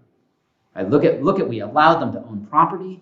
We opened up these rules. All that we can see from this is that you can't give them anything. Right? So that's the answer that they see. And this is, the Fiddler on the Roof doesn't actually have a time period that it's based in, but it's approximately sometime in the aftermath of Alexander II. So, what's going on here is they then declare, the government makes a set of laws referred to very creatively as the May Laws, because they made them in May. May 1882, a year after Alexander II is assassinated, they create the May Laws, taking away any semblance of rights that Jews had in Russia. So here's what you get. As a temporary measure, which happened to not actually be temporary, and until a general revision is made of their legal status, it is decreed that the Jews be forbidden to settle anew outside of towns and boroughs, exceptions being admitted only in the case of existing Jewish agricultural colonies. In other words, where were Jews forbidden from settling before? Cities. Right? No cities. Well, first of all, nowhere except the Pale of Settlements. And then cities. So you had to live out in the country. Well, Jews started to get together, like those pictures that we saw. They started to say, well, if we're going to live out in the country, we might as well live in communities. So they started to make little towns. Well, this now says the only place you're allowed to live is in those little towns. You can't just go and decide, oh, I want to start my own new little town. Nope, too bad. You have to live in those little towns. They were called shtetls. So you have to live in that shtetl, and that's it. The only place you can be. Number two, temporarily forbidden, which again wasn't temporary, are the issuing of mortgages and other deeds to Jews. So remember how they got some new rights? Those are now taken away. Right? We see that we can't trust them with these new rights. Temporarily forbidden are the issuing of mortgages and other deeds to Jews, as well as the registration of Jews as lessees of real property situated outside of towns and boroughs. So even if they tried to move, they couldn't actually even lease property outside of the towns and boroughs. And also the issuing to Jews of powers of attorney to manage and dispose of such real property. Number three, Jews are forbidden to transact business on Sundays and on the principal Christian holy days. The existing regulations concerning the closing of places of business belonging to Christians on such days to apply to Jews also. So any Christian holiday, including Sundays, they could not work. And number four, the measures laid down in paragraphs 1, 2, and 3 shall apply only to the governments within the Pale of Jewish settlement, which is where all the Jews lived. So that's what's called the May Laws. So that's the official government response. Now the May Laws were very restrictive, but that's not actually what gets the Jewish community talking. Because what ends up happening is after the government comes out and says the Jews have assassinated the emperor, in 1881, right, the May Laws were 1882. In 1881, pogroms start to erupt around the Pale of Settlement. So pogrom is a targeted attack against the Jewish community. And here's an important thing to understand about it, though. A pogrom is designed, as much as one can be designed when they're somewhat spontaneous, it's designed to increase shame. That's the whole idea. So pogrom is not to kill people. It's an important thing to understand about them. So, for instance, Kristallnacht, I referenced that earlier. Kristallnacht was a pogrom in Germany, November 9th and 10th, 1938. Jewish businesses had their windows smashed, they had all their things stolen, and 30,000 Jewish men were arrested. That was the Kristallnacht pogrom. 100 Jews were killed. So think about those numbers. 30,000 arrested, 100 killed. And that's because those people killed were killed on accident. It's hard to know whether or not it was an accident, but that wasn't the idea behind a pogrom. It was to shame people so that they have to figure out, how do I pick up my life when you've burned down my house, when you've destroyed my business, and you've arrested the man of the house? How do we do this? What are we supposed to do? You can also imagine the things that would happen as well to the women. I'm not going into that. So these are pogroms. So the Elizabethgrad pogrom, only one person dies. It's 1881 in April. But half of the homes are completely destroyed. Half of the Jewish homes. So that's the idea behind the pogrom. Do whatever you can to increase the shame, to make Jews hate the fact that they're Jews, and to figure out how you can ruin their lives. So you create this living death, right? That's the idea behind a pogrom. So the Elizabethgrad pogrom happens in April 1881. Now, get this, and this is what I was talking about the anti-Judaism, right? Anti-Judaism and anti-Semitism end up coexisting, and unfortunately, when we get to the Nazi era, blending together.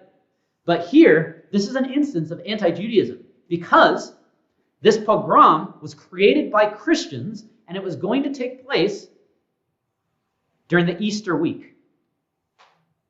And it was supposed to be a rub in your face, you assassinated our czar just like you assassinated Christ, right? That kind of idea. So, Elizabethgrad pogrom, it was going to take place, and to their credit, the local government of Elizabethgrad said, we're not going to let this happen. So they increased the police force during Easter week. They increased the police force, nothing happened. So, unfortunately, the local government says, whew, we heard rumors that this was going to happen. We figured out a way to prevent it. Good job, us. And they sent the policemen home. Well, you can figure out what happens that night. This is from the Jewish Chronicle, which is still a newspaper today in the UK. The Jewish Chronicle records what happened at that point. Now, this is a contemporary account, right? This is from 1881 in the Jewish Chronicle. It says, the disturbance commenced at 4 p.m. last Wednesday, and the contents of several Jews' shops were stolen, damaged, or destroyed, because that's the point. The police called in the aid of the troops, who made every effort to stop the pillaging. This was, however, only effected on the following evening, and with great difficulty on account of the number of peasants who had flocked into the town from the surrounding villages to participate in the general plunder. 1 Jew was killed, but the number of wounded is not great, because that's not the point. It appears that 400 persons were arrested. The Christians attacked the houses and shops of the Jews indiscriminately by smashing doors, breaking windows, etc., up until a late hour on Wednesday night. The violence was continued throughout Thursday, but in a different form. I just want to point out, did you notice what the attackers were called? The Christians. The Jews, finding themselves vanquished, offered no further resistance, and all fighting ceased. But the rioters, aided by an influx of peasants from the surrounding villages to join in the general melee, sacked the houses of the Jews, destroyed their furniture, and stole or spoiled their wares. The military and police are represented, by the way, I can't handle grammatical errors, but you know how it goes sometimes in newspapers.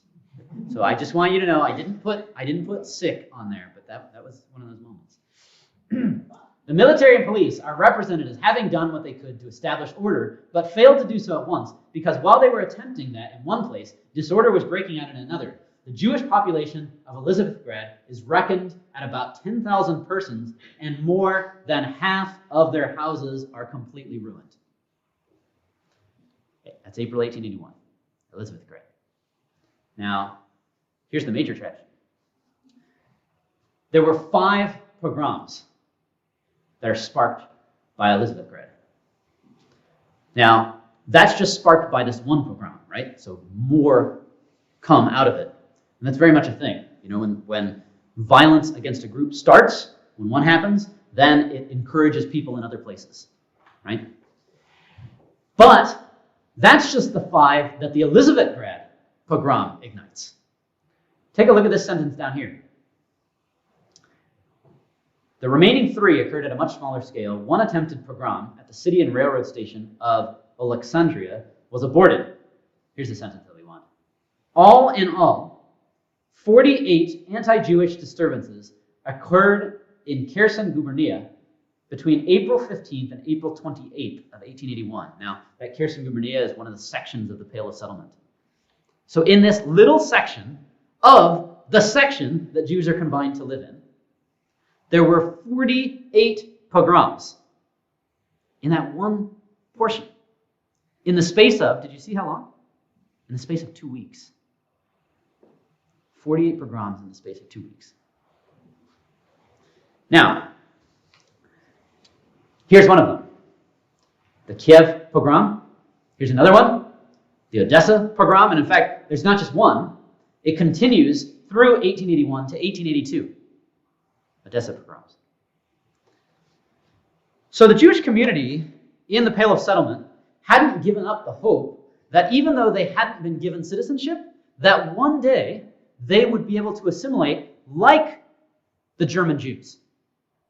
That they heard about what was going on in Germany, and they saw the wealth that was accumulating in Germany, and they said, maybe someday we'll become like that.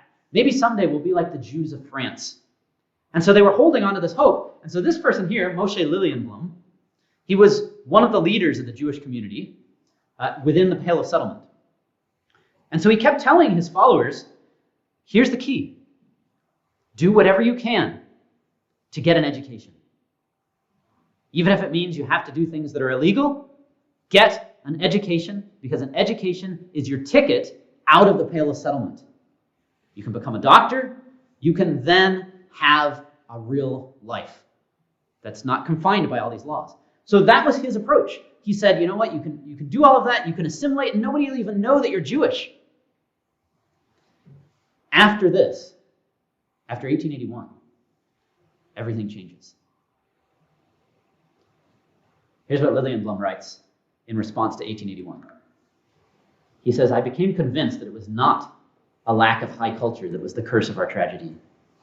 For aliens we are, and aliens we shall remain, even if we become full to the brim with culture. He realizes, no matter what, we will always be the foreigners. He wrote this again in a speech that he gave to the Jewish community. The speech is called, Let Us Not Confuse the Issues. And he became a very big proponent of Zionism after this, because he says it's never going to work anymore. I used to tell you assimilate, assimilate, assimilate, and now we can't. Now I understand. So he says, let all special questions, whether religious or economic in nature, take second place to the general question, to the sole and simple aim that Israel be, quote, saved by the Lord with an everlasting salvation. And so this is the point that he comes to when he recognizes we can't do it ourselves. Unite and join forces, let us gather our dispersed from Eastern Europe and go up to our land with rejoicing. Whoever is on the side of God and his people, let him say, I am for Zion. Peretz Smolenskin, he starts a journal, a magazine called Hasha'ar. And it becomes a big Zionist publication. In fact, if you've heard of Eliezer ben Yehuda, I think a number of you have, he's the one who revives the Hebrew language and gives Jews a national language, right, to bring them together. Because before that, they spoke French, German, English, Russian. They spoke all these different languages, and he gives them one to unite them, right? That's a really big deal. He publishes his first essay in Hasha'ar. So this is the beginnings of Zionism, right? We heard it a little bit yesterday in Western Europe. Now we're seeing it in the East, too. What's interesting is Western Europe starts to feel Zionism even before any of the persecution. But Eastern Europe, there was this tenacity here where they were going to hold on, and it was only these pogroms, one after the other, after the other, after the other, that says, you know what, we got to change. All three of these guys were advocates of assimilation, and they switch to giving speeches, publishing journals, to say, we have to get back to Zion. All as a result of 1881. Leo Pinsker, he writes a book about it called Auto-Emancipation. Here's what Pinsker says. Since the Jews are nowhere at home, nowhere regarded as a native, they remain aliens everywhere. So you can see that same sentiment in all of them. We're foreigners. To sum up then, listen to this. I find this so powerful.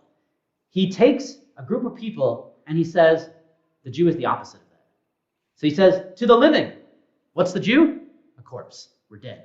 That's how they see us. He's really trying to establish we will never be accepted. To the native, we're a foreigner. To the homesteader, we're a vagrant. To the proprietary, we're a beggar. Now look at this. This is what is so intuitive about what he says. He then switches it. Notice that? To the poor, an exploiter and a millionaire. And this is where he notes what makes anti-Semitism unique about all forms of hatred. All other forms of racial hatred always say this group of people should be despised because they're weak, or they should be despised because they're not smart, or something like that.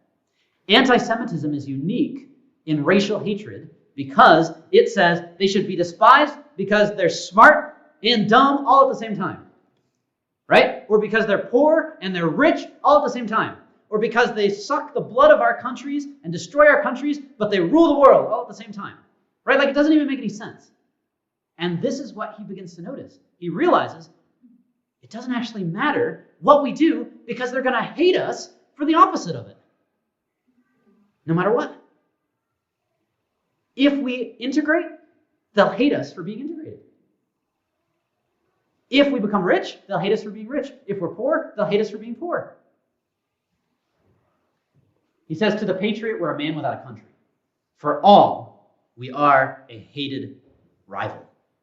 And this was the point that the Jewish community needed to come to in order to start looking to Zion. Consequently, we are duty-bound to devote all our remaining moral force to reestablishing ourselves as a living nation, so that we may ultimately assume a more fitting and dignified role among the family of the nations. Now, I'm not going to read this quote to you. This is just from a book on Zionism. You can read it if you want, but I'll tell you what the idea is. Here's the big thing that happens. These guys in the 1880s are in the East. They are rallying the Eastern community. The problem is that nothing can really happen until East and West get together. And you have a united front amongst the German communities, or amongst the Jewish communities of Western and Eastern Europe. The problem is that those in the West are those from Germany and France. They are those who are highly assimilated, who are highly educated. Can you imagine how they think about European Jews? Right? They look at them as, there's those backwards people who never get educated. They're just farmers. And look at us with all of our advanced degrees, all of our high culture. And so these guys are saying, we got to change, we got to do all these things. And the people in the West are like, well, yeah, maybe you do, because you haven't been able to assimilate like us.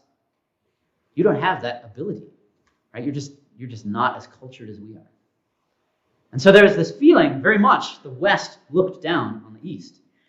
And so you have this problem where the East is recognizing, we got to turn to Zion, and the West won't let go. Until this guy. Theodor Herzl was what was needed. Now, he's fascinating because on one hand, he was a man with overflowing amounts of charisma. Right? He had the magnetic personality where people would want to listen to what he had to say, and he could give them a dream, and they would run with that dream. On the other hand, he was hated by people because he was very blunt, and he had very few social skills. So it's interesting to see, here he is with this exuding charisma, and yet this bluntness that would turn people away. So it's a very interesting combination to see how he gets used. Now, the other thing that really strikes me about him is that he's very much like a shooting star. He appears in the 1890s, he disappears in the early 1900s, and that's it. It's as though he gets raised up for a purpose. So Theodor Herzl, nobody was able to galvanize the Jews of Western Europe until he comes along. Now, what's funny about this, again, is that he actually didn't see his life as a success. Here's the reason why. Does anybody know what his career was? Herzl was a reporter, but he didn't want to be a reporter. So he didn't want to be a writer. He was a reporter, he wrote books, but he didn't actually want to be a writer. He really wanted to be a playwright. So that was his big desire. He wanted to write plays, and he wanted to go and watch people watch his plays, see them cry over his plays. But whenever he'd publish a play, nobody would cry, right? Nobody would listen to his play. Nobody cared about it, and unfortunately, that's because his plays are pretty bad. So he wasn't good at that. But strangely enough, he finds himself really good at politics, but he doesn't care, right? He doesn't want to be good at politics. He wants to be a good playwright. So when he dies, he actually dies very depressed and dejected because he wasn't a famous playwright. So this is what he writes in his diary. Right? He didn't intend for this to be published, so I'm sorry for publishing it. But this is what he writes in his diary in 1902, shortly before he dies. He says, "And yet I know that I am by instinct a great writer, who failed to yield his true harvest only because he became nauseated and discouraged." And he says, I know I could be a playwright, and yet that's not what he's going to be used for. And he gets raised up, and this is his task. He goes to school. He is one of those highly educated. He gets a doctorate in Vienna. And then he becomes hired by the Neue Freie Presse in Vienna, which was one of the biggest newspapers in Europe. So it'd be like getting hired at the New York Times, right? This is a big deal paper, and he gets hired in 1891 as their Paris correspondent. Now, it would be very difficult at the time to think of a better position for a journalist. The Paris correspondent meant you were going to be in the most cultured city in Europe, and you were going to be experiencing all of what Enlightenment life meant. This is a really big deal for a Jew to be given that position. Right, so there he is. He's sent to be the Paris correspondent for the Neue Freie Presse, which means New Free Press. And he goes in 1891, and just at that time, the Panama Canal scandal is taking place. Now, I don't know how much you know about the Panama Canal, so I'll give you a little brief update here. Here's how it goes. Panama Canal was initially a French project, right? So that's why he's hearing about it in Paris. Initially a French project, it's finished by the Americans. But it's initially French. Now, here's how it works out. This French company decides that they're going to build a canal in Panama because they've seen the Suez Canal. They've noted, wow, that's working really good. Let's do that. That'll be a good business venture. They decided they're going to raise money through what's called a lottery loan. A lottery loan was not a good idea, but they did it anyway. And the way that it was going to work was they would get backers who would lend the money, and then they would pull a name out of a hat, and they would pay that person back with interest over time. Not over time, but over time they would draw more names, right? And they pay those people as they drew the names. So people were interested in lottery loans because it could mean that if you loan out $100,000, you suddenly get back your $100,000 with interest a month later if your name is pulled out, right? So people thought, wow, this could work out really good, this lottery loan. Well, it could also work out really bad, right? But, you know, when you gamble, people don't normally think about that part. So a lot of people pay into this lottery loan for the Panama Canal. Problem is that the three financiers who are taking care of the Panama Canal don't actually have an intention of building a canal. They just have this idea that this sounds great, and they're actually all con men. So they take the money from the lottery loan, and then they say, oh, by the way, we actually just spent it all, and now we're bankrupt. Sorry. We can't pay any of you back. Now, this guy here, in La Libre Parole, Justin, is that how I pronounce it? That's right? Yes. I got French. Thank you. Okay. So, La Libre Parole, Edward Drummond, is that right? Yeah? Wow. I always just assume that with French, everything is not pronounced how it's written. So, anyway, you know, I try and add some ooh and stuff in there. Anyway, I don't know, right? I don't know French whatsoever. Okay, so La Libre Parole, Edward Drummond finds out that three of these financiers happen to be Jewish. Now, La Libre Parole is a Catholic magazine, right? And we have seen the anti-Judaism so far throughout the centuries. So he locks onto this fact that the three financiers, two of them, are Jewish, and he writes all about this over and over and over in his magazine. And what he does is he stirs up anti-Semitism in a city that didn't have any, right? Because France was enlightened. You know, this was the first place to give Jews citizenship, but this guy brings it all back. He brings it all back and he says, you guys lost all your money. You want to know why? Because of the Jews. And Jews love money. Right? And he starts saying all of these tropes. He brings it all out. Well, then, this happens. Right? You're perhaps familiar with the Dreyfus Affair. Dreyfus Affair, again, was the Jewish community not actually doing anything. Right? Those financiers, yeah, they were Jewish, but that doesn't paint on Jews at all. That's that racism that we talked about. Right, where he says Jews love money. There's this characteristic, supposedly, because they're Jewish. So here, that same idea gets put onto Dreyfus. Not only do they love money, but they're also sneaky and you can't trust them. Because Alfred Dreyfus was an army captain in the French army. He gets framed for passing on military secrets to the Germans. It turns out that this was actually not correct. But by the time that was figured out, he'd already been stripped of all of his medals. His sword had been broken in half. He had been shown to be guilty, and he was imprisoned on Devil's Island. right? He is eventually let free. But the damage has already been done. Now keep in mind that Herzl is the Paris correspondent for the biggest paper in Europe. And so he's writing all about how anti-Semitism is growing. See how this is working in his mind? Right? He's seeing this anti-Semitism growing. He hears this about Dreyfus, and he's covering a parade in which Dreyfus is marched down the street in Paris. And he hears, and this is a little bit interesting, he hears, according to him, in the 1890s, he writes that he hears the words, "Death to Judas." Now, for some reason, maybe he didn't remember it the same, but in the 1890s, when he's covering the event, he writes, they were yelling out, "Death to Judas," the traitor, right? 10 years later, when he's reflecting back on the event, he says this, "What made me a Zionist was the Dreyfus trial." And then he adds on, because they chanted, "Death to the Jews." So that's an interesting historical anomaly. We don't know what happened there, because he recorded it as "Death to Judas." In fact, the New York Times did that too. You can check their article back in the 1890s. They said it was "Death to Judas." And yet he recalls it 10 years later when he's in the midst of all of the Zionism, of it being "Death to Jews." So for some reason, his memory changed, and that's what compels him to act. Very interesting.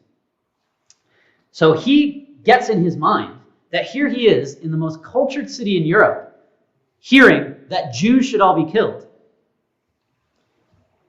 And he says, if that can happen in Paris, what can happen in the other cities? So he decides, with absolutely no plan, with absolutely no money, that he is going to get the Jews to move back to Palestine. And what he's thinking here is, I'm going to get the Jews of the West. Right? He'd heard, various little things about the Jews of the East and what they're doing. But he says, I'm going to get the Jews in Germany, Jews in Austria, Jews in France. I'm going to get them to move. Here's how I'm going to do it. He goes to one of the richest Jews in the world, Baron Maurice de Hirsch, who was spending approximately $36 million in those years' money, right? That's US dollars. $36 million a year to create Jewish colonies in Argentina and Brazil. Right? So Baron Maurice de Hirsch realized we got to get them out of Europe. So he spends $36 million a year to create colonies in Argentina and Brazil. Now, the problem with this plan, as Herzl pointed out, is that he was creating people who had no skills. Right? He sends them there, and then they live on his money the rest of their lives. And it was exactly what was happening in Palestine that we saw yesterday. It was just rich Jews paying for these people to live there, and they were never taught how to farm, they were never taught any industry, nothing like that. They just live off of the money that they're given. So Herzl says, he gets a meeting with Baron Hirsch, and he says, this is where Herzl's overconfidence sometimes didn't work out very well for him. He approaches the Baron and he says, I want you to know that your plans of sending Jews to Argentina and Brazil are terrible. And the Baron says, what do you mean? They're terrible. I'm saving people's lives. And Herzl says, no, you're not. You're not saving people's lives. Because in fact, you're just making their lives horrible. Because they're moving to some new place, they have no skills, you've just taken them out from being killed in Europe, and now they're just going to die in South America. Is that what you want? And the Baron, very surprised by this penniless Jew who has approached him, and he doesn't even know who this guy is, right? He's just a journalist. He says, actually, what I would like is for you to leave my house. And Herzl says, what? Leave your house? And he says, you come in, you insult me, you have absolutely no plan. You tell me that Jews are going to rally to go to Palestine. Yeah, right. How are you going to make that happen? And Herzl says, well, I'll have a flag. And they'll rally to the flag, right? You can see this idealism. He has no clue what he's talking about. He says, I'll have a flag. And Hirsch says, do you have a flag? And he says, no, but I'll have one. And Hirsch says, yeah, why don't you leave? And that's the end of the conversation, right? So as a result of that, Herzl says, you know what? I need a plan. I need some kind of plan so that when I go to these financiers, I can figure out and persuade them that they need to listen to me and make this happen. So he writes the book called Der Judenstaat. It's a little pamphlet, Der Judenstaat, which means the Jewish state. German. And this is what he says. Notice how similar this is to the writings from the Eastern leaders that we read. He says, we have sincerely tried everywhere to merge with the national communities in which we live, seeking only to preserve the faith of our fathers. It is not permitted to us. In vain are we loyal patriots, sometimes super loyal. In vain do we make the same sacrifices of life and property as our fellow citizens. In vain do we strive to enhance the fame of our native land in the arts and sciences, or her wealth by trade and commerce. In our native lands, where we have lived for centuries, we are still, there it is, decried as aliens. We're still seen as foreigners, often by men whose ancestors had not yet come at a time when Jewish sighs had long been heard in the country. In other words, he's saying, we're still seen as foreigners, even though we've been there longer than these people. The majority decides who the alien is. This and all else in the relations between peoples is a matter of power. So he publishes this. It's a little pamphlet, Der Judenstaat, and he sends it throughout the Jewish communities of Europe. And this is the key, right? Those in the East pick up Der Judenstaat and they say, this is what we've been saying. And here is a Jewish journalist employed by the biggest paper in Europe, writing from Paris, saying these things. And the East says, this man is our king. That's the words that they use, Hamelech. Right? They even say it in Hebrew. They call him Hamelech. So he's able to rally those from the East, and he's able to get a handful of those from the West, because he has somewhat status in the Jewish community. 1897, in where? Anyone know? Basel, Switzerland. Basel, Switzerland. He brings together the first Zionist Congress. Now, this really was not actually that big of a deal as far as influence. He wanted it to be this big black tie affair, you know, where people came and they rubbed shoulders with very famous people, all kinds of politicians. Well, no politician showed up.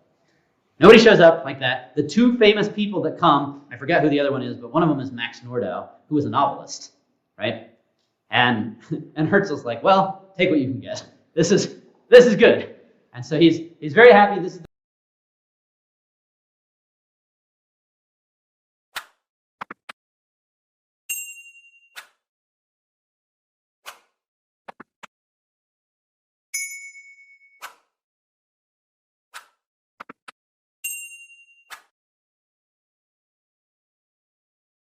So what we're going to do then, since this is our last one, is we're going to span from the early 1900s all the way up to 1947. So that's the plan, which means I have 87 slides. Which if you work that out, you know, that comes to, I need to change the slide right now. So here's the other thing too, is I don't know what happened up there. There we go. All right. So this is what we're going to look at. First, we're going to take a look at the British response. So this is really the aftermath of World War I. So we'll be looking at the Balfour Declaration. Then we'll look at prompting from Germany. This is a little piece of history that not a lot of people are aware of, but the Germans actually helped a number of Jews immigrate to Palestine, weirdly enough, as part of their war effort to undermine Britain. That's strange, right? So the Germans thought, you know, that Jews are parasites and that they ruin places, right? So they said, if we can get more to Palestine, then we'll mess up the British Empire. So they actually save a lot of Jewish lives, weirdly enough. Then we're going to take a look at Israel's connection, ultimately, to the Holocaust and how Israel comes out of that. So that's the plan. This is the main message that I want us to know. Nothing could stop Israel's return. And I find that to be one of the most exciting things about all of this. Right? We've been seeing just kind of the back and forth of the 1800s of which way do we go? What are we going to do? And as we progress in time, the choice becomes so much that there ultimately almost isn't a choice, right? That God says, no matter who wants to make this stop, it doesn't matter, right? Britain's going to say, we're going to let in, or we want to create a Jewish homeland, and then they're going to back off of that a little bit. They're going to say, oh, actually, let's stop some immigration. And ultimately, it doesn't matter if you want to stop immigration. Too bad, right? Even the biggest haters of Jews in the world, the Nazis, are then going to be used to make the Jewish immigration happen, right? And I think that's what you see working out of this, that no matter who tries to change things, no matter who tries to make it stop, no matter who tries to get rid of the Jews, God says, no, my people are going to be in the land, right? And that, to me, is ultimately what we can take from this. Our God speaks, and it is done. The why question. We didn't look at that. That's really important. I got all excited about the core message. Okay, why? Here's a weird one, too. Why did Hitler consider giving Madagascar to Jews? So you can think about that. That's real strange, right? And the reason I put that up there is, you remember what we talked about yesterday, right? That Great Britain wanted to give them Uganda. We actually have a parallel sort of thing going on here with Germany. Now, just to make this clear, right? Don't parallel this too much, because we are talking about Nazis, obviously. And it was not going to be like, Uganda was supposed to be a nice place where they could have a country and where they could grow food and all that. That wasn't Hitler's intention, right? It wasn't like, oh, I'll give them a nice little colony sort of thing. That wasn't the idea. But it is just interesting to see that both Great Britain and Germany looked to Africa as a place for Jews to go. Okay, so let's pick up the story just after World War I. This is the result of what's called the Sykes-Picot Treaty. So World War I ends in what year? 1919. Was it 1919? I thought it was 1918. Yeah, okay. All right, 1918. Oh, now I started to question myself here. Okay, so the Sykes-Picot Treaty comes out, right? And what it deals with specifically is, what do we do with the Ottoman Empire? The Ottoman Empire has fallen apart, so we're just going to divide it up. So take a look closely. You have Italy up here. This is the Italian area. Over here is going to be the French area. Down here, this red portion is going to be British. So this is what the Allied powers, this is where they're going to take over. Now, this portion here, look at this carefully. I thought that this was very interesting. This was going to be international. Now, as you might know, even though it was going to be international, it doesn't become that. So in 1922, Britain does get what's called the mandate from the League of Nations to be the power that oversees this particular area. So ultimately, all of this ends up going to Great Britain and to its influence. Now, we are also familiar then with Arthur Balfour and the Balfour Declaration. So I'm not going to talk about him too much because I think we sort of know the deal. Notice, though, that this is November 2nd, 1917, right? So this is actually before the war ends.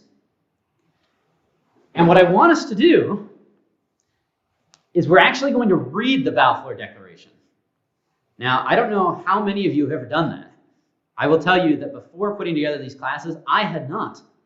Right? It was just a thing that, everybody knows. The Balfour Declaration, His Majesty's government looks with favor, right? And we know that sort of thing.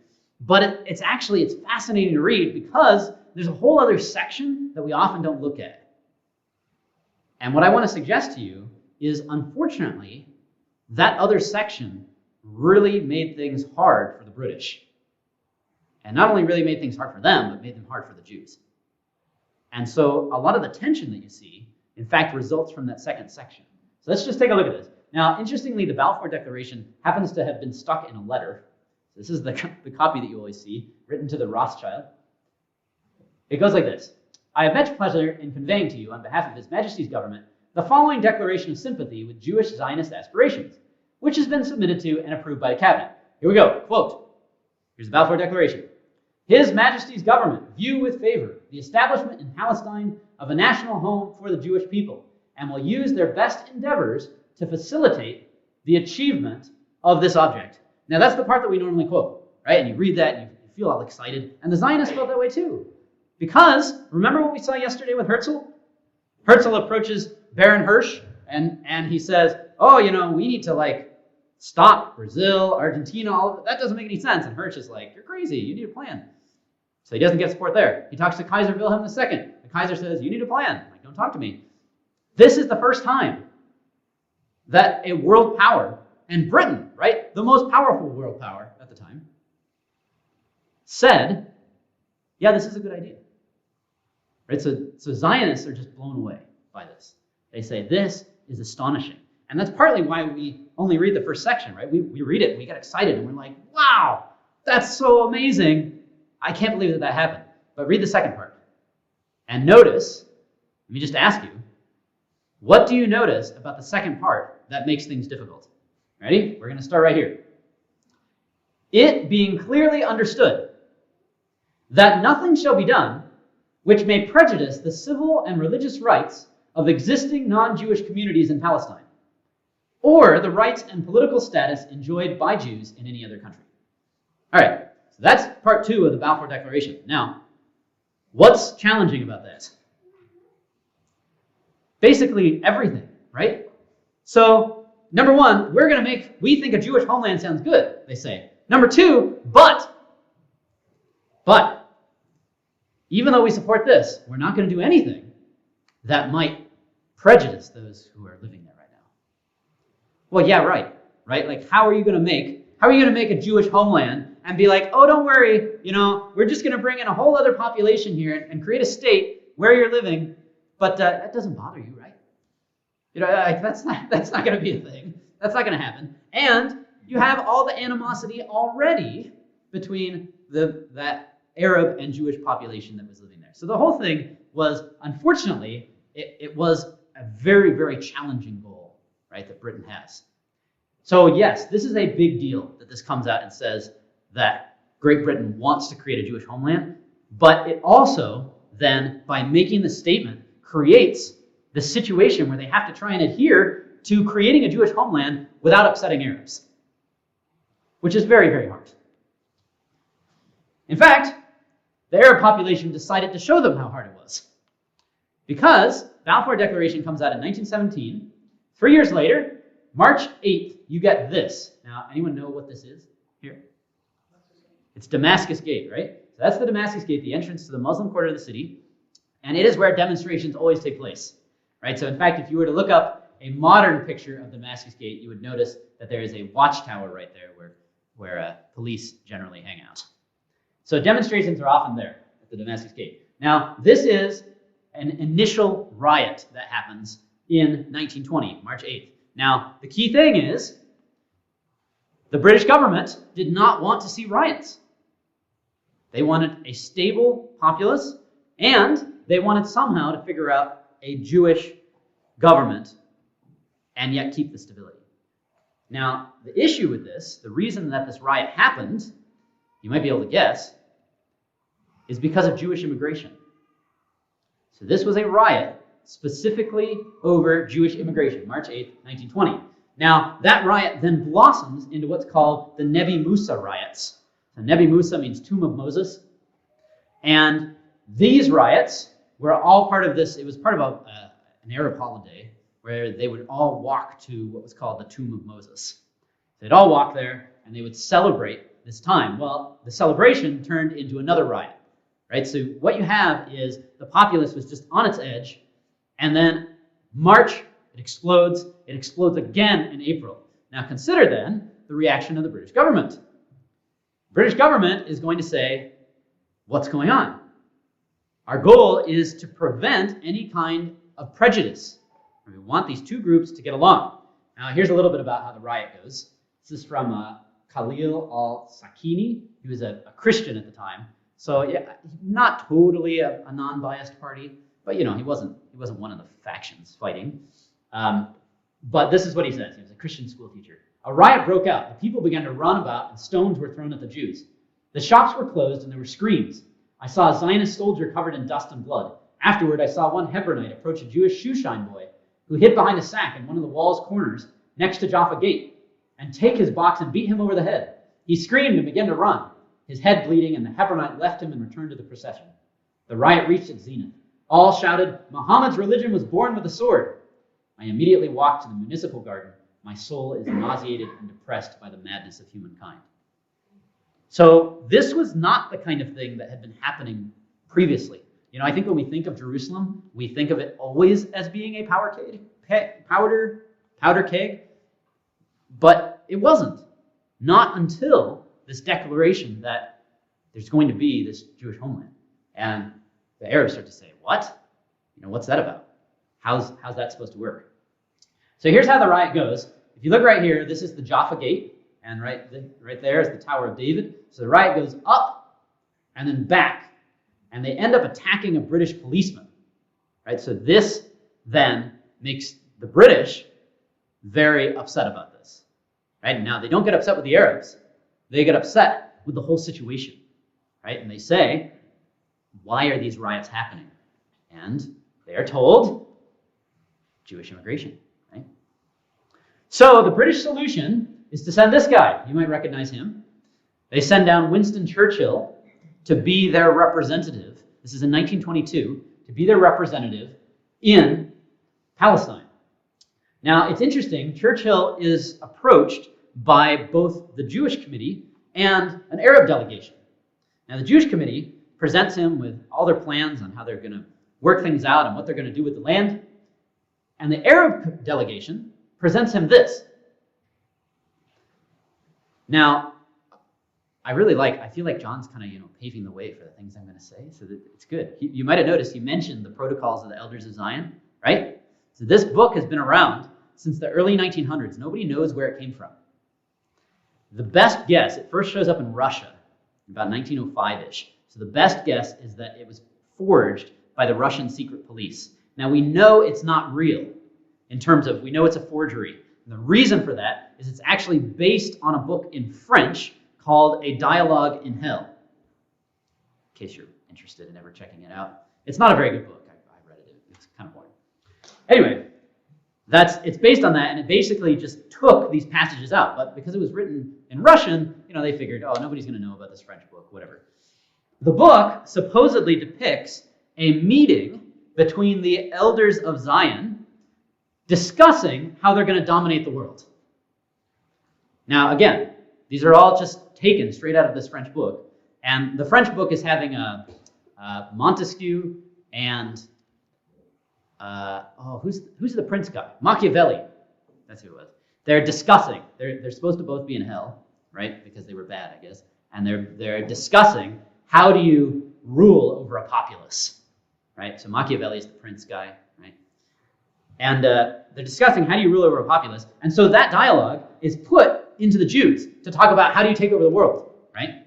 And so they talk about things like, well, we just have to infiltrate the education system, and we'll teach them all that as Gentiles, they are very unintelligent, but that Jews know everything, right? It's really dumb, the whole thing. So that's what it all goes through like that, right? Well, the Arab delegation took this book and said to Churchill, this is the policy that we want you to know about. We want you to know this is what the Jews are doing.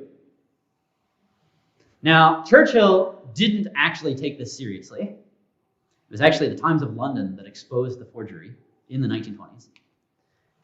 And he also didn't take it seriously because the folder that they gave it to him in misspelled the word Palestine on the front. Right? So he was like, this is just, I can't talk to you guys. Right? So that was how that went down. He does respond, though, but to the Arab delegation. And what I want you to notice as we look at this is, we're not going to read this whole thing. We'll just read the first couple of sentences and then the last few sentences on the next slide. But I want you to notice the issue that Churchill runs into. So look at what he says to them. He says, you've asked me in the first place to repudiate the Balfour Declaration and to veto immigration of Jews into Palestine. Again, that's what the riots were about. It is not in my power to do so, nor if it were in my power would it be my wish. So number one, he says, here's the Balfour Declaration. You don't seem to understand. I can't do anything other than what that says. Right? So he says, you've come to me and you've told me no Jews should be allowed to move here. Well, I have a document that says Jews have to live here. Right? I love this next sentence. The British government have passed their word by the mouth of Mr. Balfour that they will view with favor the establishment of a national home for Jews in Palestine. A quote, right? And that inevitably involves the immigration of Jews into the country. Right? He's like, what do I do? Say, oh yeah, we'll make a homeland, but none of you can come. Like, what? So he says, sorry, but that's what the British government said. Now, you'll notice, though, that he doesn't just talk about the first part of the Balfour Declaration. Look at what he says at the end. Here I would draw your attention to the second part of the Balfour Declaration, which solemnly and explicitly promises to the inhabitants of Palestine the fullest protection of their civil and political rights. Now, when we think of Winston Churchill, we think of Churchill who favors the Jews, who does what he can to help the Jews. That's historically who he was. What's odd about this is he's very much stuck in this position between the two parts of the Balfour Declaration, where he needs to create a national homeland, but he can't do anything, right? Unfortunately, the Balfour Declaration, that second part, was very broad. He can't do anything that might prejudice the current inhabitants of the land and make them think that they're being ignored. So, 1922, well, right before that, there's the Jaffa riots, May 1921. Again, you can figure out the cause, Jewish immigration. So in 1922, he publishes this. This is known as the 1922 White Paper. Now, that's what Britain called their declarations about Palestine. Is that something else that they call, like, their parliament's decisions or whatnot? Are those all called white papers? Yeah. Okay. So this. Yeah. It's okay. Okay. Interesting. And so then this is the white paper regarding Palestine in June 1922. So correspondence with the Palestine Arab delegation and the Zionist organization. So this is what he publishes, 1922. And unfortunately, what he does is he says, we will now restrict Jewish immigration. So there hadn't been restrictions on it up until 1922. So Churchill actually stands up and restricts it. Now, he doesn't like cut it off, right? But he puts quotas on the Jewish immigration. Now, that same year, December 1922, that is when the League of Nations decides to give Britain the mandate for that area. Remember, it was going to be international? But now it's actually passed on to Great Britain in December 1922 by the League of Nations. Now, what you'll notice is that the mandate is actually based on the Balfour Declaration. And that's an important thing to note, because I think it shows us, number one, how crucial the Balfour Declaration was, and it also shows us that the inability that the Balfour Declaration passed on to people like Churchill continued to be passed on through the League of Nations, right? Just listen to this. Whereas the principal Allied powers have also agreed that the mandatory should be responsible for putting into effect the declaration originally made on November 2nd, 1917, by the government of His Britannic Majesty and adopted by the said powers in favor of the establishment in Palestine of a national home for the Jewish people. There's the quote again. It being clearly understood, oh, see what's happening? That nothing should be done which might prejudice the civil and religious rights of existing non-Jewish communities in Palestine, or the rights and political status enjoyed by Jews in any other country. So it quotes the whole thing. It then says, therefore, the mandatory shall be responsible for placing the country under such political, administrative, and economic conditions as will secure the establishment of the Jewish national home, as laid down in the preamble, and the development of self-governing institutions, that's part one, and also, part two, for safeguarding the civil and religious rights of all the inhabitants of Palestine, irrespective of race and religion. So this, from the Balfour Declaration, ends up in the mandate given to Great Britain. So if you've ever wondered, right, what was going on with Great Britain during the 1920s and during the Holocaust? Like, what's happening? You know, when Great Britain comes along and the UN vote happens in 1947, and it says, Great Britain, and they say, abstain, and you're like, no, you know what was going on there? It's all the result of this struggle, this tension here, as they're trying to figure out, how do we create a Jewish homeland, and yet, how do you safeguard the civil and religious rights of people who hate the Jews? Right? How are we supposed to do this? And so there's this attempt to be neutral in a situation that's very difficult to be neutral in.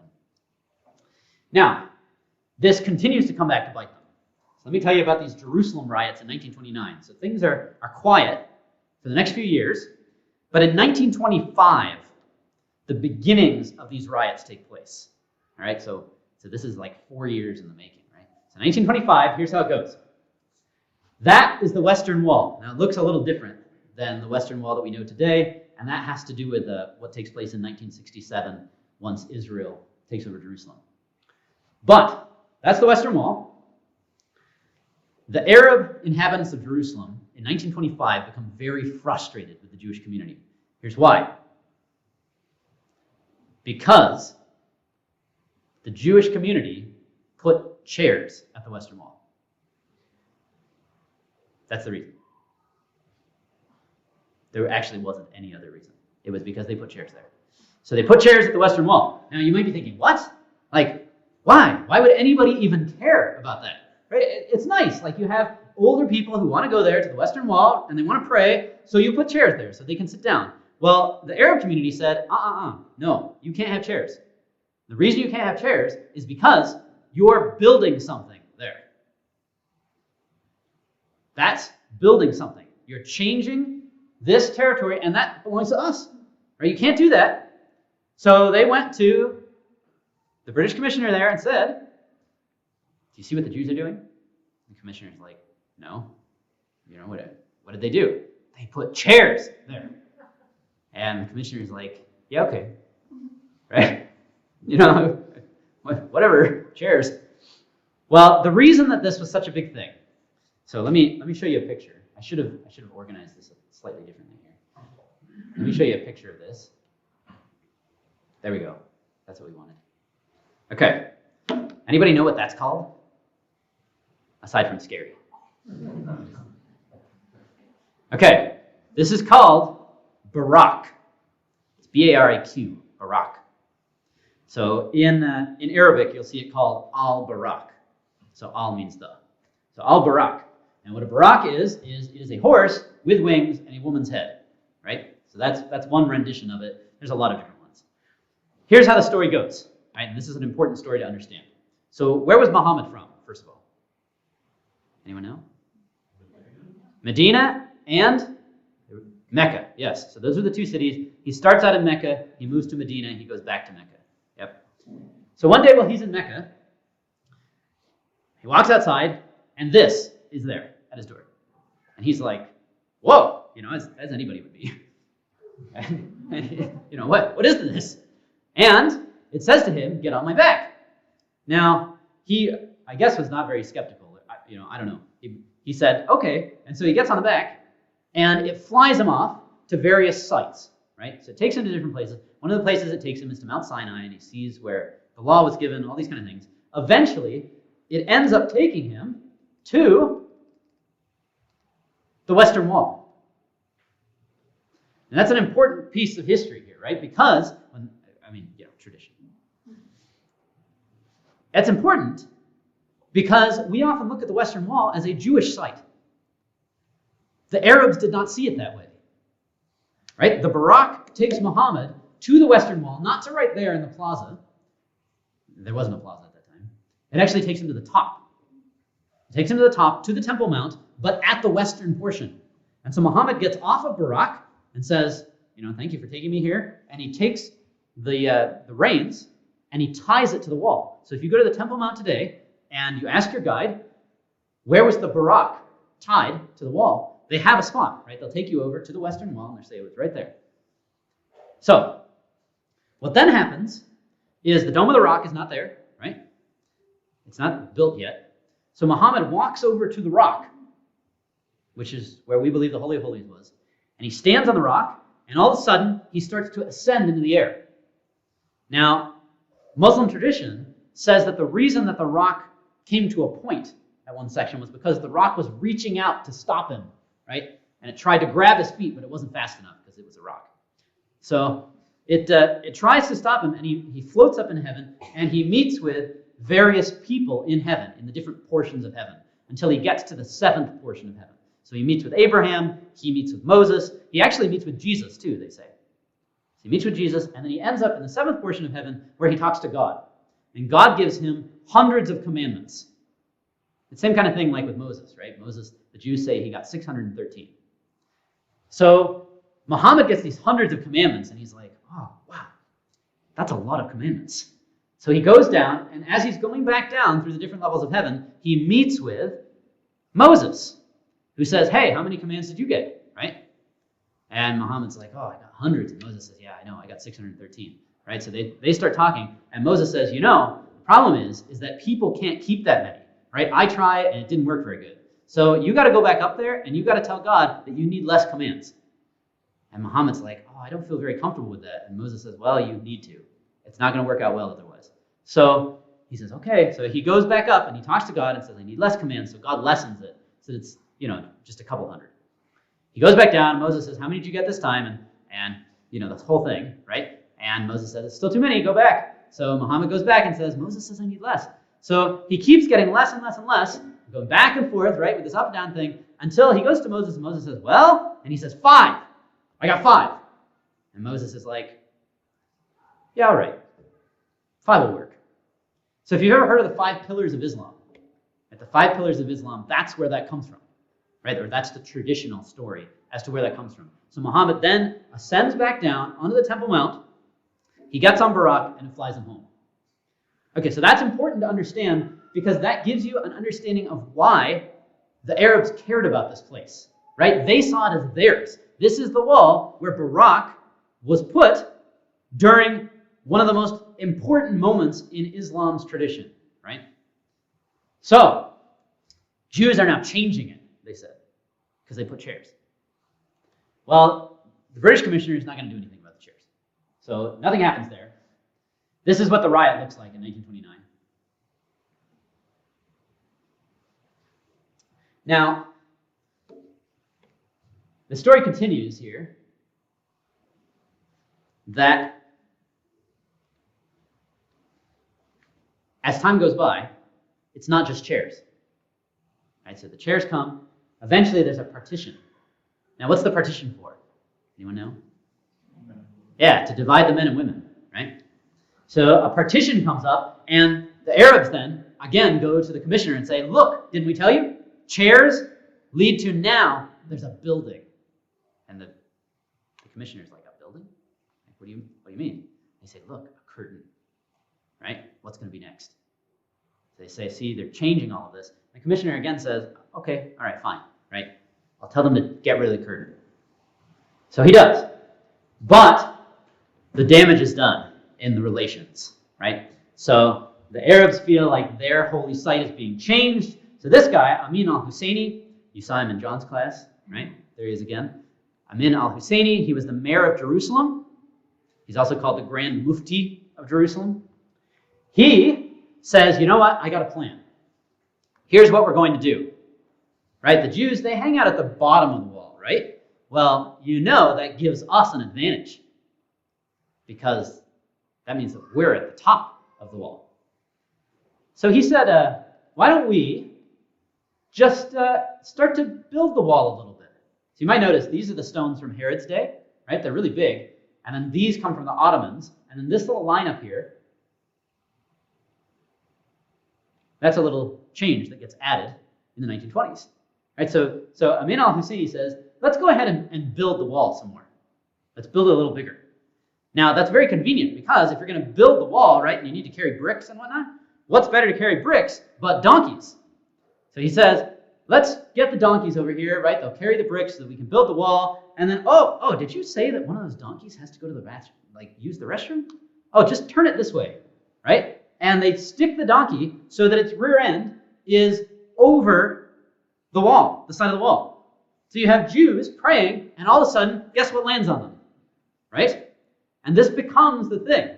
It's not, this isn't a war. This is like what little kids do, right? Like he's like throwing donkey excrement at them. So people are getting hit with this while they're praying. And then he says, if you accidentally drop some bricks, well, everybody makes mistakes. And so there's Jews who are praying at the bottom of the wall and they get hit with bricks, right?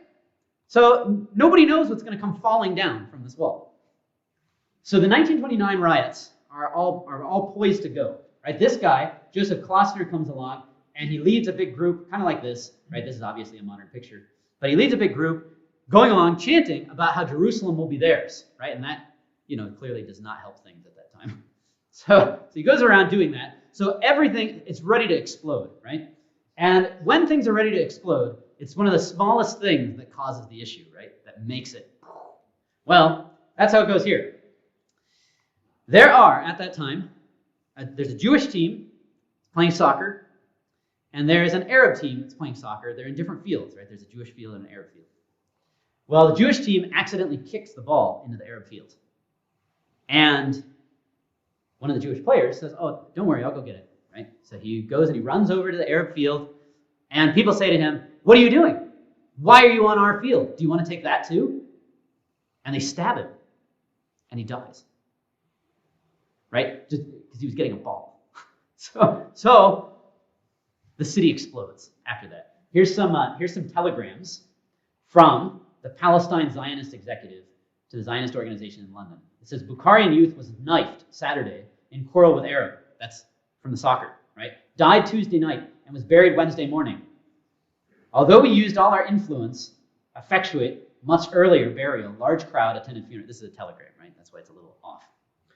So it says, we just want you to know that this person was killed, right? Okay, here's 2 days later. It says, serious rioting by Arabs since 1 p.m., though Mufti promised yesterday to quieten the Arabs. Old city cleared, but Arabs spread groups through new city. Latest official casualties, 8 Jews, 3 Arabs. They killed 17 Jews, 10 Arabs seriously wounded, about 45, each lightly wounded. Consider figures themselves show inadequate police action, view Arab aggressors. Pointed this out here. Armored cars, airplanes, brought British officials enrolled. Constabulary curfew being proclaimed. Other places reported quiet. All right, and so then they go on. This is the last telegram. They go on. About 120 get killed on both sides. Not total, so 240 total. So those riots happen. That's the biggest riot out of all of them, right? In the previous ones, 1 or 2 people were killed. This now, 120 on each side. So Great Britain then says, okay, this has to stop. Right? We can't have you freaking out about chairs, about a screen, having your donkeys poo on people that are praying. Like this is just ridiculous. And then rioting and killing each other and killing a kid who gets a soccer ball, right? Or they would have said a football. But this just doesn't even make any sense. So they put together what's called the Report of the Commission on the Palestine Disturbances of August 1929. This is what's called the Shaw Commission. And the Shaw Commission is supposed to investigate why did these riots happen. And they do so. You can read it there. But essentially, what they come down to is the Shaw Commission says these riots happen because too many Jews are immigrating. And we have therefore overstepped our bounds because the Arab community feels as though we've taken away their rights. Right? Part 2 of the Balfour Declaration. That's the Shaw Commission. What they then recommend is they say, let's get an expert in political theory, to go down and interview people in Palestine. Let's have him live there for a few months, interview people, so that he can really understand if that's actually the case, right? We tried to put together quickly the information that we saw, but we want to make very informed decisions. So they choose this guy, John Hope Simpson, to go travel down in Palestine for a few months. He does so, and he writes this, Palestine, Report on Immigration, Land Settlement, and Development in 1930. Now, what's fascinating is he goes and he interviews all these people, right? So what comes just before this quote is all these quotations. He has this big long list of quotations that he says are from Zionists. Now, the quotations are Zionists saying, we're just happy to be here. We're happy to do whatever to create peace. Right? We'll live happily with the Arabs. We just don't want them having their donkeys going to the bathroom on us while we pray. Right? Things like this. And he's got a bunch of these quotes saying, we're going to bring peace. Now, do you see the first word of the next paragraph? He follows up all the quotes with, actually, the result of the purchase of land in Palestine by the Jewish National Fund has been that land has been extraterritorialized. It ceases to be land from which the Arab can gain any advantage either now or at any time in the future. Not only can he never hope to lease or to cultivate it, but by the stringent provisions of the lease of the Jewish National Fund, he is deprived forever from employment on that land. So he goes through and he says, here's what the Zionists say, right? We'll work with the Arabs, we're happy to share land with the Arabs. And then he says, actually, they're not. Right? They're just going to buy it all. So he says they're going to go through, buy it all, and Arabs will have no land. That's his conclusion. So he sums up by saying, here's what we see, right? Okay, the Zionists, all these arguments are thoroughly logical. Right? Zionists have reasons that they want to be here. They're logical. They have a basis in fact. They are, however, irrelevant. in view of the provisions of Article 6 of the Mandate, meaning Part 2 of the Balfour Declaration, right? The principle of the persistent and deliberate boycott of Arab labor in the Zionist colonies is not only contrary to the provisions of that article of the Mandate, but it is in addition a constant and increasing source of danger to the country. So, what's the solution? John Hope Simpson? To stop Jewish immigration. Right? That's what he says. Now, that's a big policy change, right? How do you do that with the Balfour Declaration? So, the government says, well, we can't say that. We can't just stop it. So, why don't we have another expert go and take a look before we issue another white paper? So they do so. That's Lord Pasfield. He then, in October 1930, makes the statement of policy by His Majesty's government in the United Kingdom. He goes along and he says, okay, here's the history, right? We had the 1929 Commission, the Shaw Commission. Then we had William Hope Simpson. I think I called him John Hope Simpson. Anyway, whatever. Simpson was his last name. And Hope was his middle name. Oh, John Hope. Well, there you go. John Hope Simpson.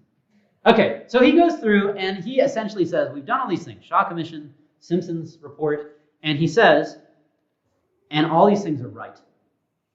So therefore, the new determination of Great Britain is that we will curtail Jewish immigration to a trickle. And so in 1930, Great Britain almost entirely cuts off immigration. Now, remember, the Balfour Declaration had been passed or had been made only 13 years prior, right? So this ignites a huge debate in Parliament. Right? People were saying, you can't just do this. Right? We have this document, we have the mandate that we are supposed to create a Jewish homeland. And so MacDonald, who I believe was the prime minister at the time, but I don't know that entirely. I'm questioning myself here. Oh yeah, it was. Look, 10 Downing Street. There we go. Good thing I know my British addresses.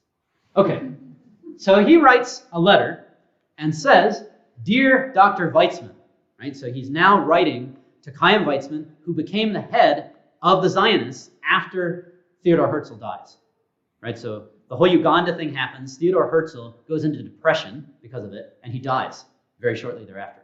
Chaim Weizmann then takes over the Zionist organization. MacDonald writes to him, and he says, I just want you to know, you're very upset about what's just happened in Great Britain. And understandably so. I'm very upset too. So he writes this letter that says, I want you to understand that we don't actually mean it. And this is a big deal, right? What do you do when the government comes out and says, our policy is to restrict Jewish immigration to a trickle, and then the prime minister writes a letter saying, we don't actually agree with this? It's like, oh, this is interesting. So it becomes this very strange kind of push and pull. Well, at that time, there had definitely been a change, right? So you can understand somewhat why the Arabs were getting afraid, right? They were recognizing, oh, things are changing. In 1922, when Churchill first came, you had 89% Arab, 11% Jewish. 1931 is 83% Arab, 17% Jewish. So the numbers are changing. Great Britain they do have the MacDonald letter, but immigration gets highly limited. Now, this is now the 1930s, right? When does Hitler become Chancellor of Germany? 1933, January 30th. January 30th, 1933. These are his election posters from 1932. Unsere letzte Hoffnung means our last hope, Hitler. So he runs for president of Germany in 1932. He loses, but he comes in second. In fact, he comes in so close that they have to have a second election. Hindenburg, that's this guy over here, is the one who wins, and he was the incumbent. He was also a World War I general, so that's why he's dressed like that. He decides that because Hitler came in second, that he could form the strongest possible government by bringing Hitler on as the Chancellor of Germany. So Hindenburg actually appoints Hitler as the Chancellor. This is a really interesting sort of thing, and I'll only say a little bit about it because I have 87 slides. But what's happening here is Hitler originally tried to seize power in Germany. Right, 1923, he has the beer hall putsch and he gets arrested for it. From that moment on, he decides that he is only going to get power legally, right? Only through legal methods. Now, what that means is he often gets into a government organization and changes the laws so that he can do it legally. But everything that he does here is legal. Right? He becomes Chancellor of Germany in a completely legal method. Okay, that's January 30th, 1933. Now, immediately, Berlin starts to have anti-Jewish measures. So Jews who are doctors, they can't work as doctors anymore. Jews who are part of the civil service, they can't do that either. So that takes place specifically in Berlin. The first nationwide attack against the Jews is April 1st, 1933. And so that's where you get Nazi soldiers standing outside of Jewish shops saying things like, Germans, defend yourselves against Jewish atrocity propaganda, buy only at German shops. So this is the nationwide boycott. It actually was very unsuccessful. So a lot of people just said, what is this? Like, boycott Jewish shops for a day? This is silly. I just want to buy milk. You know, like, get out of my way. I'm going to go in the shop. There's a really good picture, but I couldn't find it, of an old lady pushing a German soldier to the side so that she can get in. Like, get out of my way. I got to get my stuff. Okay, so this isn't all that successful. But what I want you to show, or what I want to show here through this, is that Nazi policy isn't what we always imagined, or what we generally today imagine the Nazis being. I think we think of the Nazis and we think of the death camps, right? We think of this machine that processed people, right? That just killed people. And that was what the Nazis were all about. It was what they were all about in the 1940s. But in the 1930s, they hadn't quite figured that out yet. And that's an important piece to understand, right? They knew they hated Jews. Hitler wrote about it in Mein Kampf in the 1920s, but they didn't know what to do about Jews, despite the fact that they hated them. So the 1930s are a very interesting period because what you see when you look at the way that Nazis work with Jews is you see them experimenting and trying different things, like this. This didn't work, right? So they end up doing other stuff. Nevertheless, at that same time, 6 days after the boycott, right? So Nazi Germany is making it clear, we're going to do something against the Jews. We don't really know what yet, but this is what it's going to look like. The British cabinet says, April 7th, 1933, the number of Jewish refugees who could be allowed to enter, that's Palestine, is strictly conditioned by what the country can absorb. There is no reason to suppose that room could be found in Palestine in the near future for any appreciable number of German Jewish refugees. Right? We have the white paper. It's not changing. There's no place for them to go. Now, what's weird about that is to contrast that with what the Nazis said. Now, keep in mind, the Nazis were anti-Jewish, but their big concern at this point was how do you get the Jews out of Germany? Because they felt that Jews were parasites, right? They go into your country, they attach to it, they become high up in the country, and then they take it over. Right? That was how they felt. So they said, if we can just get them out of Germany, then that's going to be pretty good. So this is Johann von Leers. It's a picture of him. You can see very clearly that he was a Nazi. Here's what he says. The fundamental idea of the Zionists to organize the Jews as a nation among nations in their own land is sound and justified. Did you ever think you'd read a Nazi saying that? Right? Like, that's crazy. Now, you can see the Nazi part, right? As long as it is not connected with any plan for world domination. If Israel takes up the plow, the hoe, and the scythe, and is no longer intent on making other nations its servants, and wants instead to be a free nation among free nations and develop its productive power to the same extent that it developed its demonic powers, it will find friends where before it only found enemies, and Israel and its neighbors will greet each other across freshly plowed fields. Right? That's a crazy quote. Number one, like, because these things about world domination and their demonic powers and all that, right? But also because, like, here's a Nazi coming along and saying, oh, I totally get Zionists. You know, Zionists, they have nationalism. That's what we have, right? It makes sense. They want their own state. That's what we want, right? We understand. And if they go and they decide to do that, build their own state, we're all for that. Just get them out of Germany. Right? That was the feeling. And so what that leads to is this. This is called the Havarah Agreement. So the Havarah Agreement was an agreement between the Zionist Federation, which was the Yishuv, led by David Ben-Gurion in Palestine, and the Nazi Party, Nazi Germany. Now, this agreement, it was not like the Yishuv wanted to do this, right? I should make that clear. They saw the writing on the wall. So what they did in the Havarah Agreement is the Zionist Federation said, we want the Jews into Palestine. We want them out of Germany. And Germany said, well, that's great. We want them out of Germany too. So let's make a deal. We'll let them out. And we'll help them get there if you're willing to take them. But here's how it's going to work. Right? Germany always made its own terms. So it said, here's how it works. Every Jew who wants to go to Palestine sells everything they own. They sell it here in Germany to benefit the German economy. They then use that money and they buy German goods to benefit the German economy. So everything you own is sold. Your house, if you had a car, right? Any of that stuff. It's sold, German goods are bought, German economy goes up, and then those goods, a portion of those goods, are also sold to Palestine. And that money that is made from those goods is used to purchase your ticket to send you to Palestine. So you arrive in Palestine with nothing, right? You leave all the goods that you bought, and those are given to Germany. So this is the Havarah Agreement. Now, it stank, right, for Jews. This was a terrible situation, a terrible organization to be able to get things from. But it actually saves tens of thousands of lives, which is crazy, right, to think about. So here's one of the certificates of somebody who did it. Havarah Limited. This is somebody from New York. This is their remittance to Germany who's supporting it. This is somebody from Northern California who is writing about how they did it, 1937. And so, to prove how friendly they were to the Jews, the Nazis minted a coin about the Havarah.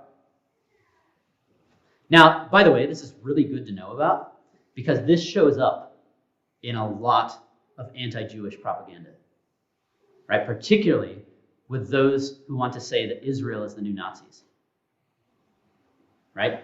What do you do about a coin with a Star of David and a swastika? And a lot of people can't read it, right? So they see it and they're like, wow, we knew it, right? The Jews are Nazis. So it's important to know the historical basis of this and to understand this is actually for the purpose of saving people's lives, right? Yes, this was collaboration with the enemy, but people lived because of it. So this is what Chaim Weizmann says about it, 1933. He says, I think everyone would prefer to do without it. Yeah. But unfortunately, it's a Hobson's choice, meaning it's between two bad choices. We have to get as much of the property of Jewish immigrants out of Germany as we can, and since the export of money is out of the question, goods are all we can export. So we have to buy these German goods, yes, putting money into the German economy, but we're saving people. And so what happens, because of the Havarah, like this is crazy to me, right? The British had stopped immigration. All of this is illegal immigration facilitated by Germany, by Nazi Germany, getting past the British. And look, it was 19%, right, in 1933? It's 34% in 1936.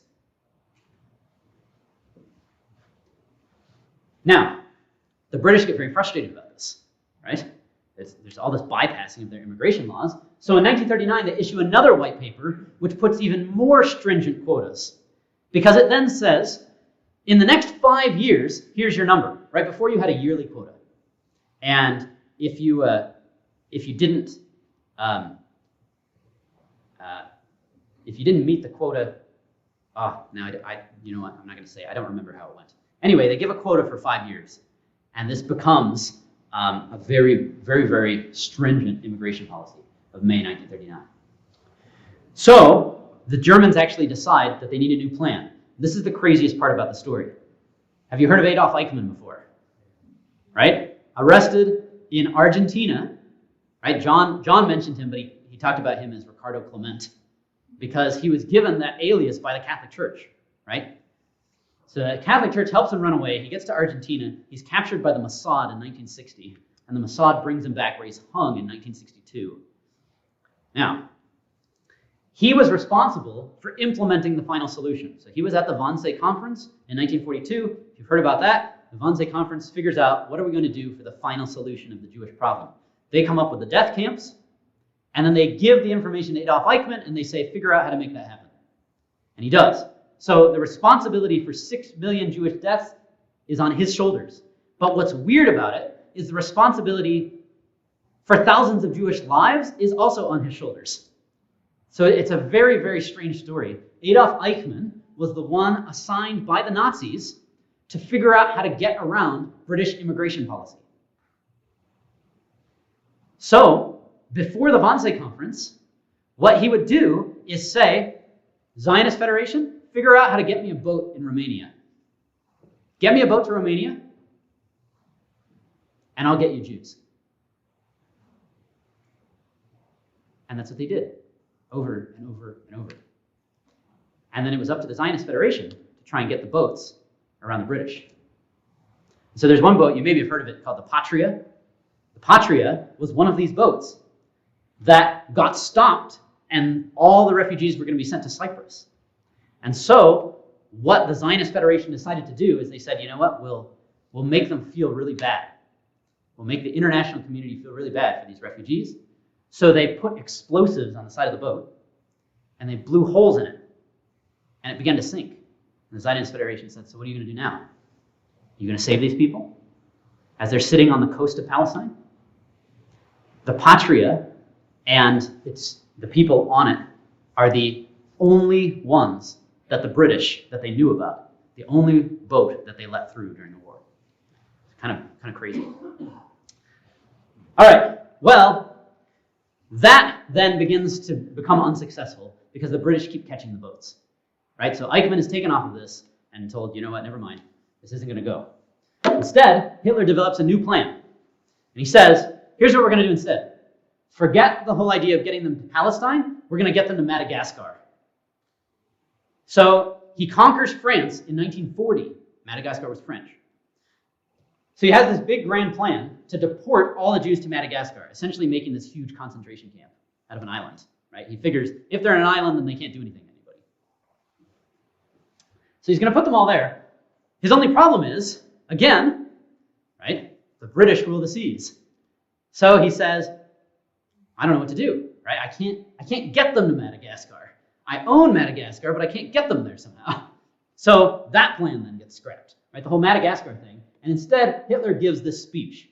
It's one of his most famous ones. I don't know if you've ever heard of it before, but it's where he stands up in front of the Reichstag and he says, I will today be a prophet, right? If worldwide Jewry decides to plunge the world into a second world war, that will mean their extermination. And that's the point at which Nazi policy turns, right? Nazi policy had been before, just get them out of Germany. And now he says, if there's another world war, they're all dead. Because it's all their fault, right? I tried to be nice. I tried to help them. Now, clearly, we don't sympathize with Hitler at all, right? So I hope you don't take that at all from what I'm saying. But this is what he was saying to the people, right? So this is his speech where he says, essentially, paragraph 1, all these democracies of the world say, oh, we love Jews. We want to help Jews. Well, then why don't you take them, he says. Because, as John talked about, right, with the St. Louis, the U.S. said, we don't want any more. Canada said, we don't want any more. Australia said, we don't want any more. Australia's words were actually, we don't have a Jewish problem and we don't care to import one. The only country in the world, anyone know? The only country in the world that said we'll take Jews? Japan. Not Japan. They did take Jews, but it was done without the knowledge of the government. China does take some, but that wasn't really a choice. Shanghai was an international city, so it was open to anybody. It was the Dominican Republic. But that's actually a weird story too, because it was the Dominican Republic and the president was Rafael Trujillo. And the reason that he wanted Jews, right, this is real strange. The reason that he wanted Jews is because he had just committed genocide against the native population and he wanted to refill the Dominican Republic with white people, right?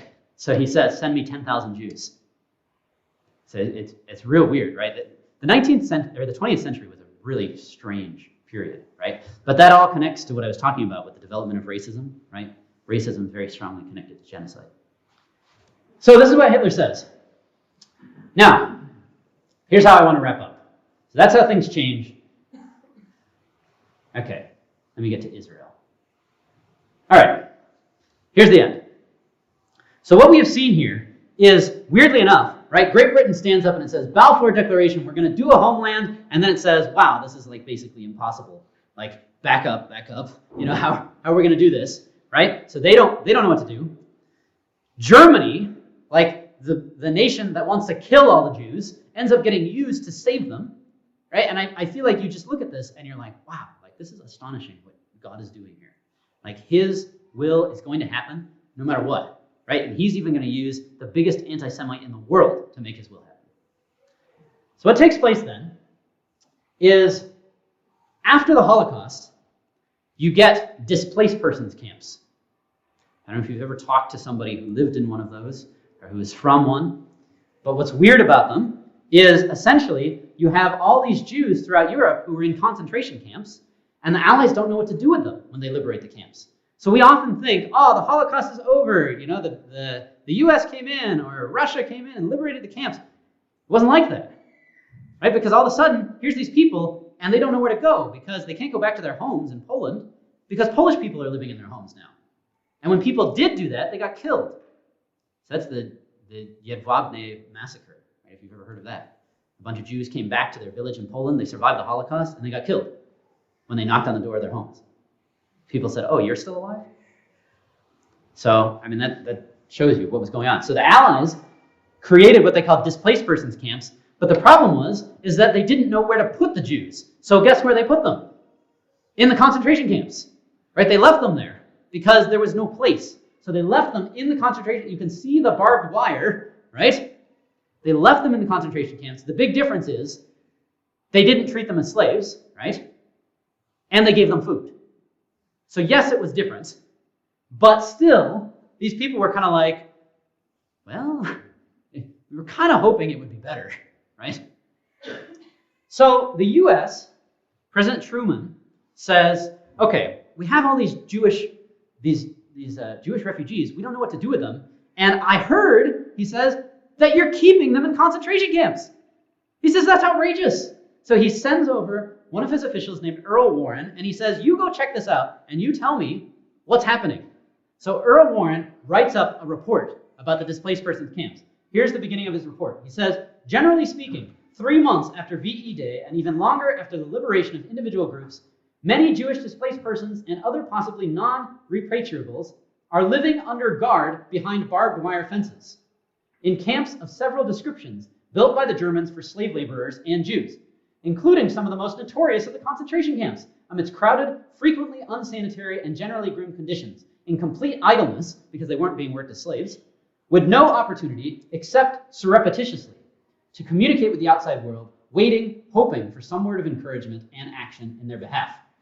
While there has been marked improvement in the health of survivors of the Nazi starvation and persecution program, there are many pathetic malnutrition cases, both among the hospitalized and in general population of the camps. The death rate has been high since liberation, as was to be expected. One army chaplain, a rabbi, personally attended since liberation 23,000 burials, 90% Jews, at Bergen-Belsen alone, one of the largest and most vicious of the concentration camps, where, incidentally, despite persistent reports to the contrary, 14,000 displaced persons are still living, including over 7,000 Jews. At many of the camps and centers, including those where serious starvation cases are, there is a marked and serious lack of needed medical supplies. What he went down in history as saying is we appear to be treating them the same way the Germans treated them, except we don't kill them. That's the Exodus, 1947. What happens is nobody's sure what to do with the displaced persons. So people start taking surveys and saying, what do you want to do? Right? You can't go home. So where do you want to go? Some people say we want to go to the US, right? Or we want to go to Canada. Far and above, people say we want to go to Palestine. That's the point that people had to get to. Right? We saw it yesterday When Theodore Herzl said Uganda, right? And the Russian delegation ripped down the map and said, we don't care if we die, we're going to Palestine. They had to get to that, right? And so the surveys come back and they say, list your first choice. Few people say the US, few people say Canada, few people say, a lot of people, most people, the majority say Palestine. It then says, pick your second choice. Hundreds of survivors write back, crematorium. That was where they were at. Send us to Palestine or kill us. Right? That's the only place we want to be. And so, what you get is in 1947, these survivors go out throughout the world and they start lobbying on behalf of the state of Israel. The UN vote is coming up for the partition plan, and no one knows which way it's going to go. So they start going to the delegates of all the different countries and saying, this is the only place we want to be. This is the only place. And that is the point that they had to get to. Now, we know what happens. 1947, the vote takes place, and the state of Israel is born.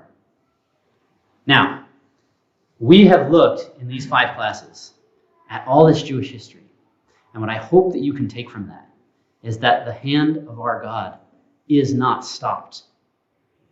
And I think that it's fascinating, it's phenomenal to see that here's a nation that is scattered and destroyed at AD 70. And you'd say, oh, they're never going to come back from that. But they come back in 135, right? And they have an independent state for 3 years.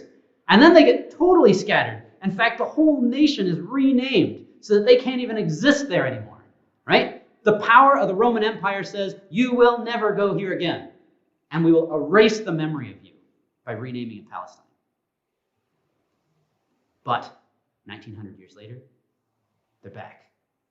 Despite the fact that Great Britain tried to prevent the immigration, despite the fact that the Nazis killed 6 million of them, our God does not lose. He will do what he has said.